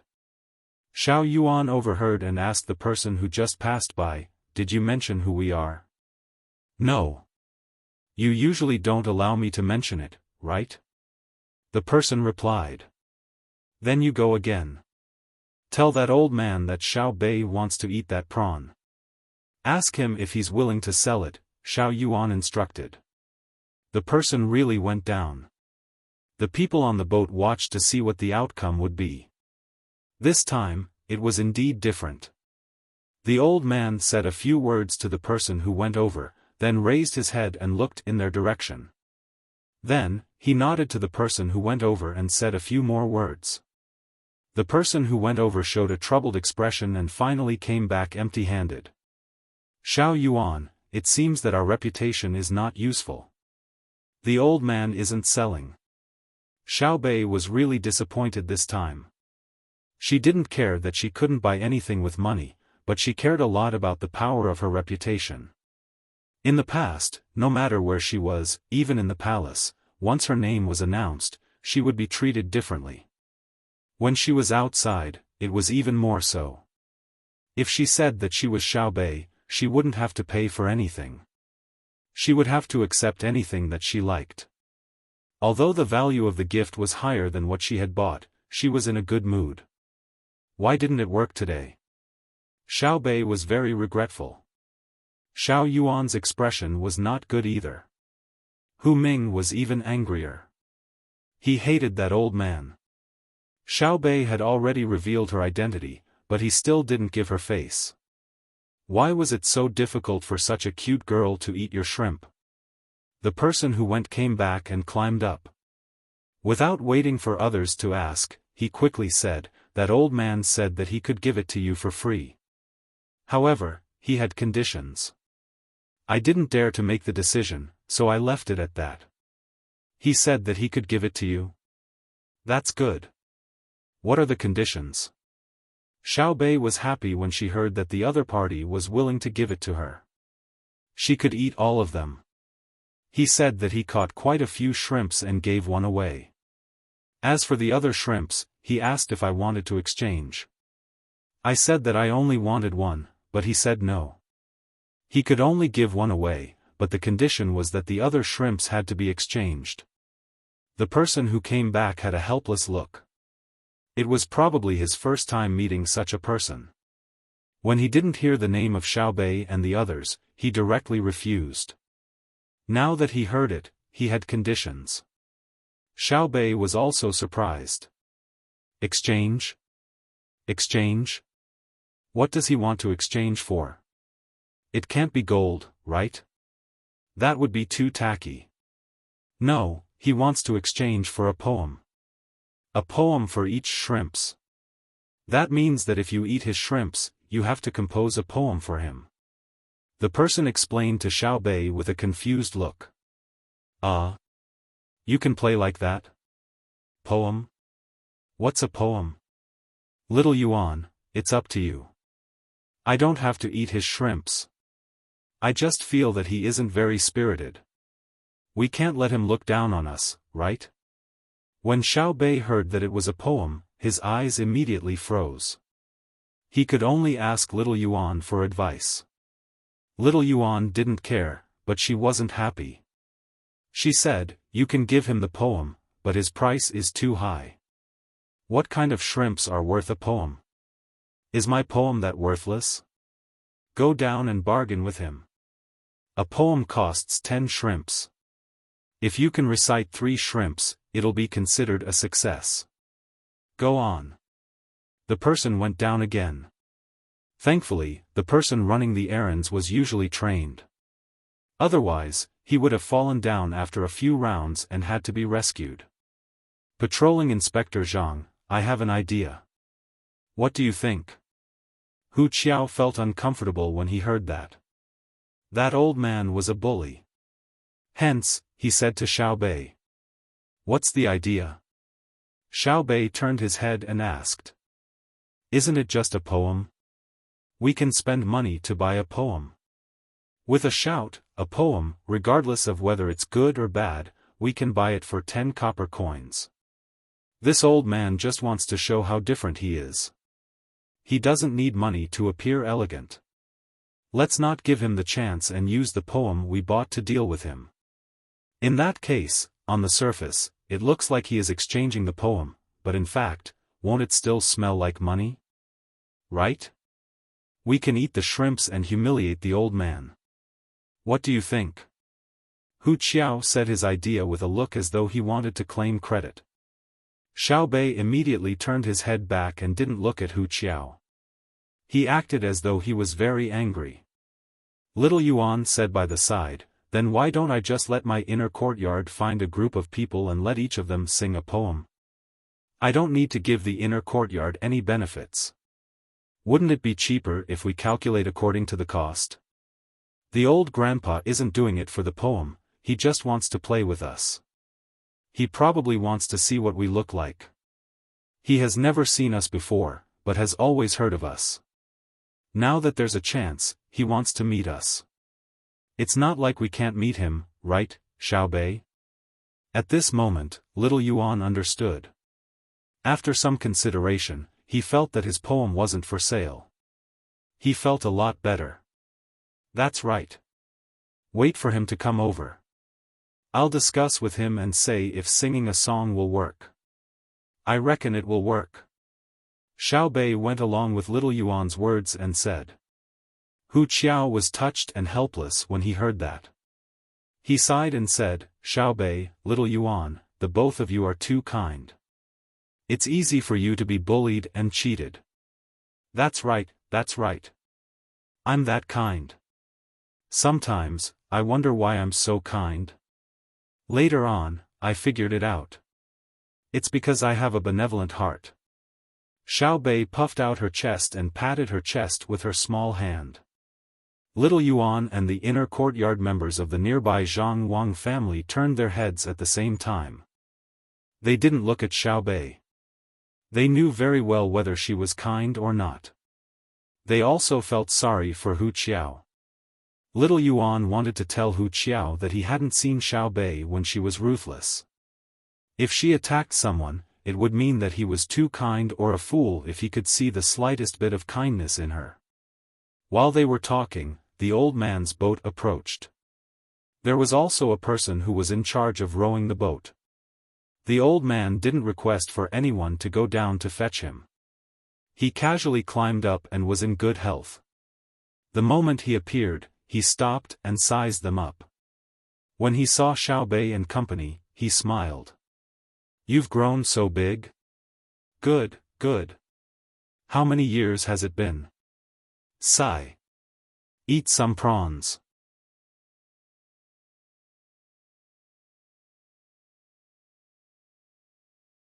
Chapter 1025. Xiao Bei and the others came over to see what the old man looked like. They didn't expect him to have such a personality, but when they heard the old man's words, they all looked at each other. Xiao Bei walked forward and pulled on the old man's arm. He asked curiously, "Grandpa, do you know us?" "I don't know you. I've heard of you, but I've never seen you before. I've seen Xiao Bao once, and I've also seen your sister Cuckoo once, far away. At that time, the two of them were as cute as you." The old man's eyes were red. As he spoke, it seemed like he was reminiscing. "Is that so? I look as good as my brother and sister?" Xiao Bei heard the praise and twisted his body in embarrassment. Yes, cute. Our family's Xiao Bei is the cutest. If anyone says otherwise, this old man will fight them to the death. Do you want to eat shrimp? Come, look. I've been fishing for 3 days. I caught them in the cool grass during the day. I've been raising them. Finally, you're here. As the old man spoke, he patted Xiao Bei's head. Then he took the wooden basin that someone brought up and pushed it in front of Xiao Bei. Xiao Bei wasn't stupid. When he heard the old man's words, he felt like something was wrong. Just now, he said he wasn't selling, and now he said he wanted to exchange it for a poem. Why did his attitude suddenly change? So he said, "Grandpa, should we eat first, or write a poem first? Let's make a deal. I don't know how to write, so Xiao Yuan will write. Xiao Yuan will do it alone, so it'll count as everyone's share. I can only tell you stories and sing songs. Let's agree on how many shrimp for a poem." The old man's eyes narrowed as he smiled. He nodded and said, "Any amount is fine. Let's eat first and talk while eating. Compose a poem and tell a story. This is His Majesty's Princess, Pan, right?" The old man saw Pan again. Pan had been brought up by Xiao Bei and was no longer afraid of strangers. In the past, she always liked to hide behind people and poke her head out to look at people. Now, she stood there openly and looked up curiously at the new old man. Xiao Bei didn't know why, but when he saw this old man, he felt very close. He didn't need anyone to protect or search him, and he knew that this old man had no ill intentions. It was very mysterious. So, he took the initiative to pull on the old man's clothes and lead him to the place where the tableware was placed. The old man followed, and he even had to match Xiao Bei's pace. When they arrived, Xiao Bei introduced them, "Grandpa, this is Jun, Uncle Emperor's son. He's the youngest and was born on the same day as Pan, Jun, come, say hello." Xiao Bei said to Li Jun. Li Jun looked at the old man. Wei Wei bowed and said, "Juner greets the elder." Okay, but you can't do that. This is Lil Wang, Lil Bei, and Lil Hai. Come over here and try the prawns. The old man was holding the basin in his hand, so he couldn't help but bend over and turn to look at Lil Hai. The group of children gathered around the tableware. Hu Xiao looked very nervous. He looked at the prawns in the basin and thought that they were poisonous. He glanced at the old man from time to time and then looked back at the prawns. He deliberately let the old man see his attitude. Seeing the old man pretending not to know, he said, "This official is Hu Xiao, a military officer in Kaifeng. May I ask where you are from?" "Oh, hello, General. This old man should be considered as a citizen of the capital. I didn't stay in the capital before. At that time, the emperor was not the emperor. Now, this old man has no home. Wherever the main family goes, I will follow. Wherever is good, that is where my home is. A few days ago, Kaifeng was my home. Now that I'm on the ship, this ship is my home, okay, Xiao Bei?" The old man didn't seem to care about Hu Xiao's identity at all. He was very calm and asked Xiao Bei who was next to him. Xiao Bei nodded, "Okay, our ship is very big. There is a vacant house. Grandpa, if you want to live there, you can live there. But what about your ship? And the person who rowed the ship for you, carry him to the big ship? It takes up too much space. My family has a special boat. It doesn't matter. Let him go back and tell the master that I am accompanying our family's little ancestor, Xiao Bei and Xiao Hai. The master will naturally be relieved when he hears this. The old man waved his hand casually, but his eyes swept over the deck. He seemed to be looking for someone, but he didn't see anyone. He looked a little regretful. When he turned back and saw Xiao Bei and Xiao Hai, he became happy again. Xiao Bei gave a look to the person next to him. That person immediately went to inform the person who rowed the ship for the old man. Of course, they also had to send someone to secretly follow the old man. Otherwise, they would be too unqualified. Eat. The old man showed a kind smile on his face and pointed to the big prawns in the basin. They are all alive. It's not easy to fish for prawns. You have to find the right place to fish for prawns. Some prawns don't have any meat in spring. They are all shells. Some have more meat. In fact, my fishing ability is the best. I am not worse than your brother Xiao Bao. Let's go, I will fish for you to eat. As long as there is a river, no matter how clever the fish is, I will catch it for you, okay? Okay, Grandpa, you are really amazing. Then do you know where we are going? Will you follow us all the way? Xiao Bei understood the meaning behind the old man's words. He wanted to follow the ship, and he wanted to fish for him all the way. That was strange. Who was the other party? He didn't feel like he was willing to follow him because of his identity. I know. You are going to Jiang District, which is Peng Xin Lake. There are many fish, prawns, and crabs there. There are also other shellfish in the river, water birds, and so on. When you arrive, there will be some people waiting there. When the time comes, let them come up. With my old arms and legs, it will be easy for me to fall into the lake. Let them protect me. Don't worry. They will be as loyal to you as your family's protection team is. This time, the old man said more. When the 9 children heard this, they understood. The old man's identity was not ordinary, and he seemed to want to protect them. They understood, but at the same time, they were puzzled. They looked at each other and shook their heads. They couldn't guess the old man's identity. Little Hai looked at the old man and hesitated for a moment. In the end, he did not directly ask about the old man's identity. Since the old man did not say anything, he would just pretend that he did not care. Instead, he was interested in the old man's words. He asked, "Grandpa, can you tell me how you know we're going to Jiang District?" We didn't tell anyone. This was what little Hai was worried about. Since the others knew, what was the use of him waiting for them? They had already prepared everything that needed to be prepared, so it would be troublesome to investigate again. The old man smiled mysteriously at little Hai and said, "Don't worry. We know the way, but the others don't. If you go, the people of Jiang District won't be on guard unless someone leaks the secret." The old man looked at Hu Shao. Hu Shao was depressed. He was still on guard against the old man earlier, but now, he was the one who had to be on guard. He was so angry that he could not help but say, "You old man, if you didn't tell me, how would I know? I only know that Lil Bei and the others are passing by. As for where they are going, I don't know. I thought they were going to Luzhou. Now that you mention it, I know that they are going to Jiang District. Someone there is going to be in trouble. How about this? I won't go down. I'll go with the ship. Give me a place to eat and sleep." The old man smiled and nodded.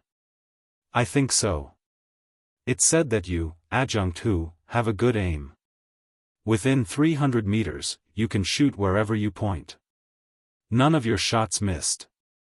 With you around, we'll have more protection. Lil Bei, can you give me some face? You're not considered to be absent. We'll temporarily lend you to us. Grandpa, you're really good. You know that he has a good aim. Come, let's cook the prawns. Light the fire first, boil the water, and put a little salt in the pot. It's not salty. Pan doesn't like it. Lil Bei did not care if there was one more person or one less. After all, the more people there were, the merrier. She did not know that the fleet in Jili province had departed. She was traveling at the fastest speed to the estuary of the Yangtze River along the coast. When she arrived at the Yangtze River, she would be able to reach Jiang district ahead of time. She did not know that her own fleet and trackers were moving toward Jiang district. Shu province's soldiers were gathering at the Iron Chain Bridge.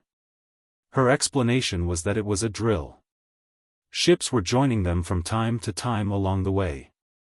They were all people from the Zhang family and Wang family. There were also hot air balloons from nearby tourist attractions such as Hangzhou. They said that this was a drill for long-distance tourism. While the others were busy lighting the fire and boiling the water, Lil Bei was talking to the old man. Grandpa, do you know where my things are? Tell me, do you think it's easy for me to sell a doll? They bullied me. Although they might not know that the doll is mine, it's wrong to bully a doll, right? Yes, it's wrong to bully Lil Bei. Even if they don't know about this, they deserve to die if they make our Lil Bei unhappy. The old man agreed with Lil Bei. Huh? Deserve to die? Lil Bei was shocked. It's not that bad. If they are guilty, let's talk about them being guilty. If they are not guilty, why should they take their lives? We have to be reasonable. I just want to go and take a look. I suspect that there's something wrong with the officials there. Before we have evidence, we can't convict them. Yes, yes. Lil Bei is right. We can't arrest them first. If we do, we will convict them immediately. Our Lil Bei is the best. Be reasonable. No other doll can compare to our Lil Bei. The old man continued to agree. It seemed that whatever Lil Bei said was right. Xiao Bei, on the other hand, was at a loss for what to do with the old man. He wondered in his heart, what's wrong with this old man? It's just like my brother and sister. Whenever I say something, my brother and sister always agree. But if I say something wrong, my brother will tell me a story when he agrees. The more I listen, the more I know I was wrong. Could this old man be like my brother and tell interesting stories? While Lil Bei was thinking, the water boiled. Lil Bei stretched out his hands to catch the prawns. He was very nimble. No matter how the prawns jumped, Lil Bei could always catch them and throw them into the pot. You still want to hide? Let's not talk about you being in the pot. I can catch you even if you are in the river. Do you believe me? Lil Bei competed with the prawns as he mumbled. The prawns didn't say a word, but the old man said, I believe you.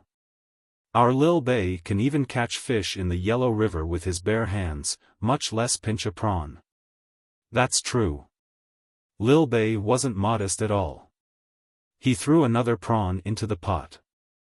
The prawn that entered first rolled a few times and turned from white and translucent to red. It was ready to be eaten.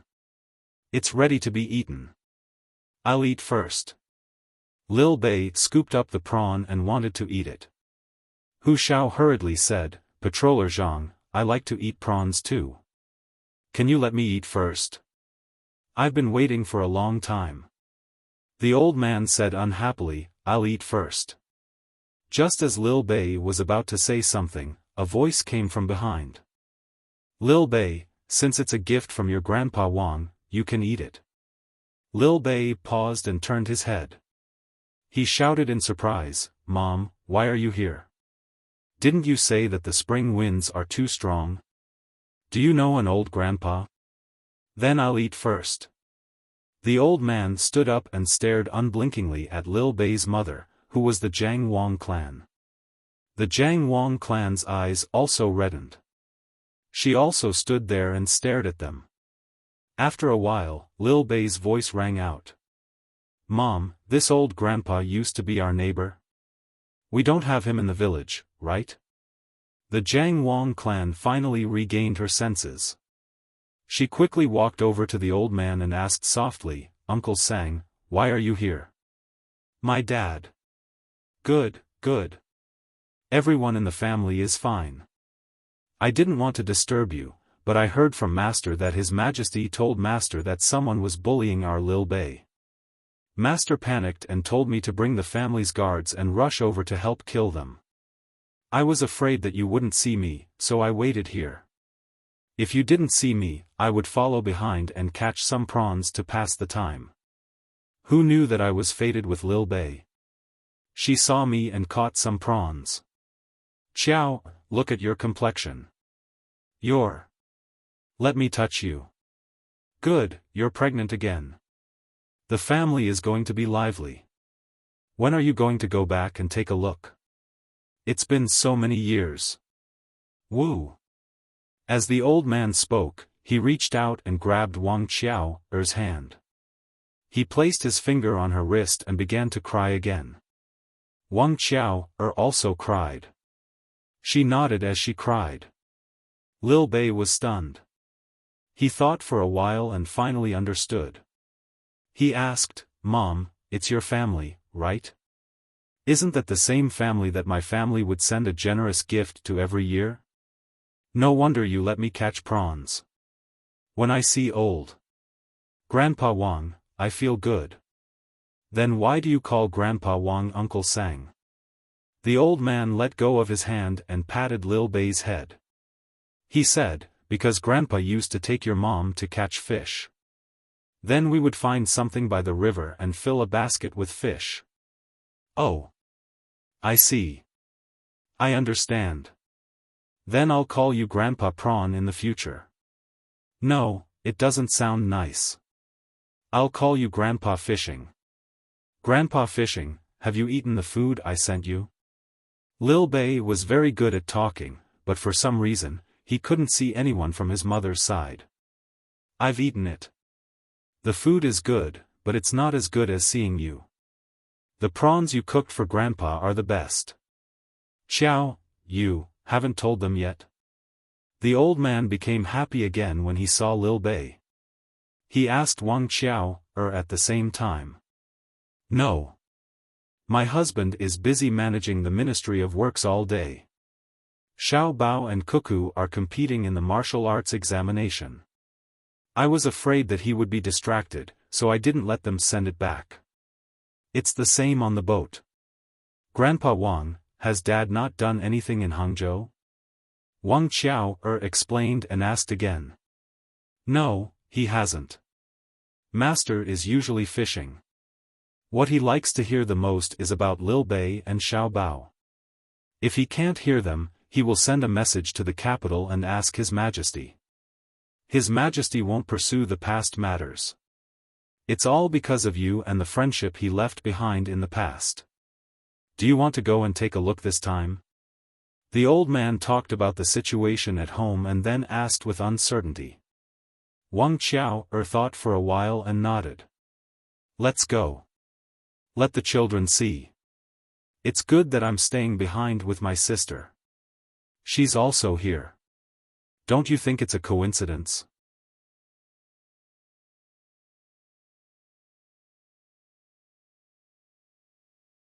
Chapter 1026. After all, Xiao Bei was still a child. When she heard that she could go to a place with many people, she was very happy. But she suddenly remembered that she had never been to her grandfather's house. What if they didn't like her? Thinking of this, Xiao Bei looked up and asked Mr. Wang, "Grandpa Fish, do you think we will be bullied in Hangzhou? Who dares to bully our Xiao Bei? Master can't even wait to see you at home. Your eldest uncle is also disappointing. He married 3 wives and gave birth to 5 children, but none of them are capable.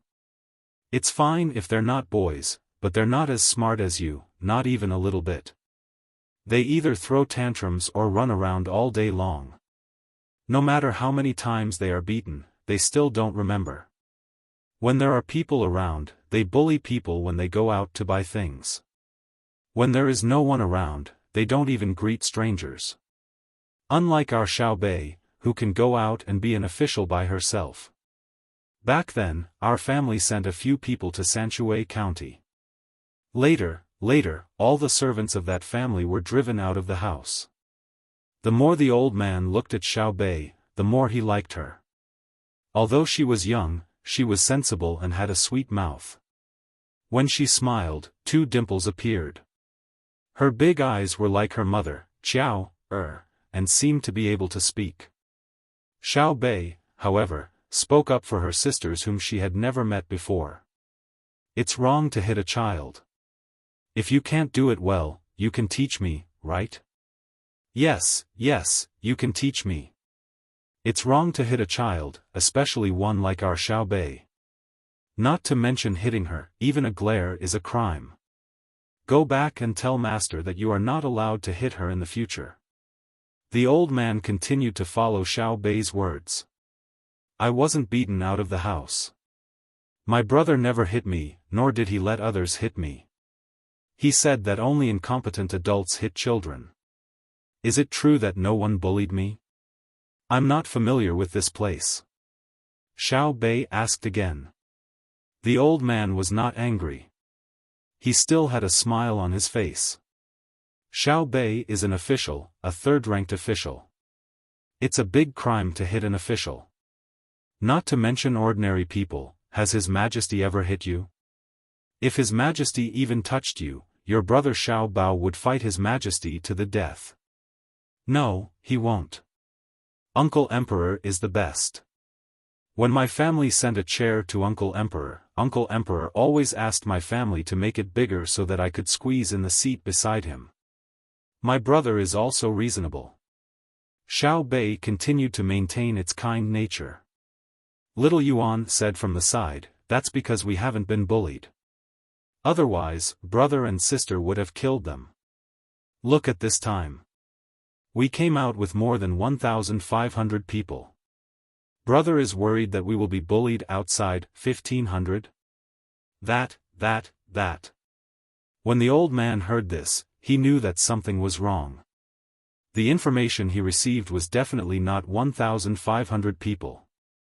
Even if there were 15,000 people, it was still more than that. Xiao Bao had put on the posture of an army at the city gate. Something had been happening there recently. The old man didn't say it out loud. Instead, he looked at Wang Qiaoer. He didn't believe that the most beloved princess in his family wouldn't know. Wei Wei of the Jiang Wang clan smiled and said, I didn't tell Xiaobei and the others. Since I mentioned it today, there's no harm in telling them. Xiaobei, your brother and sister have sent out the fleet of Jili State. When the time comes, they will stop in the middle of the lake. If you guys are in any danger, get into position and attack. Your aunt and I have your younger brother or sister, so we won't accompany you to avoid being frightened. You have to be careful. Actually, it's not a big deal. You've been used to running around since you were young. No matter how dangerous it is now, it's not as scary as when we were young. If we can really fight in Jiang province, you guys can also learn from it. Xiaobei and the 9 children were stunned when they heard that. They thought that the officials of Jiang province would be like mice that saw a cat when they went over to deal with them. They did not expect that their brother and sister would transfer the fleet over. The 9 children knew very well that the Tang dynasty's fleet was actually dominated by their family. The number of ships in their family accounted for more than 80% of the Tang dynasty's fleet. The fleet of Jili State was the most powerful. It was only stronger than Luzhou because it had to suppress Xian Luo and Japan. The ships were large, there were many of them, they were fast, had a long range, and the quality of the personnel was high. The overall cooperation was good. When all 60 ships came over, they were like mountains, forming a majestic formation. Xiao Bei swallowed his saliva and looked nervous. He said, Are we going to war? I haven't learned how to command yet. You only know how to scare me with tripping ropes. Do you think our family lacks battle commanders? And, when we were young, did we encounter more powerful enemies? Xiao Yuan asked a key question. Jiang Wang clan glanced at Hu Xiao hesitantly. Hu Xiao suddenly shuddered. He gritted his teeth and took the initiative to say to Xiao Yuan and the others, in the past, your family was powerful, but you could only stay in Sanshui County. At that time, the people of Sanshui County did not support you as much as they do now. Besides, Huayuan County had some foundation. There was no other place. At that time, Lu Zhou did not have many people. He wanted to support you, but he did not have the strength. At that time, it was not too difficult for someone to deal with your family. Fortunately, there was the Minister of Revenue and the little prince to protect your family. Your brother and sister were dancing on the tip of a knife. Every time they made a choice, they had to satisfy others. Otherwise, they would be doomed. Then, your brother and sister began to use the power of others to fight against others. Little by little, you achieved your family's current status. There are elite troops in the north, south, east, and west of the Tang Dynasty that are loyal to your family. The business in the Two Rivers area, the Great Tang Bank, and the military industry are all in your hands. Otherwise, why are you so carefree? How can you become a third-grade official at such a young age? Is that so? Xiao Hai understood. His logical thinking ability was very strong, and his ability to understand abstract things was not weak. After hearing Hu Zhao's words, he understood why his family had been cultivating all kinds of talents since many years ago. Political, military, economic, public relations, and technical. Everything was to form enough strength to compete with any force. Xiao Bei blinked and said, I was wondering why it was so easy for me to ask Uncle Emperor to become a 7th-grade official with real power. It turns out that it is not only because I am cute. Being cute can only make others like me, not respect me. Just like what Grandpa Fish said, the servant who disrespected my family in the past was driven out with his whole family. Alas, it's so annoying. The brothers and sisters in Old Willow Village are better. Hearing Xiaobei's words, the old man from the Wang family sighed and said, This is human nature. If your father didn't get the first place in the state's provincial examination, his family wouldn't have sent people. If he didn't get the top scorer, his family wouldn't have paid attention to him. It's true. When you were born, your family was already very rich. Xiao Bao and Cuckoo made a lot of arrangements in advance in order to wait for you to be born. The cesarean section in the hospital was actually prepared for you, but it was useless in the end. The two of them led the doctors to secretly dig people's graves and cut people's bodies with knives. It is said that on the day you were born, the whole Luzhou was filled with a tense atmosphere. The people in Luzhou said that at that time, they felt that if anything happened to you, the whole sky would collapse. So, Xiaobei, don't always think that everyone is only interested in you. There is also light in the dark. Xiaobei lowered his head and thought for a moment. When he raised his head again, he had regained his cheerful appearance. He said to the old man, Grandpa Fish, no wonder Mother is close to you. You are the best servant. Apart from my family and the inner court, no one will say this to me, but Grandpa Fish, you said it. I know, we have our own house, we can walk on the road, we can float on the water, I also have a big pearl that can be used as a ball. If you give me one now, I can't bear to throw it to the ground, but I can throw it to Pan. Mother, when we see Grandpa, don't mention the past. It's all in the past. When you hurt others, unless you are happy, it's better to forget it. Jiang Wang clan smiled, bent down, and kissed Xiaobei's face hard. She said, if you are a little smarter, you will catch up to your brother and sister. Huh? I'm not smart enough? Xiaobei pretended to be dissatisfied. If you are smart, you won't say everything. You haven't seen what your brother and sister were like when they were young. When someone tried to play tricks in front of them, a smile from them was enough to make them feel ashamed, but the words they said gave them a way out. Jiang Wang Clan's smile became even brighter. Okay, I understand. I still have to work hard. That's why my family's little bridge isn't easy to cross, right? It was actually used as a tool for swearing. I have to take their money. As Xiaobei spoke, his hands had already peeled off the shell of a prawn. He tiptoed to feed his mother. It didn't matter who ate the first one, it wasn't poisonous. Hu Xiao followed up and said, yes, your family's Sanshui County's bridge to Zhuangzi is even scarier than the Bridge of Helplessness. The Bridge of Helplessness is nothing more than death, but your family's bridge is one step into heaven and one step into hell. Standing here, every step you take is like stepping on the bottom of your heart. Step by step, after a few dozen steps, many people feel like they have walked through the past. The older a person is, the slower they walk, but the younger a child can directly run over. Life is so helpless, who can have a clear conscience? Who can be proud and have regrets? Hu Xiao said this because he had also walked past that bridge.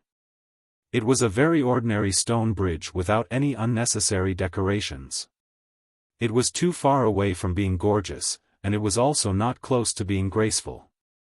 But for some reason, when he thought of Zhang Xiaobao and Wang Wan, his heart tightened. He had seen with his own eyes that someone had fainted on the bridge and was carried away by the doctor who was guarding there for treatment. When he really finished the entire journey and arrived at Zhuangzi, he felt very comfortable standing there. There was no love, no hate, no regrets, because this was life. Since there was no turning back, he would resolutely continue on. It wasn't heaven, nor was it hell. It was the human world. His heart recalled the past. He was guilty. Who hadn't done something wrong? However, the world was so big. How many people could judge him? This was also why Xiaobei's 9-member inspection team was feared by the officials. It was because they were qualified to judge the officials and ask if the officials were guilty. Oh. I understand. In the future, when I catch an official, I'll tell him, if you're not guilty, take 2 steps, right? You're actually quite a good person. You joined the army, right? What's the rank of Kaifeng's army? Xiaoyuan.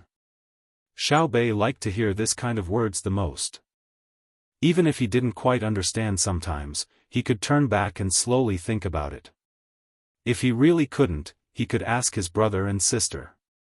Then, he would have a story to listen to. Kaifeng's army is rank 5, lower rank 5. But the army here has a lot of real power. It's more important than an ordinary province's army. Xiaoyuan also had to help Xiaobei remember a lot of things. It was like a dictionary. Oh, it could also be called area. Lower rank 5? Rank 5 is a little small. Do you want to be promoted? I can promote you to rank 4 and let you rule the Hunan circuit. No, Hunan circuit is too big. If you really control the military power of the entire Hunan circuit, won't you become a provincial governor? Where does Hunan circuit have a provincial governor? Last time, Uncle Emperor told me to arrange positions for people. Look at the place and position, and don't ask for it blindly. How about this? I'll give you the navy of all the rivers connected to Bianzhou, all the way to the Yellow River or the Yangtze River, okay? You'll be the commander-in-chief of the land and water. You can say rank 4 or rank 3. Do you want it? Xiaobei was going to give someone else an official position again. After he finished speaking, he looked at Hu Qiao expectantly. Hu Qiao looked excited at first, but then he shook his head and said, "No, I don't know how to fight in water. Although I'm good at swimming, it's not that I'm selfless, but I'm afraid of being killed. I believe that if you want to command the navy, His Majesty will agree. But one day, when you need me to mobilize the navy, I can't command it well. If I shirk the responsibility and say that my subordinates are disobedient and stupid, will you agree? No, I'm not stupid. It's your problem if your subordinates are disobedient. If you don't use them well, the first one to deal with will be you. If your subordinates are exiled, you will be beheaded. Xiao Bei gave a definite answer. That's right. I don't want to die yet. Hu Qiao looked like he was an honest person. Xiao Bei nodded. Oh. That's right. If I give you the navy now, I'll be harming you. If I don't give it to you, I'll feel that it's a waste of talent. Xiao Yuan, what do you think we should do? I really owe you. You thought about it yourself and then asked me. If he doesn't know, let him learn. After he learns, he will know.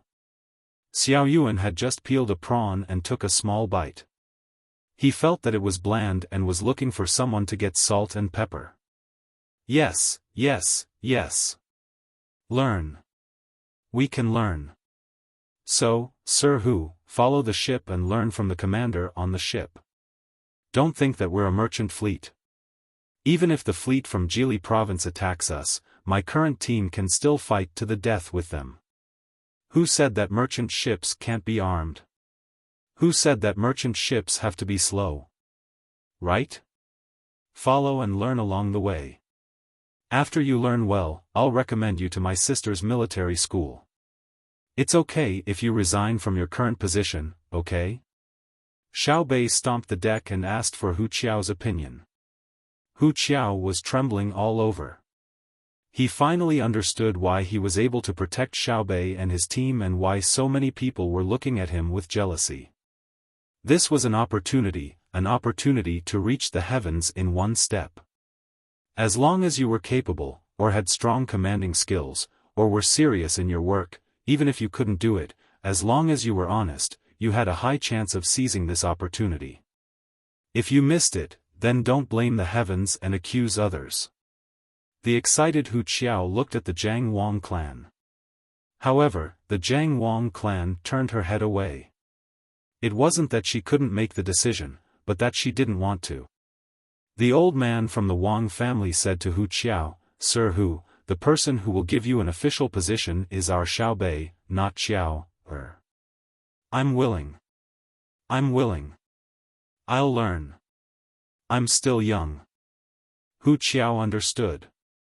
If he looked at the Jiang Wang clan, wouldn't he be implying that Xiao Bei couldn't make the decision? If Xiao Bei got angry and lost the opportunity, the Jiang Wang clan would naturally protect her child. If Xiao Bei got angry, did he expect him to give him an official position?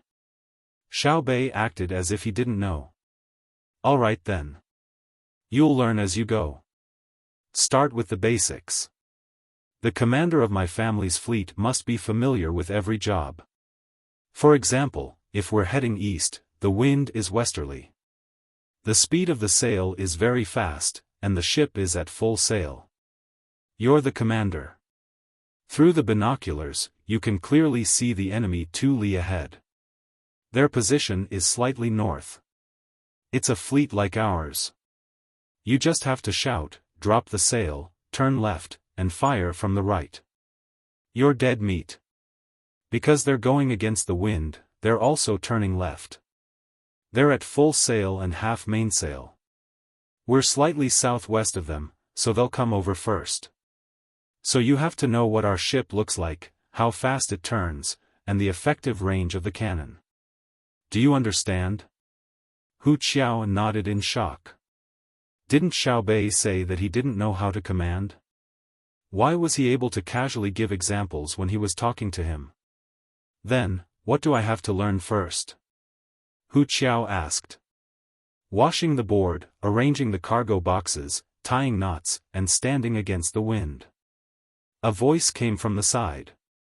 Hu Qiao turned his head and saw a man who was not even 30 years old. He was very tanned and stood upright with a serious face. He was like a nail that was nailed to the spot. The first impression he gave was only one word, steady. Then, it was rigid and mean. I haven't asked. The fleet's commander-in-chief, which is also the captain of the flagship. In the future, you will learn from me and do as I say. I want you to remember the joining points of every piece of deck wood and arrange the cargo boxes of all shapes and sizes neatly. When you want it to open, it will open with a pull.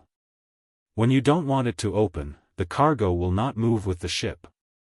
When you stand on the deck, the wind will not sway you, and the waves will not hit you. As such, you are qualified to move on to the next lesson. When the person spoke, he was also very serious and unreasonable. Okay, I'll do it, Wuxia said indignantly. He didn't believe that he couldn't do such a small thing well. Report, good news. Little master, little miss, good news. In the hibiscus garden, Zhang Xiaobao and Wang Wan were eating lunch boxes when a person suddenly ran in and shouted loudly. Zhang Xiaobao put down his chopsticks and said to the person, "It seems that you are full. You are very confident. Speak, I will eat after you finish." Report, I haven't eaten yet. I am hungry. I will eat later. I have good news. The ladies are pregnant again and are preparing to go to Hangzhou to recuperate. Hangzhou Wang family.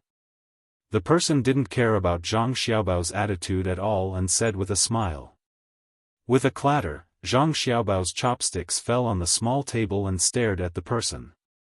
Wang Wan also stopped eating and opened her mouth slightly. Because the two of them heard clearly that the ladies were not the same person. Cuckoo, isn't this too much of a coincidence? Why are you together again?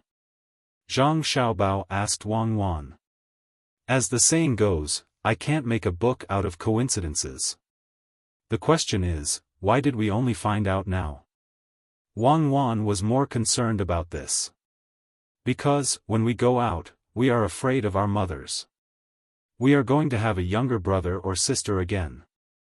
I guess we will have to start from the beginning again. Do you think it is a good thing, or a good thing? Zhang Xiaobao thought of the scene of a large group of children running around. It is a good thing. Xiaobei's agarwood house can be used. Wang Wan gave a definite answer.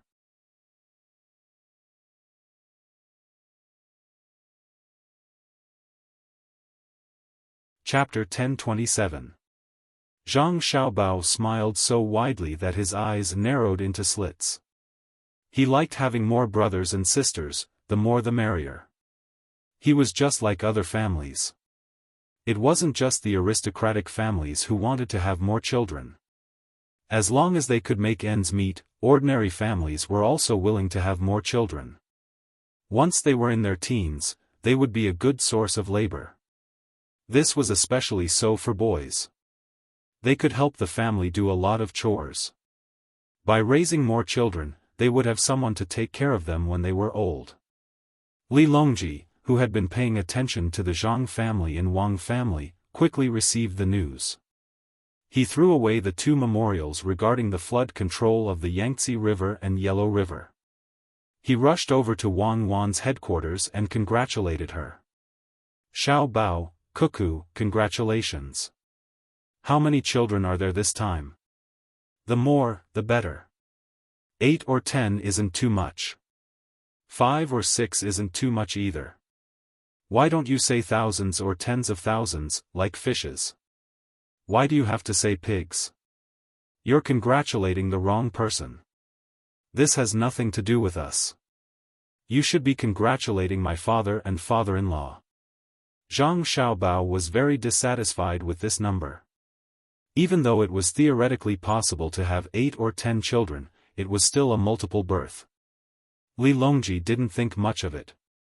I'm not scolding anyone. I'll talk to your father and father-in-law when I'm free. Xiao Bao, I have an idea.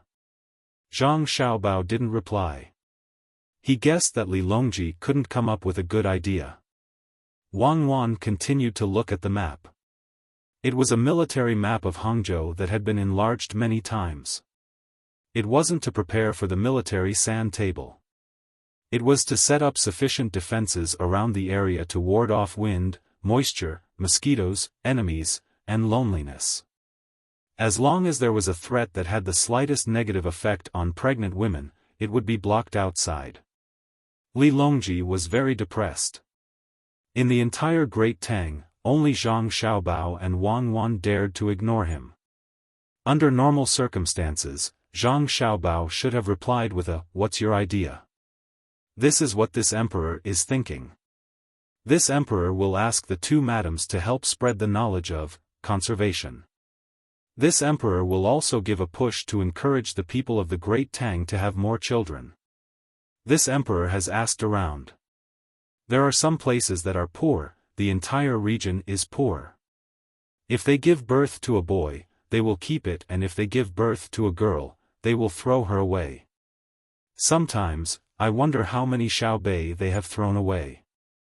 Girls are also people. If the Great Tang is really full of men, then wouldn't it be over?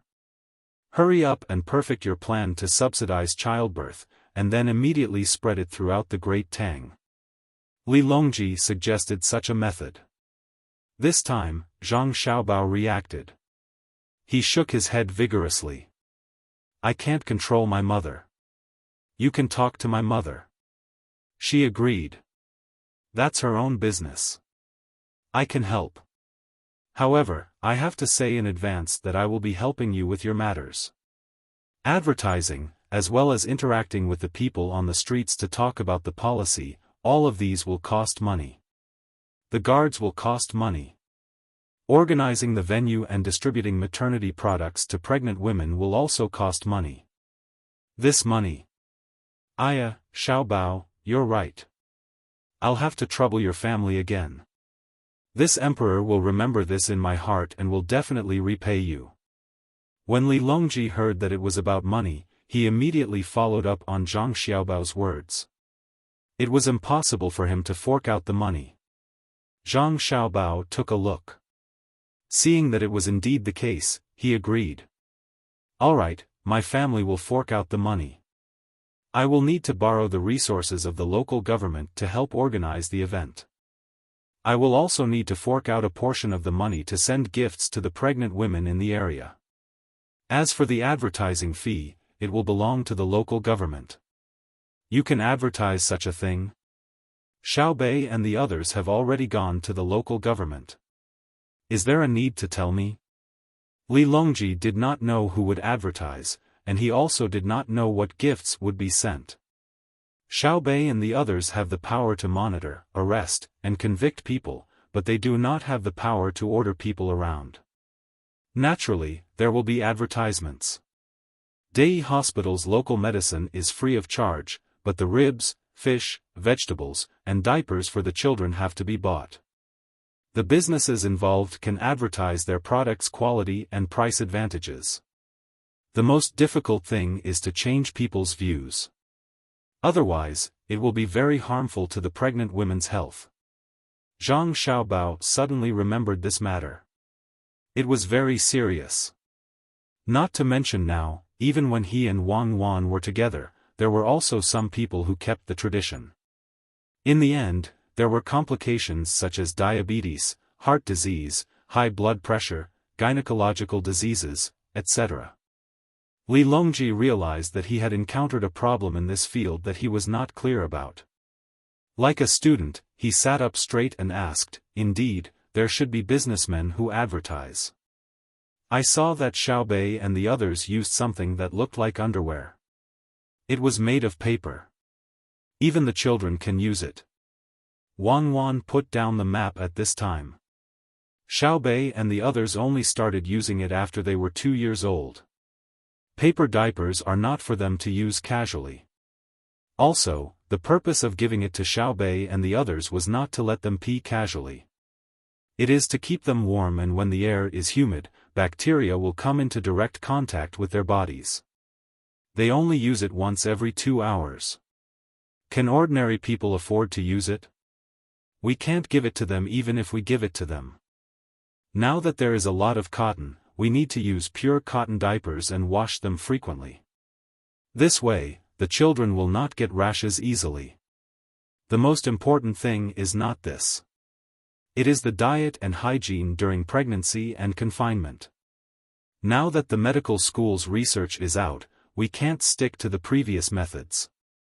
When Wang Wan talked about this, she seemed very helpless. Li Longji really did not know much about this kind of thing.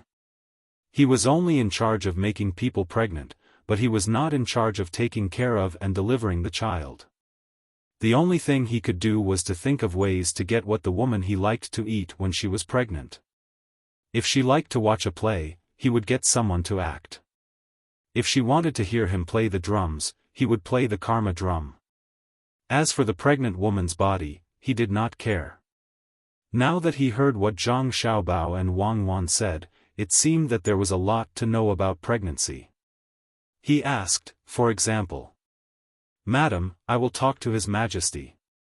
You can continue looking at the map." Zhang Xiaobao continued and said to Li Longji, "For example, there is a tradition in many places. It is called a custom. When a woman is pregnant, she has to raise chickens. When she needs them, she will eat eggs and chicken.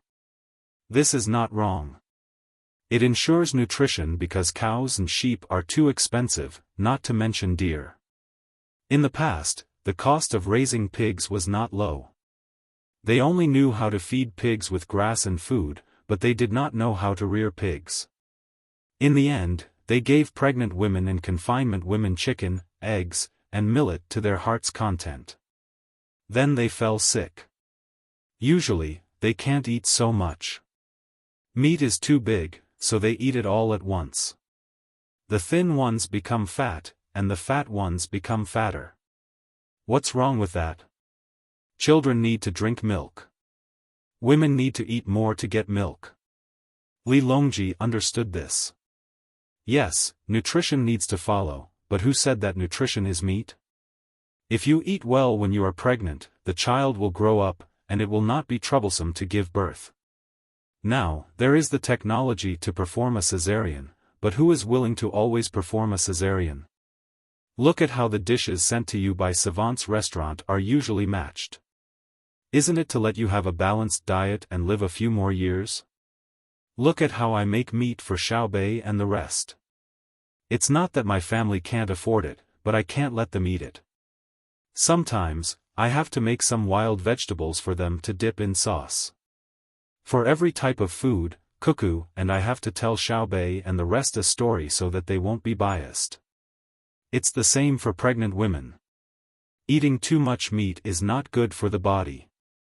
Zhang Xiaobao gave an example of Xiaobei and the rest, as well as the food that Savant's restaurant matched for Li Longji and the people in the palace. Li Longji suddenly understood and nodded lightly. He said, "Xiaobao, you are a good person. No wonder Savant's restaurant sent me all bland food in the few days after the New Year. There was even coarsely ground corn bread, and there was no honey in it. The food was delicious, but it made me think that there was a problem with the person in charge of Savant's restaurant. He even got someone to test for poison twice. Usually, when Savant's restaurant sent food, it would all go straight to my mouth. No wonder." Continue.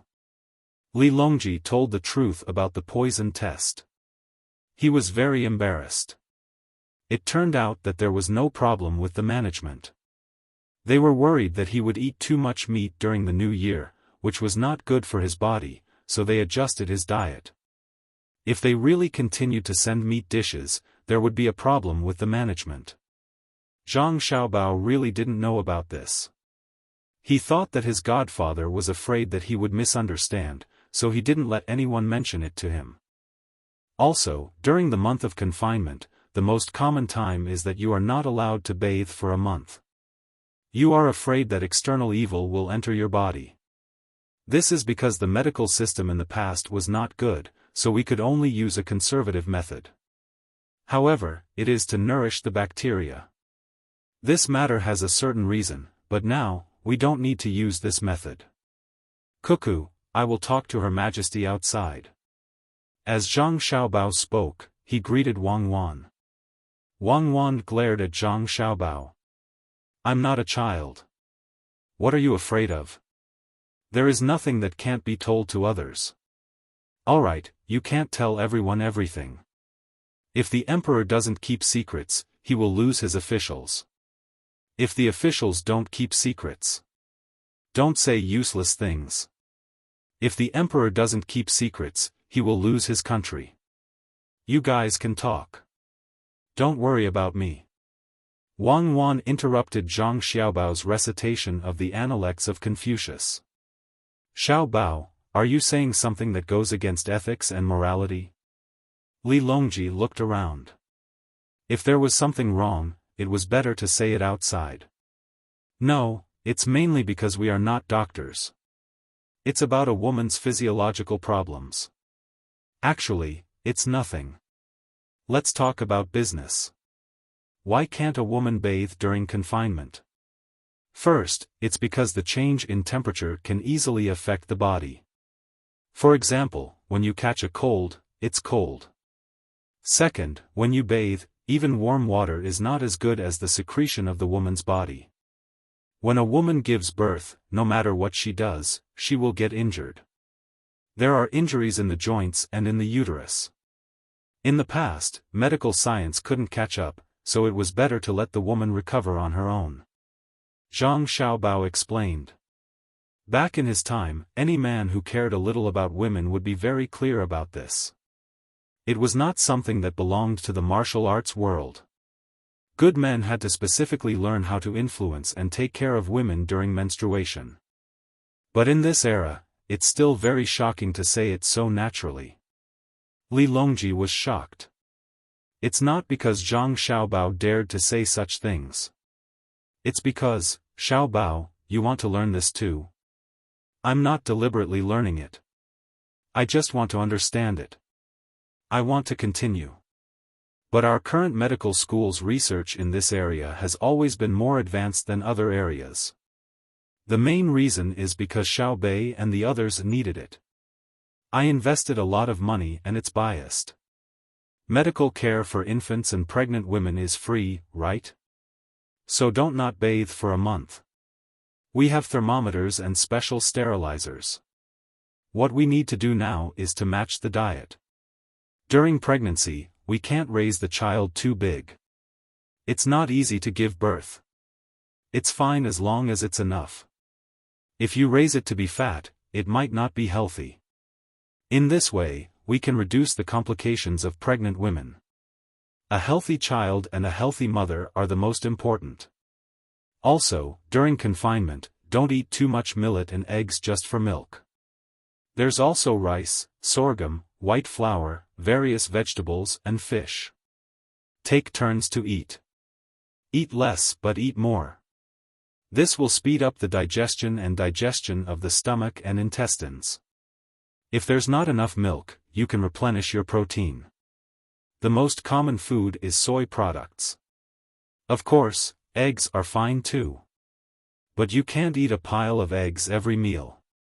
Other than protein, there's also cholesterol. Drink some of Kuanbu's soup. There's also direct sugar intake. Drink more plain water and pure fruit juice. If it's twins and you can't keep up with milk, you can add meat and fish. But you can't focus on everything, especially not eating chicken all the time. This way, there's enough iodine and calcium in the milk, as well as trace elements like iron and zinc. It's helpful for both children and adults. When Zhang Xiaobao said this, he let out a long breath. It was too tiring. Pregnancy and childbirth seemed very simple, but it involved too many things. There was no fixed method, and it could only be adjusted at any time. Wang Wan also listened. She smiled at Zhang Xiaobao and said, "You know quite a lot, Your Majesty. In fact, the birth of a baby is like fighting a war. There must be intelligence, vanguard, middle troops, and logistics. As for the education that follows, that's another story. Children are not cute toys to look at, nor are they the continuation of one's ideals. They are the most precious existence in the world. The most beautiful luminous pearl will dim in front of the dazzling new life. Li Longji listened quietly and listened very seriously. What he wanted to do most was to grab the two people behind the Zhang Xiaobao and Wang families and ask them, how many things do you know? Why did you choose Xiaobao and Cuckoo? Other than knowledge and talent, could it be that you can also teach human nature? Of course, he also wanted to capture Xiaobao and Cuckoo and interrogate them. How did you learn?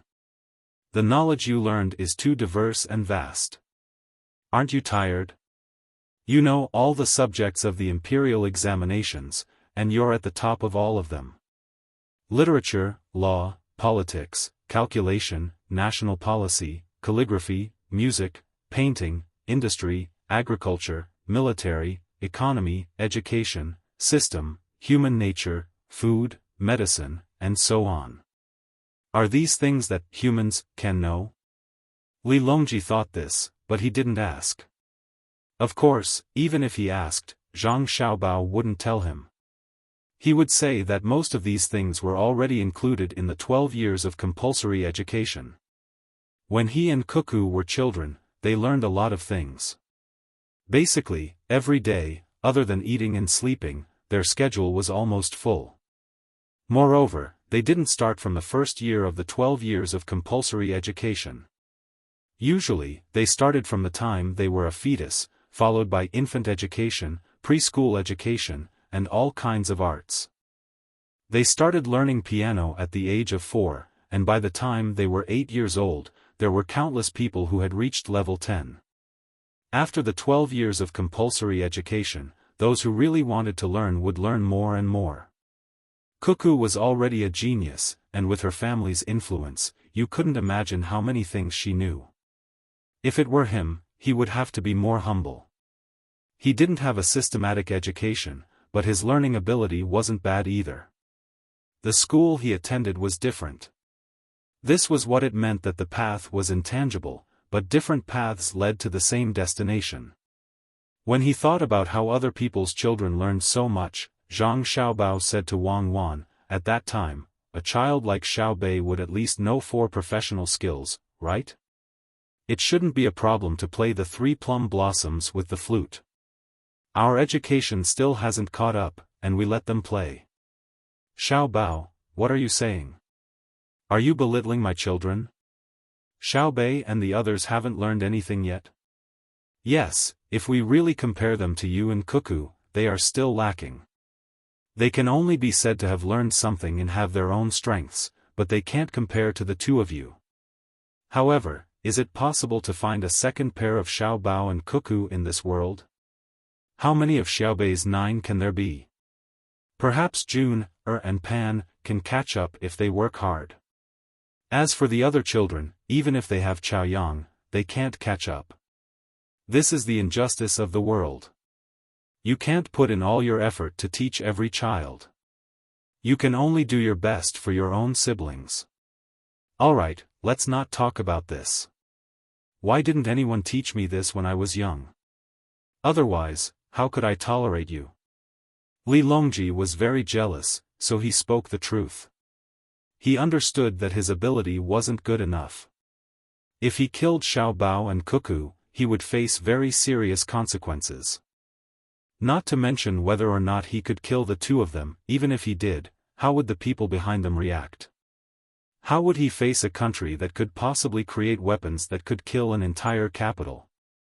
There was also the die-hard loyalty of the Zhang family and Wang family around Great Tang, as well as the excitement of the surrounding countries. Great Tang's financial system would instantly collapse. No matter which one it wasn't something that he could bear. Zhang Xiaobao and Wang Wan weren't angry. Any emperor wouldn't like power that they couldn't control, just like the two of them. They also didn't like many people, such as the aristocratic families who monopolized land, or the poor who were lazy. However, they still had to endure. This was selfishness and choice. A completely selfless person was the most terrifying. They had to be eliminated. Without selfishness, there would be no weakness. After Li Longji finished speaking, he looked at Xiao Bao and Cuckoo and said helplessly, I knew the two of you would be like this.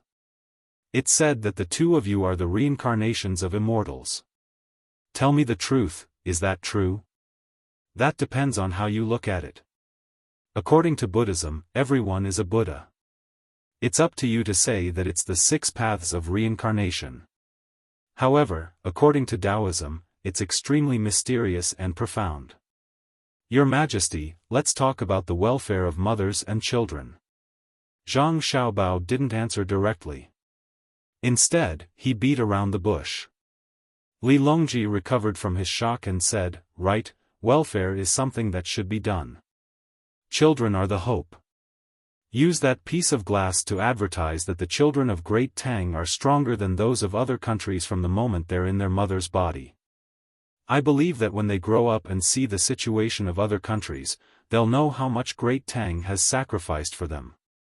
If they don't love Great Tang, they'll be letting down their own conscience. Zhang Xiaobao nodded and said, that's right. It can also let the people of other countries feel that their country isn't worth protecting.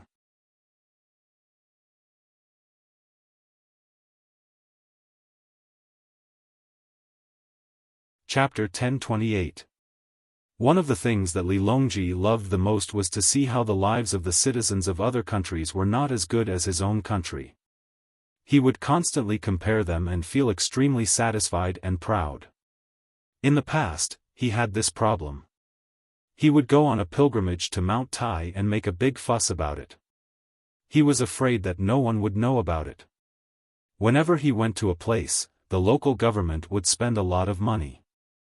Whenever he was happy, he would exempt a few years of taxes, reducing the finances of the imperial court. Now, he also liked to travel, but he was not so extravagant. He didn't specially go to a certain place where he didn't need to be received. So he made a curious connection between tourism and the promotion of fertility.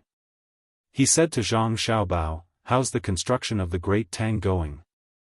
I want to patrol Great Tang. Summer will be here soon, and I'm afraid that there will be a flood at the Yangtze River. I'm going to make preparations in advance. At the same time, I can promote the national policy of promoting fertility. Isn't this killing 2 birds with 1 stone? Zhang Xiaobao would be a fool if he believed his words. If you want to travel, so be it. Who's stopping you? What's the point of finding excuses? Thus, Zhang Xiaobao didn't reply. Wang Wan couldn't help but laugh. She said to Li Longji, Your Majesty, the construction of the Great Tang doesn't need to be grand. It's fine as long as it's comfortable. When you're not here, you can use it to play movies and become a place for ordinary people to visit. Don't take the initiative to collect entrance fees. Put a donation box inside, and say that it's used for Great Tang's infrastructure. Rich people will be willing to throw in some money. Then, use that money to pay maintenance fees and give a portion to Xiao Bao. Xiao Bao can use it on Great Tang's infrastructure. You can also set up stalls for people to rent and sell local specialties and snacks. You can set a profit ratio. I believe that few people will dare to challenge your authority. Don't rip off the tourists. This is a place where publicity is the most important. You can't put the cart before the horse. After which, Wang Wan looked at the sand table and reminded Zhang Xiaobao, the wind direction has changed. Change the place to release the smoke. Oh, okay. Give the order. Extinguish the fire in the northeast and ignite the fire in the west. Zhang Xiaobao looked at the sand table. That was right. The messenger had already changed the model to test the wind direction. Li Longji and Weiwei shook their heads. I reckon that Zhao Hanzhong will come looking for the 2 of you later. Look at how you've bullied him. Do you still have the honor of a soldier?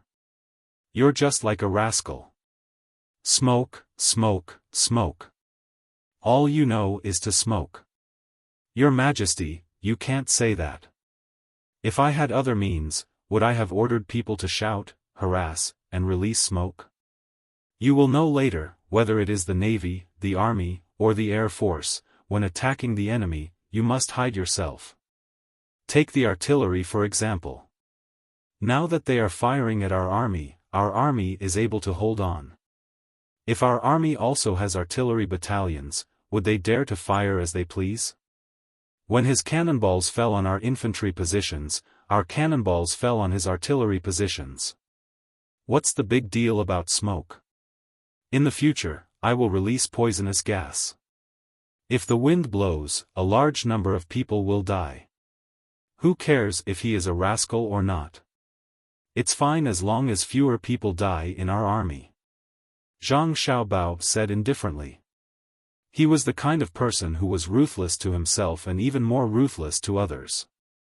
He would only show his kind side to the children of his own country. This was also the point that made Wang Wan feel the most conflicted when she evaluated him. Li Longji's personality was actually quite similar to Zhang Xiaobao's. The only difference was that in the past, he could bear to do anything to anyone, even if they were children of great Tang. This had something to do with his family upbringing and environment. Now, a lot had changed. The environment had changed, so there was pressure and motivation. Ever since Zhang Xiaobao and Wang Wan began to interact with him, he felt a special feeling. It was relaxation, affection, and tranquility. When the two of them were a little older, Xiaobei and the other 9 children became lively again. This made Li Longji realize that it was better for him to have a few people around him who didn't treat him like an emperor. Right now, Li Longji was experiencing this kind of interaction. He liked to hear Xiaobao speak casually. He understood that it wasn't that Xiaobao didn't know how to speak in a bureaucratic tone like the other ministers. Even Xiaobao knew how to do it, let alone Xiaobao. Of course, Xiaobei's bureaucratic tone was very cute. Only those with ulterior motives would be afraid of it. This was because when Xiaobei spoke in a bureaucratic tone, it was when she was about to teach someone a lesson. What she liked to do the most was to tell stories to others. Li Longji's eyes narrowed. He enjoyed chatting with Xiaobao and Cuckoo, even if Xiaobao was speaking bloody words. Reporting, enemy General Zhao Hanzhang is cursing at the front of the formation. Ask our generals to go out and meet him. The messenger's words interrupted Li Longji's leisurely moment. Zhang Xiaobao looked at the messenger and curled his lips in disdain. I don't want to meet him. What? He wants to fight me one-on-one? Does he want me to use a gun? If he uses a rifle, I'll let him hide as he pleases within 500 meters. If he uses a pistol, he won't even have the chance to fire within 50 meters. I think you'll use a knife and he'll use a gun. The messenger held back his laughter as he spoke. Do you think he can win if I use a knife? Give me 2 throwing knives. Let's see how he'll aim at me. Unless the bullets miss and hit me, he'll continue to give me smoke. How will I have the time to answer him? Zhang Xiaobao was still full of disdain. After the messenger left, Li Longji said, I believe in your ability, Xiaobao. If it's one-on-one, Zhao Hanzhang is far from your match. Just now, when Cuckoo said to ask people to donate money, I feel that I don't need that little bit of money. It's as if I'm poor. Your Majesty, I've told you before that the purpose of donating money is not for that little bit of money, but for the heart. Love is the essence of the people of Tang. If you don't promote it, who will donate money to buy things for their children when they need to carry out operations in the future? However, we have to spend the money donated. Since we don't need donations, we can still do things. Why should we be greedy for that little bit of money? If we're greedy enough, the hearts of the people will turn cold. It's just like Xiaobei's story of the boy who cried wolf. Zhang Xiaobao explained the purpose of asking people to donate money. It wasn't about how much money they could raise, but how high their hearts could soar. Yes, I've mentioned this before. Li Longji recalled. At the same time, he took back what he said about not having much money. After all, Tang's operations in the Chaoyang Empire cost a lot. They were all paid for by merchants from all over the country. According to Xiao Bao, merchants had a low status, so they had to do more to gain the recognition of others. Otherwise, if they earned a lot of money but were looked down on by others, it would be too sullen to live. It wasn't even a tenth of the love and respect that a poor scholar received during his lectures. That was to have a million strings of coins and be cold and indifferent to others. The most frightening thing wasn't coldness, but indifference. Li Longji had asked Xiao Bao how much all the schools in Great Tang spent when added together. In the end, he had obtained a vague figure. Based on the dormitory that the schools built for the students who came from afar and provided 4 to 5 meals a day, and based on the quality of the meals and the standards of the books and uniforms, they spent at least 20 million strings of coins a year. Based on the 12 months of Great Tang's fiscal revenue, this took up about 1/7 of the total. Just thinking about it was enough to scare someone to death. The treatment of the children was simply too good. The main reason was that the status of the merchants wasn't high enough. They needed money, and more importantly, they needed the recognition of the people of Great Tang.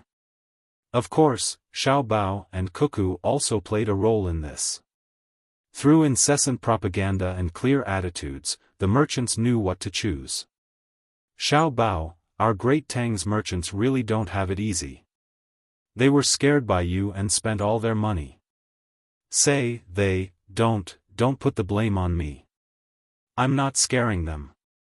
It's only 20 million strings of coins. If they don't spend it, I'll do it myself.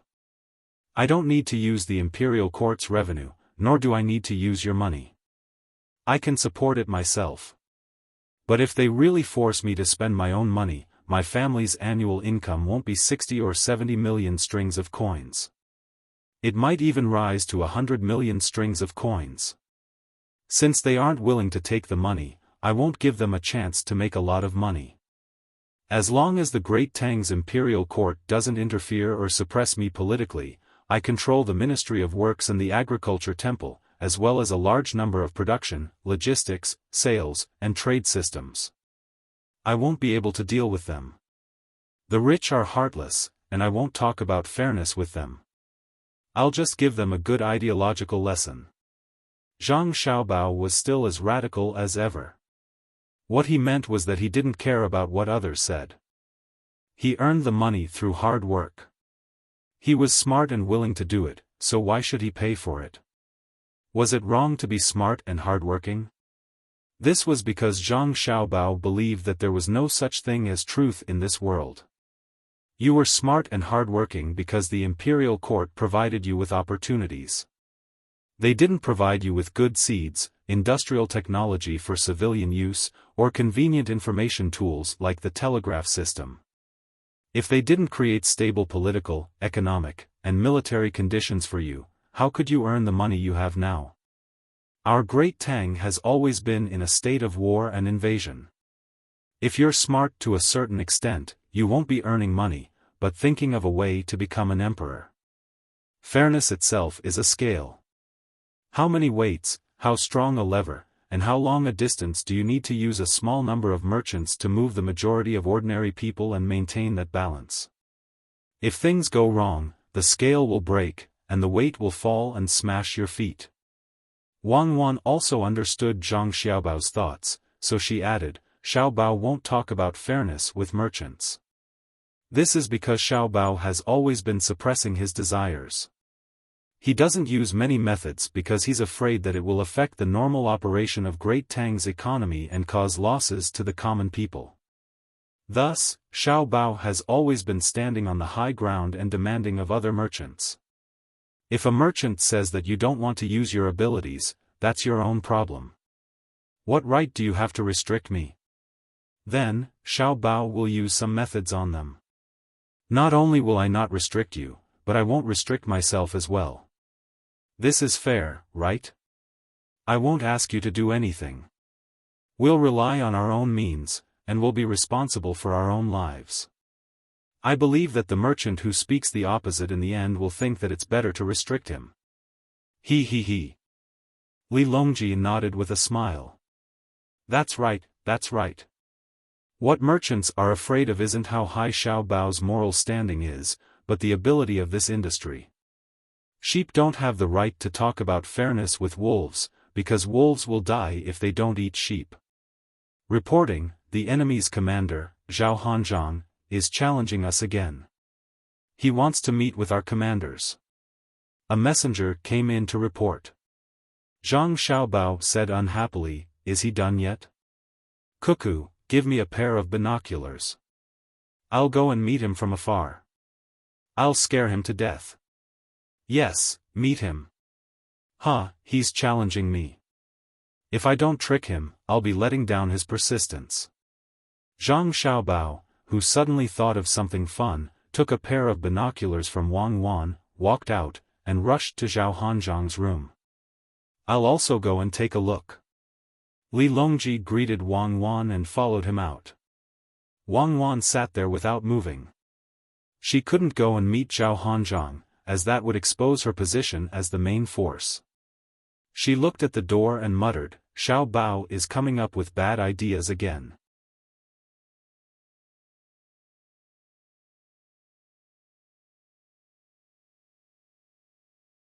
Chapter 1029. Challenge. Zhao Hanzhong stood by his sand table and ordered the messenger. "General Zhao is in a good mood. It's just that it's a bit cold in the command center. Do you want someone to add a brazier?" Zhang Xiaobao's voice sounded as he appeared at the door. Zhao Hanzhong turned his head. His eyes were first filled with doubt, then shock and anger. He opened his hands to block Zhang Xiaobao's line of sight. As he blocked, he said, "Zhang Xiaobao, you can't do this. You're relying on the privilege His Majesty gave you to come here and spy on me. Can't you afford to lose?" As he spoke, Zhao Hanzhong had already reached his hand in front of Zhang Xiaobao's eyes. He looked left and right. When he felt that Zhang Xiaobao couldn't see the sand table, he was temporarily relieved. "Zhang Xiaobao, why did you come here instead of commanding your people?" "I don't like the cold. I'm not used to the hot room. Don't peep in the name of caring for me. General Zhao, it's better to be honest. I was discussing economic and political matters with His Majesty, and you had people call me to meet you again and again. I was busy. When I thought about how it would take too much time for each of us to set up a model of each other and have the messenger pass on our words back and forth, why don't we meet? Let's each use a telescope and shout from a distance. What do you think?" Zhang Xiaobao said with a look of grievance. Zhao Hanzhong was stunned again. He suddenly jumped back and pointed at Zhang Xiaobao. It's you. Zhang Xiaobao. "Yes, it's me. I'm Zhangjie Zhuangzi of Sanshui City, the eldest son of the Zhang family, Zhang Xiaobao," Zhang Xiaobao said with a smile. "You're the one who kept smoking me. You're also the one who made the soldiers sing folk songs day and night? No wonder you could come up with such a sinister move. In other words, the main force of your army is here, right?" Zhao Hanzhong loudly questioned Zhang Xiaobao. This was because it was a folk song, and the messenger had sung it to him many times. At first, it was all right, but later on, he felt a headache coming on. It was too torturous, and he had to change it to another song. Staring at the same song, who could stand it? The smile on Zhang Xiaobao's face became even brighter. He cupped his hands and said, "Thank you, thank you, thank you for the compliment. As the saying goes, in a battle of life and death, everyone will rely on their own means. All is fair in war. In fact, I haven't done enough. I need to learn more in the future. Stay away from me. Don't get too close. Disgusting.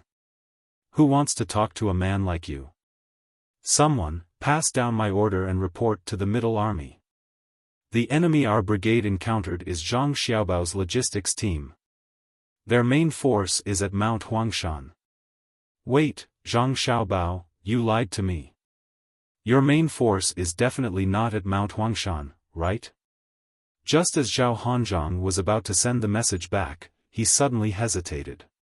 When he asked Zhang Xiaobao, he stared into Zhang Xiaobao's eyes, as if he wanted to see if Zhang Xiaobao was lying. However, he didn't know that even if he put a lie detector on Zhang Xiaobao's eyes, it would be useless, let alone look into his eyes. Therefore, Zhang Xiaobao's eyes were still as clear and pure as when he was young. To describe it a little exaggeratedly, it was as deep as the bright night sky. With this kind of gaze, Zhang Xiaobao still smiled and said, "If General Zhao is powerful and you found out, half of our main force is actually hiding at Mount Huangshan under the command of Cuckoo. In a few days, they will surround your army. The other half has already ambushed beside Hangzhou. They want to catch your middle army off guard." Zhao Hanzhang's eyes narrowed. He retracted his hands and twisted them together. His two thumbs moved back and forth in circles. It was obvious how conflicted he was. After thinking for a while, he still couldn't figure it out. He could only ask, "Then let me ask you. Since you said that the main force is here, why didn't Wang Wan show up? Do you need Cuckoo to show up to fight your brigade of 4,000 people? My logistics army has more than 20,000 people here. Including my personal guards, there are a total of 25,000 people. Originally, I thought that it would be difficult for you to fight properly. Who asked you to rush all the way here? Now that you're here, you still want to call the shots. It's useless even if you put up a front." Zhang Xiaobao puffed out his chest and looked up at the ceiling as he spoke to Zhao Hanzhang. Zhao Hanzhang still didn't believe him. Although he knew that what was false was true and what was true was false, he couldn't tell which of Zhang Xiaobao's words was false and which was true. "Zhang Xiaobao, it's too impolite of you to look at the sky when you speak. Let me ask you again. Which of your battalions is following behind my army? Which unit was the one that set the forest on fire? Who was the vanguard of my 1st Brigade on Fuyang Hill? Oh, you're here to ask me for information? Alright, since we're colleagues, there's no harm in telling you. First, let's talk about the one that set the forest on fire. That was done by Cuckoo's sniper battalion. It was a high-quality team. A 2nd period inner courtyard student and 13 4th period inner courtyard students. After they finished setting the forest on fire, they went into hiding and didn't come back. At that time, they were given a death order to achieve their goal. However, they didn't want to die, so they survived. They also split into many small teams and searched for small enemy units in various places. For example, groups of 3 to 5 people, or less than 10 people. When they encountered them, they ate them. They seized a lot of these things that can see very far. You recognize them, right? Zhang Xiaobao wasn't in a hurry at all. He spoke slowly to Zhao Hanzhang and even waved the binoculars in his hand. Zhao Hanzhang's expression was ugly. He waved his hand and said, "Just say that you destroyed my intelligence team. Why are you beating around the bush? You're holding binoculars in your hand. Your family made them first. Don't you recognize them? In other words, there was only one or a few small teams following behind my army. Where's Fuyang? You're really too much. Just joking and relaxing. That's right, there's a small team behind you. Not just a few people. The leader of the team is called Little Dong. I've already met him and told him about your members and weapons. Fuyang, you can only blame your people for being too careless. When they met the logistics team that I sent out, the result was the same as yours. They foolishly rushed forward to fight a siege and annihilate the enemy. You're a little stronger than them, just a little. You pulled your people back in time to break through, but it's just a little." Zhang Xiaobao was telling the truth, but he knew that Zhao Hanzhang didn't dare to treat it as the truth. If it was him, he wouldn't believe it either. Sure enough, Zhao Hanzhang looked at Zhang Xiaobao seriously, as if he wanted to distinguish the truth from the other party's expression. Unfortunately, he found that he couldn't see anything. His only gain was that he saw Li Longji. Li Longji was holding a corn stick in his hand. He was rubbing the kernels and eating them. The kernels were roasted. The kernels were not that tender, so the kernels could be rubbed off. The fragrance also floated into the noses of the people around him. Your Majesty. Your Majesty, is what Zhang Xiaobao said true? Zhao Hanzhong first gave a simple bow and asked casually. You said that the technology is advanced. That's good. Someone just sent me 2 types of roasted corn. One was harvested in advance last autumn and was preserved until now. The other was planted later and then placed in the greenhouse. It's ready to eat now. The one that was preserved last year is slightly dehydrated, but the kernels are still so plump. This year's new corn is too tender. It's fine to boil it, but it's not delicious when roasted. Zhao Hanzhong, do you want to eat one? Li Longji shook the corn stick in his hand twice and asked Zhao Hanzhong. He didn't answer the other party's question just now. Zhao Hanzhong also knew that the emperor wouldn't reveal the secret. When he smelled the fragrance, he couldn't help but swallow his saliva. When he looked at the roasted corn, he suddenly remembered something. Your Majesty, isn't corn supposed to be kept as seeds? Why did you eat it all? Zhao Hanzhong's family had land. When Zhang Xiaobao and Wang Wan asked people to bring back seeds from a faraway place, he asked for some seeds. It wasn't easy. There were too many monks and not enough gruel. Now, his family only had a few potatoes and tomatoes. They didn't have any chili peppers and corn. When he saw the emperor eating, he thought that if he didn't eat it and kept it as seeds, would his family get a share? After planting it for a year, there would be more in the second year. Li Longji waved his hand behind him. Someone came over and brought the roasted corn. Zhao Hanzhong, eat an ear of corn. It's not bad to eat a few more. Corn seeds are indeed produced after corn ripens, but not all corn can be turned into seeds. The corn that was left last year and the corn that was eaten this year didn't grow well. If you leave it as seeds, wouldn't you be harming the people? It's like a general. The one who commands the army must be a general, but not any general can command the army. Li Longji's last words were heavy, which made Zhao Hanzhong tremble. He knew that His Majesty was saying that his command was not good, and that he was alone in the enemy's encirclement. He could not be a seed. When he took the roasted corn, he suddenly felt that the corn wasn't that delicious. He didn't even care that it was hot. Zhang Xiaobao came over to help Zhao Hanzhong take the corn. His 2 hands moved back and forth and blew on the corn. Otherwise, Zhao Hanzhong's hands would be scalded and blistered. Li Longji changed the topic. Of course, corn and people are different. If the seeds can't be used, then it's over. As for people, they can learn more. There's still a chance. When 2 armies meet, what should they do?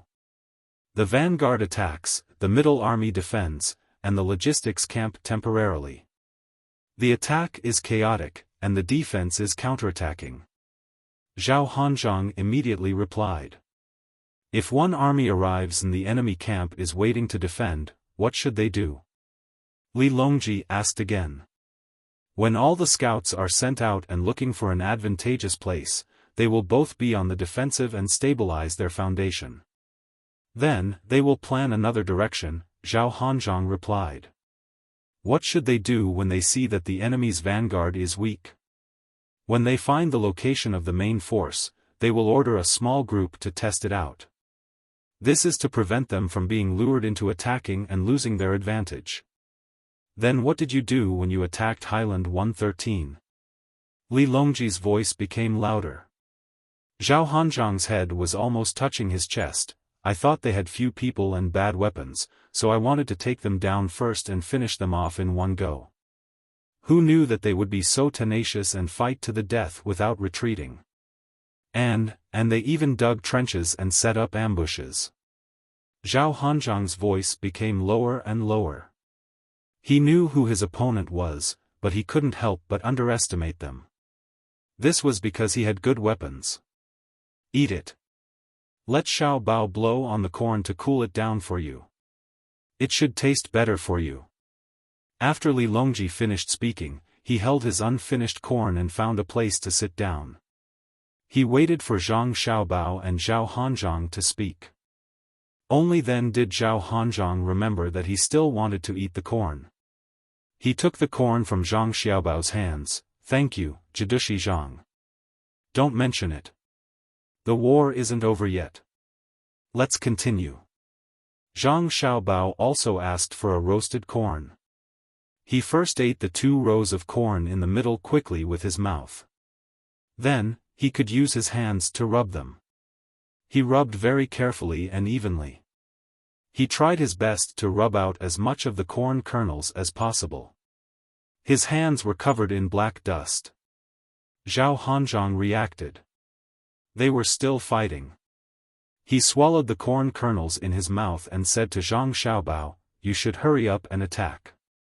Otherwise, when the main force of my army arrives, I will attack from both inside and outside. Your 20,000 men won't be able to defend. Are you trying to scare me? Your main vanguard of 10,000 men is currently camping outside. How could they know that our army has more than 20,000 men? Perhaps they think that our main force is here, with 100,000 men. Even if they had 100 times the courage, they wouldn't dare to attack. I'm going back first. I'll immediately attack you. Just wait." After Zhang Xiaobao finished speaking, he took the corn kernels and left. "You're leaving just like that? Aren't the 2 of you going to chat a little longer?" Li Longji also got up and chased after Zhang Xiaobao.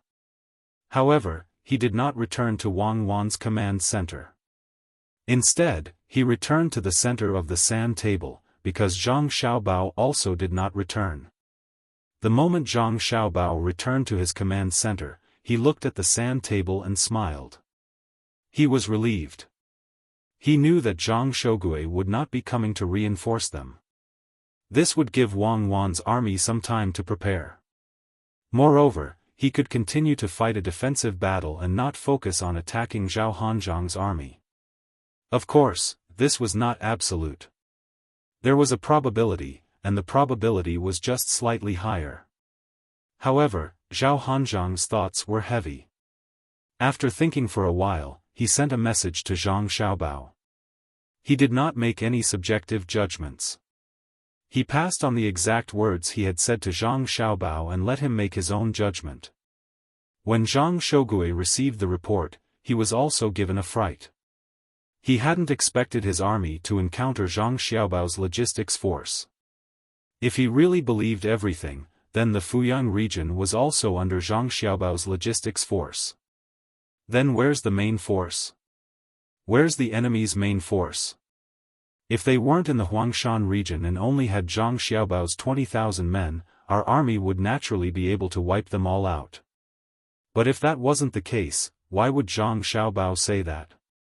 Is he baiting me into attacking so that I can be eaten by the main force, or is he trying to scare me so that he can use this opportunity to wipe out that brigade? Zhang Shogui began to analyze the information he had received. The more he thought about it, the more chaotic his mind became. He wanted to fight a battle of opportunity, but he was worried that Zhang Xiaobao would plot against him. He wanted to defend, but he was also worried that he would delay the crucial moment of rescue. After less than an hour of consideration, half a day had passed on the battlefield on the sand table. It was time for the night to fall. Seeing a messenger come over and take out a dusk time marker, Zhang Shogui's eyes lit up. He gave the order, report to the front. When night falls, break out of the encirclement and find a suitable direction to escape the enemy's encirclement. The moment Zhao Hanzhong received the order, he immediately understood what Zhang Shogui meant.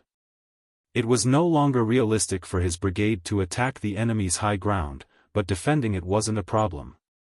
However, Zhang Shogui couldn't determine the enemy's situation, so he wanted to use his own troops to test the waters. If they succeeded, it would mean that the enemy only had 20,000 logistics soldiers. If they couldn't break out, his own troops would be crippled. However, Zhang Shougui's troops would be able to make the necessary adjustments, retreat, and defend to avoid even greater losses. Zhao Hanzhong truly didn't want his troops to break out of the encirclement, but for the sake of the great Tang army as a whole, he could only make this sacrifice. Order: cook at midnight and rest at 4. At 4 in the morning, break out of the encirclement. Zhao Hanzhong had no other choice but to give this order. Normally speaking, the path from which they came was the most dangerous, but since he knew this, and he believed that Zhang Xiaobao knew this as well, the defenses of the path from which they came should be relatively weak, while the other paths should be filled with traps. As for whether this was true or not, he would know once he tried. In any case, if they could break out of the encirclement, how many of them would survive would be up to the heavens. Zhang Xiaobao was also looking at the sand table, analyzing what choice Zhao Hanzhong would make and whether Zhang Shougui would make the decision according to his own judgment. At this stage of the battle, it was a true battle of wits and courage, each side trying to guess at the arrangements of the other side's commanders. Order: our army to prepare to face the enemy's breakout at any time. No matter which direction the enemy breaks out in, our army is not allowed to retreat. As for the other armies, if they are close to the breakout point, circle around and continue to set up defenses. If they are far away, quickly pursue from the sides. If the enemy doesn't move, continue to harass them. After passing down the order, Zhang Xiaobao left the room and went straight to Wang Wan's room.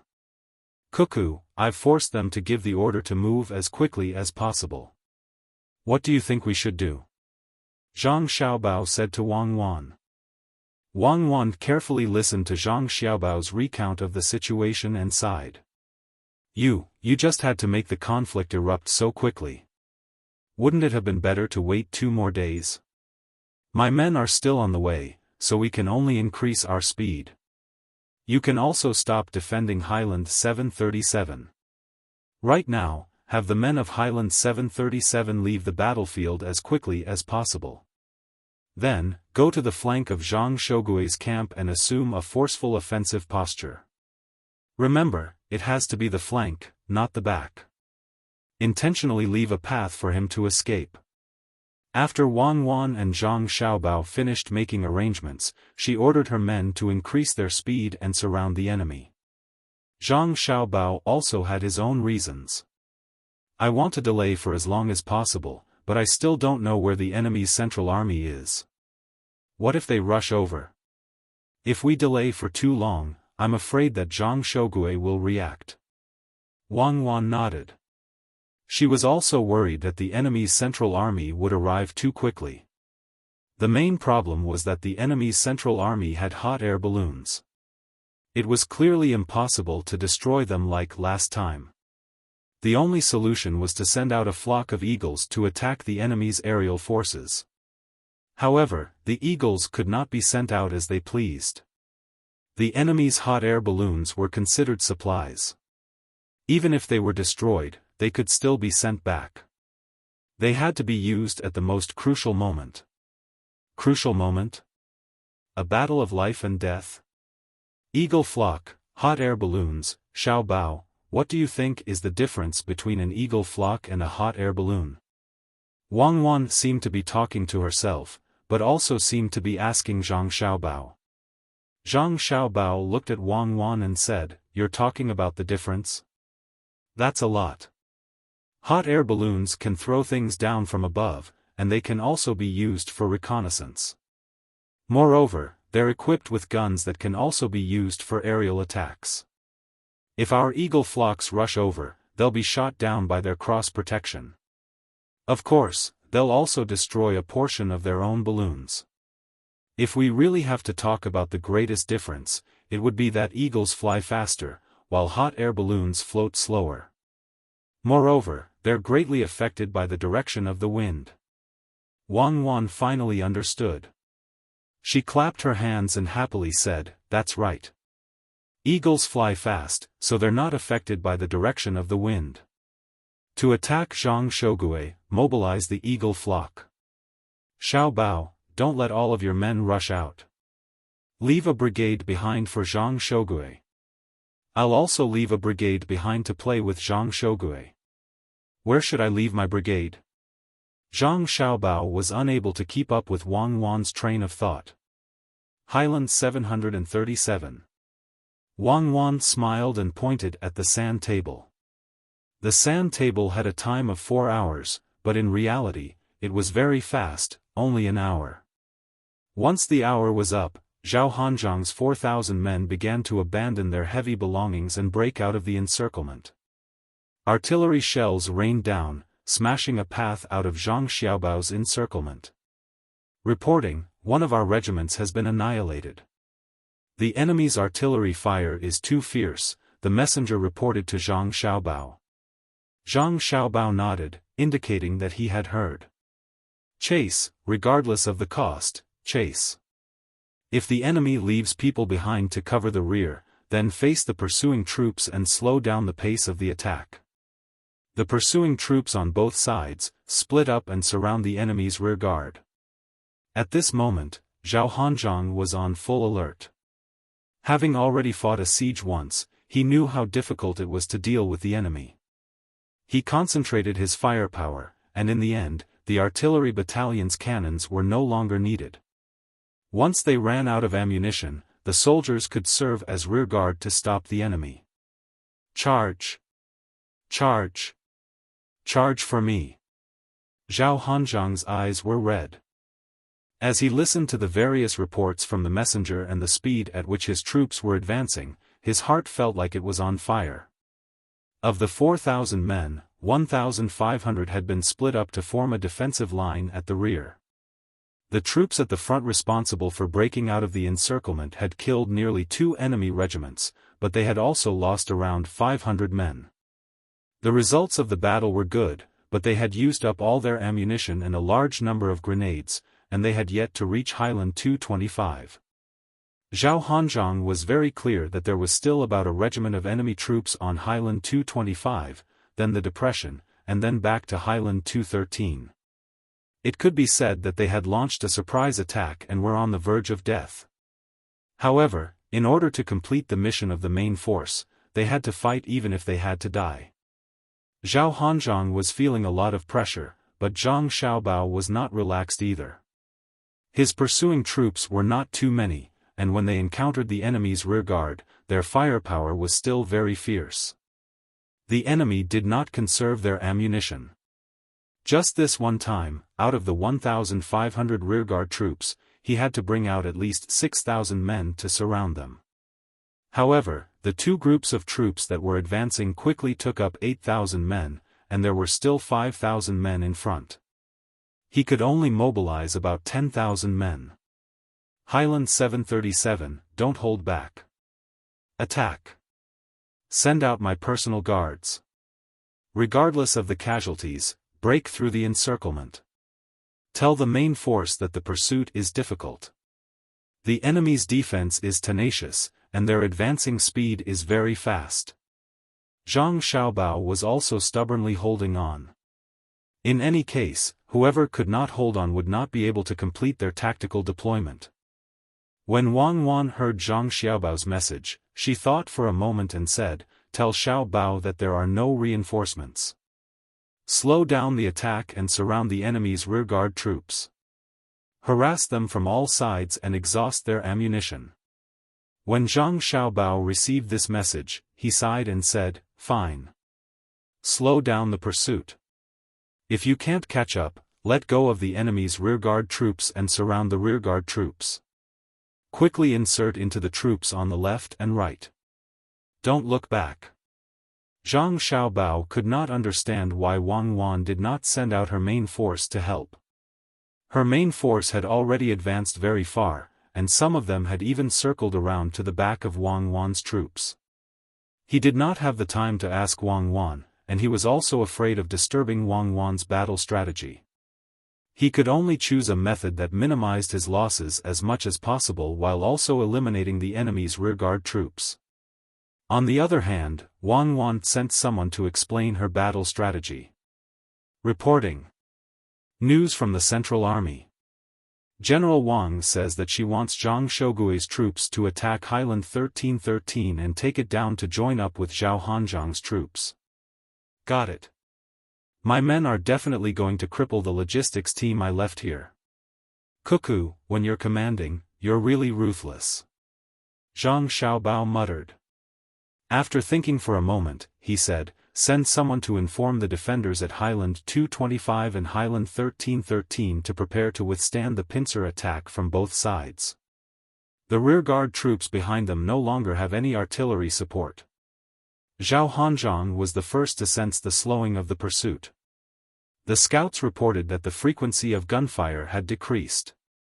Zhao Hanzhang was well aware that the enemy could not have wiped out his rearguard troops so quickly, and the rearguard troops would not have run out of ammunition that quickly. This could only mean two things. The first was that the enemy lacked manpower, and the second was that they had run to the front to wait for him. When he thought about the three places he needed to break through, he began to worry once more. Report.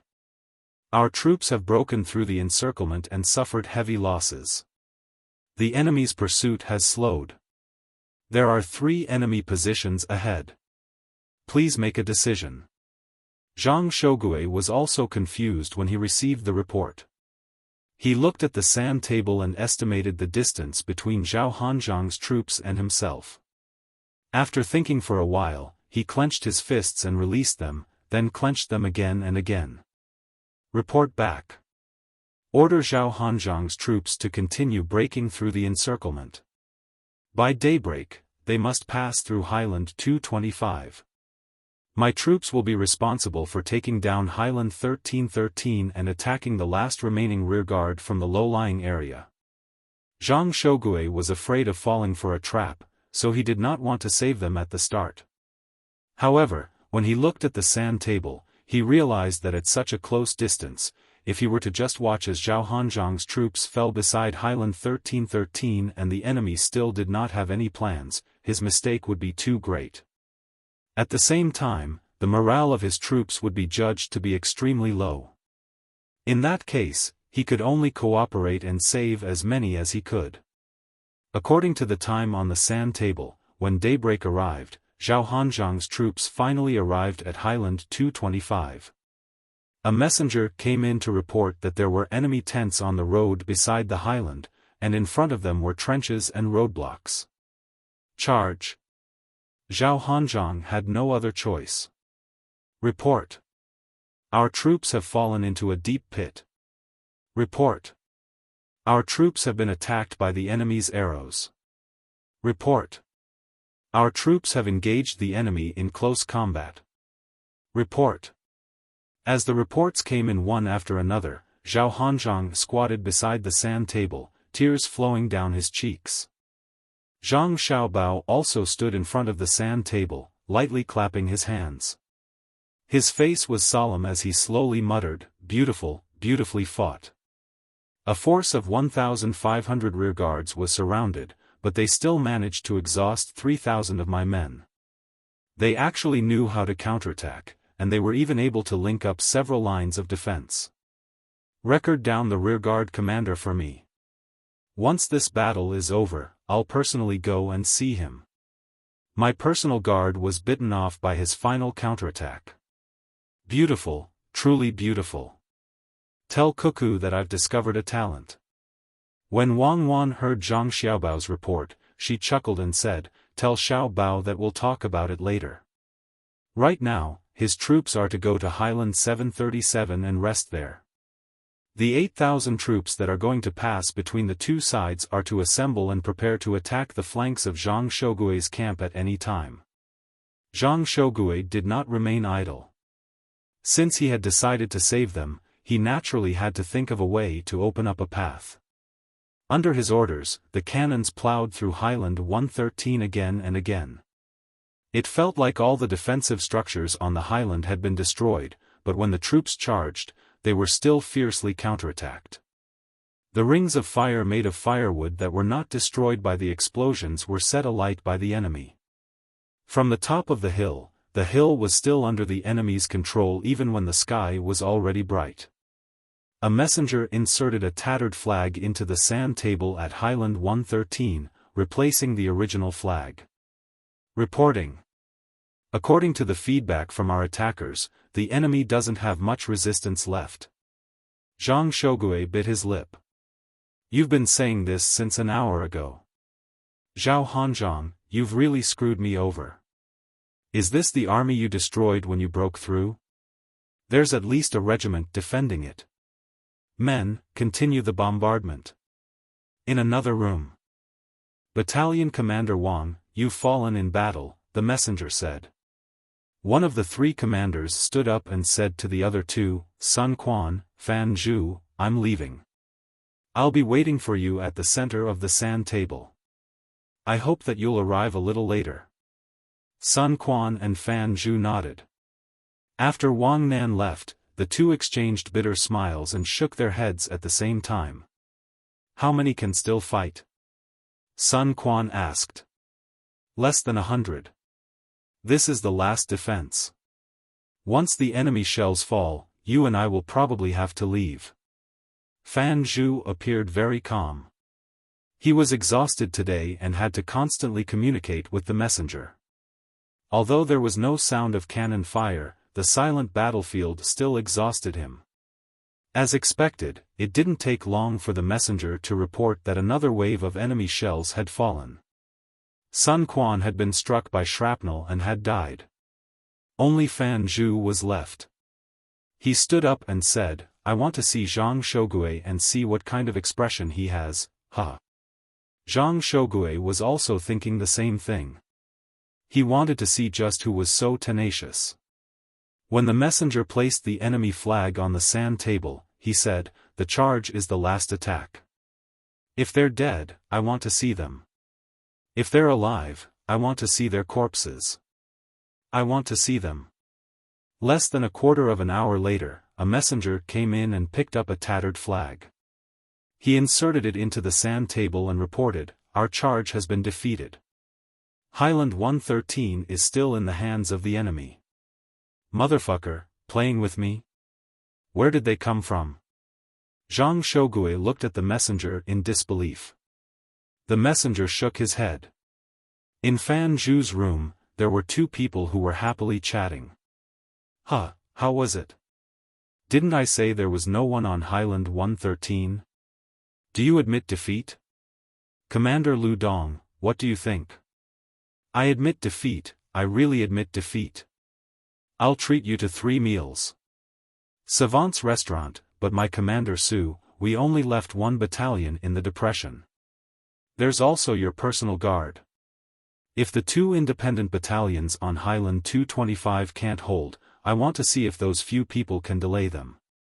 Lu Dong admitted defeat. He had lost the bet. Fan Zhu didn't know whether to laugh or cry as she looked at Lu Dong and Su Gu. She asked, You've left your own position. Aren't you afraid that your position will be taken care of? Su Gu didn't care at all. I've already disobeyed an order once, so one more won't make a difference. My position is a depression. I originally wanted to stop them, but after thinking about it, I'll help you defend the high ground. Although the hill is small, it still has a slope, right? Lu Dong also nodded. That's right. I've already discussed it with Su Gu. Even if we can't hold Highland 113 in the end, we'll make Zhang Shogui suffer. Huh, you see that? This time, we'll definitely make him suffer. Look at his last attack. It was so smooth. The referee team even judged that they were charging forward. What was the result? Didn't they still get beaten down by us? Continue firing. And that Zhao Hanzhong, he wants to run? He's facing 2 independent battalions. I estimate that the fortifications and traps will reach all the way to his home. Now that his cannons are gone, I want to see how many people he can fill in. Pay attention to concealment. Don't let the referee team judge that one of the cannonballs will land on our heads. I don't want to die in such a cowardly manner. Su Gu appeared very happy, but in reality, his heart was beating like a drum. He had already disobeyed an order twice, and he still didn't know what the result would be.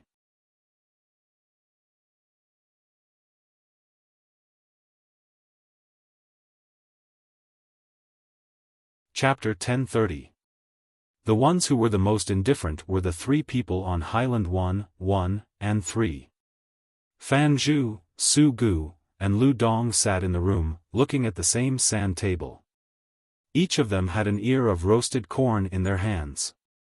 They rubbed it back and forth to feel the warmth from the corn, but no one ate it. Su Gu said calmly, "Do you think I'm playing the role of, when a general is outside, he can't obey the orders of the emperor? I've decided to throw myself and the troops on Highland 1, 1, 3.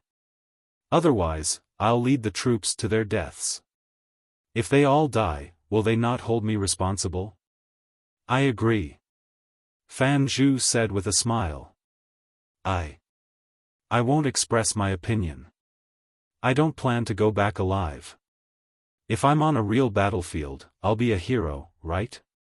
I believe that the Zhang family and the Wang family will let me enter the inner courtyard and take good care of my family," Lu Dong said with a trace of sadness. These days, he had been following the logistics team. Sometimes, he returned to reality, and sometimes he threw himself into the sand table. He didn't sleep long each time. The ratio was 4-1. Occasionally, he could sleep for 2 hours, which was considered a blessing. Often, when he received orders, he rubbed his eyes, sat up, and drank 2 mouthfuls of water to make his stomach feel better. Then he began to do things according to the orders. For example, transporting things, repairing the river, and filling the tunnel, all of which were judged and calculated according to the possible situations. In a trance, it seemed that there was a regiment of logistics troops for him to lead, not data.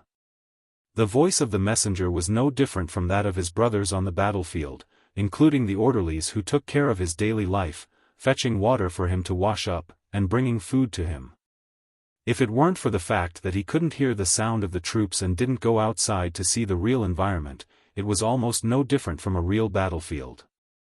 So even if he now realized that it was data in front of him, he still felt sad about the reduced number. The referees were really wicked.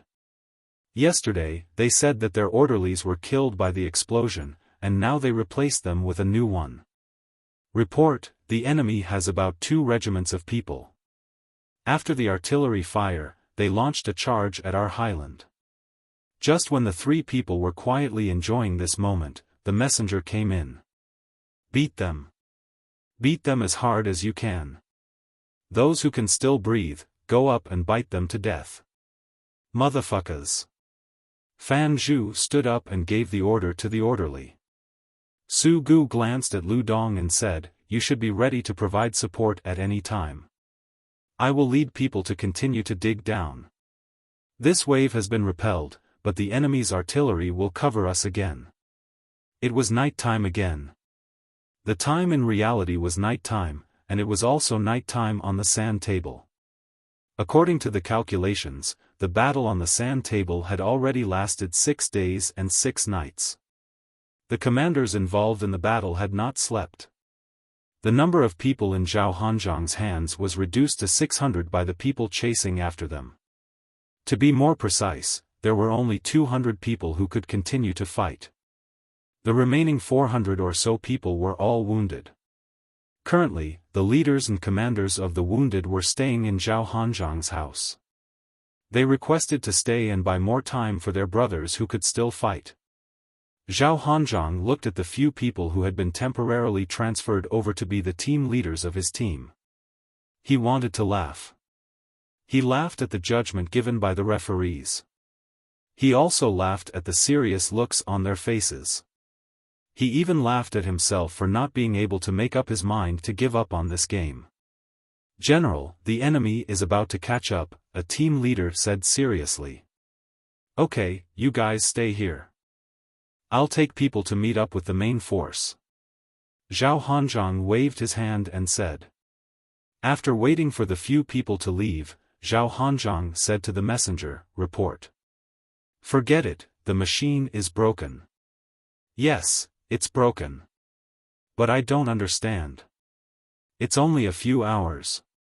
Why can't they rush over? Why do they expect me to rush over? I saw it when I came. In the depression, the enemy has at least a regiment of troops. They're waiting for me. Zhao Hanzhang scolded the reinforcements from his own army. Those 1,000 well-equipped commandos were still not here no matter how long they waited. He was bewildered. What exactly did those 1,000 people encounter? The commander of the 1,000 people was also puzzled. It was very easy for them to pass through the side of Highland 113 without encountering any attacks. However, as they ran, the messenger said that they had encountered a monster ahead. Then, the messenger sent over a model. It was a model of a person wearing a special set of clothes. The messenger said that each piece of bamboo was about an inch thick. This was because they had killed a few of the enemy's people and snatched this. There were a total of 3 layers. In the middle of each layer was cotton and sand. The back of the clothes was empty and tied with a rope. The front was full of bamboo pieces. When weighing it, it weighed about 60 kilograms. It was this thing. When the soldiers in front fired a row of handguns, a few people fell. It was only when the grenades were thrown that the other party fell backward. After the commander saw this, he was very puzzled. Then let's fight. Once the fight started, it would be troublesome. Unless the bullets hit the enemy's head, if they hit the body, they would not die. There were very few injuries. Once the grenades were thrown, the enemy would fall down. The casualties were still small. Then, they could not let the enemy rush to the front and fight hand to hand. They could only order the troops to move backward slowly. The path that they had just run to was slowly retreated. The commander thought for a while and finally understood the reason. In order to rescue in time, his troops had brought more throwing weapons. They did not bring long guns at all. Precious things like submachine guns were left with the main force. There were only a few of them. Most of them were dual pistols. When the bullets hit that thing, not to mention pistols, even rifles would have to hit an inch to penetrate it. The thick bamboo pieces, sand, and cotton added together actually reduced the power of the bullets to the lowest. When throwing grenades, unless they were thrown out densely or just happened to explode near the enemy's body, the moment the enemy lay down, the shrapnel of the grenade would fly away. This is too shameless. If I didn't see this thing and think about it carefully, I wouldn't know that this thing can be used to block bullets. How can the natives be so smart? The commander scolded, but there was nothing he could do. Other than this road, there was a depression on the side. When they came here, they had not even touched the depression, but some of the troops had already stepped into the trap. It was not easy to get here. The road in front was finally clear. The enemy probably did not have time to set up the trap. If they continued to walk to the depression and avoid the enemy, they would not need the enemy to attack. If they did not die in the depression, they would not be able to get out for a few days. I remember that there is such a method to block bullets. That's right. They are the ones who developed the guns, so they naturally know how to guard against it and minimize the casualties. The commander had not rested for a day and a half, almost 2 days. The troops had also retreated to the side of Highland 113. This was all thanks to the fact that they had enough grenades. If the enemy was too fast, they could organize a dense throwing of grenades. The troops at the front would be able to destroy a batch of them. The ones at the back would also run backwards to avoid the throwing distance. This is a tug of war with me, General Zhao. It is not that our troops are incompetent, but the enemy is too cunning. The commander muttered helplessly. The one who was also depressed was not only the commander of the 1,000 men, but also the commander of the logistics team who was in charge of sniping. The commander's surname was Kai, and his name was Kai Kai. At that time, he was named Kai Kai because it was easy to raise, so he had been called Kai Kai all his life.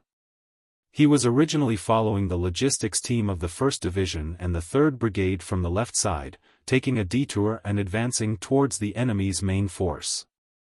Other than the 3rd Brigade, there was also the Dynasty Division's 4th Brigade, and they were all equipped with the same bamboo armor. When they reached the place, they would follow the orders of the brigade commander and attack the enemy's main force crazily from the side to create enough time for their main force to surround them. As the commander of the 3rd Brigade and 3rd Regiment of the 1st Division, Kai Kai felt that he was very close to them, so he was very serious. In the end, the messenger went into the room and covered the sand table in front of him, telling him that the sand table was lost because they were marching too fast. There was only one map, and that he had fallen behind. I am a regiment, and I am following the regiment in front of me. How can I fall behind? And this sand table. Fine, he did not have the time to bring a sand table with him when he was marching, but did the others bring it when they were in a small team? Why didn't they tell him in advance? When he saw the messenger shake his head helplessly, Kai Kai gave up on arguing and said to the messenger, "Fine, I will follow the map now, is that okay?" "Okay, but you are not familiar with the terrain here, so you can't refer to the map. Also, it is night now, do you want to order the troops to light torches?" The messenger nodded and answered, then asked, "Why would I light torches?" "Torches? Right now, even if there is a radio station, I have to maintain electronic silence. Our army is quickly moving in, and you want me to expose our position and battle intent? If I really light the torches, my evaluation team will immediately draw a cross behind my name, and I will never be able to enter the inner courtyard in this life. I have studied for 5 years, do you think it is easy? Tell me the road that our army is on now, it really torments me. Be more serious, don't give me false reports. You all only know how to bully me, you know that I have the worst grasp of the terrain. If I was good, I would have entered the inner courtyard long ago." Just like that, Kai Kai led his regiment and walked step by step. In the end, on the sand table, in the early hours of the next day, he discovered that the enemy's army had appeared about 3 miles away. He did not know who they were, but when he discovered them, they also discovered him. What should he do? Fight. Just like that, under countless coincidences and judgments, Kai Kai's regiment of 1,500 people started a contact battle with the enemy's 1,000 people. He did not remember the terrain well, but there was no problem with commanding. He was smart enough, and as soon as they came into contact, he realized that the enemy's goal was not to specifically target him, but to quickly pass through. Then, according to the battle policy of whatever the enemy wants to do, we will not let them do it, Kai Kai gritted his teeth and made up his mind.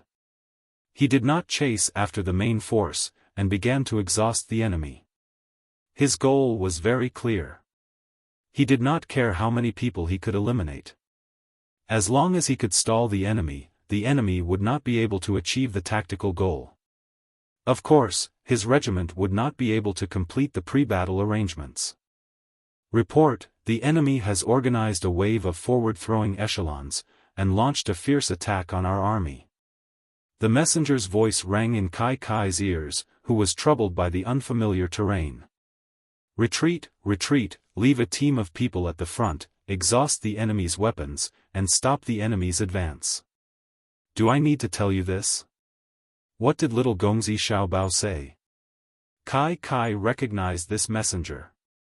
He had just entered the outer courtyard for a year, and he had studied surveying, specifically providing data for long-range weapons.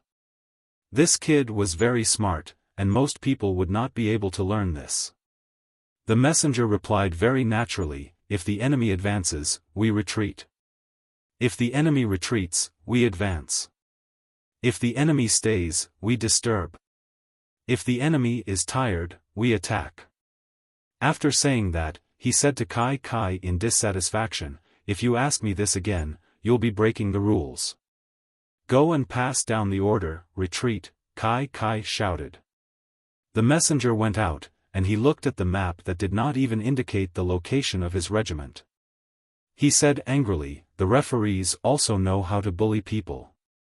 The enemy's attacking force of 1,000 people is very strong. They are equipped with dual handguns and so many throwing weapons. What are they trying to do? This is because they have encountered my regiment. If they had encountered an ordinary regiment of my logistics or main force, then that regiment, no, even a brigade would have been broken through in an instant. Handguns against close-range combat, won't people fall like wheat being cut down? Little Gongzi said that in this world, there is no such thing as diarrhea or dryness for no reason. There has to be some reason. This kind of equipment is not like fighting a siege, where they fight from top to bottom, and they also use bows and spears as long-range weapons. It is also not like defending, where they should use spears and shoot from a distance. When the enemy gets close, there are too many variables. Then, there is only one possibility. They want to pass quickly and launch a surprise attack. If not, then it will become a siege. There is only one goal left, and that is to rescue. Kai finally figured out something, because in this world, there was no such thing as salty and bland for no reason. Reporting, the enemy is continuing to advance. They used handguns to shoot down the team I was blocking. They were very close, and they specifically aimed for the head, even if they were injured. The messenger came back and reported. Kai had basically figured everything out by now. She smiled and said, I know where I am." "Where are you?" the messenger asked curiously. "I am between Highland 1313 and Highland 225. There should be a depression next to me. Send someone to find our garrison in the depression and have them contact me. I want to work with them to stop the enemy here." "Xiaofan, you actually didn't rush out, huh?" The messenger was shocked. Although his guess was not completely correct, it was not far off, because there was no one guarding the depression. They had all run to Highland 1313 to withstand the waves of enemy attacks. He then asked, "Aren't you not familiar with the terrain?" "But I am familiar with the rest. If I was really that stupid, I wouldn't even have the qualifications to study in the outer courtyard, not to mention that I have studied for 5 years and never been eliminated. Pass down the order to defend. Even if my regiment is annihilated, I won't let them pass so easily. The longer we delay them, the more chances we have to kill Xiaofan. Do you know how big of a blow it is to the enemy if we can eliminate an entire unit of the enemy and even kill their commander?" Kai rolled up her sleeves and said, "Today, I will let the enemy see what I am relying on to stay in the outer courtyard and study for 5 years. That is the art of commanding in battle. Little guys, you want to play a tidal wave attack with me? Even if I make a path for you, do you dare to pass?" The messenger nodded and walked out to pass the order to the referees. As he walked, he wiped his sweat and said, "As expected, there are hidden dragons and crouching tigers. I have to be more serious and not be arrogant. To think that a person with no sense of direction can actually fight to such an effect. I am impressed." You're tuning into the Xiaofan's Wuxia Tales YouTube channel. Don't forget to subscribe and join us on this journey to catch the most captivating stories.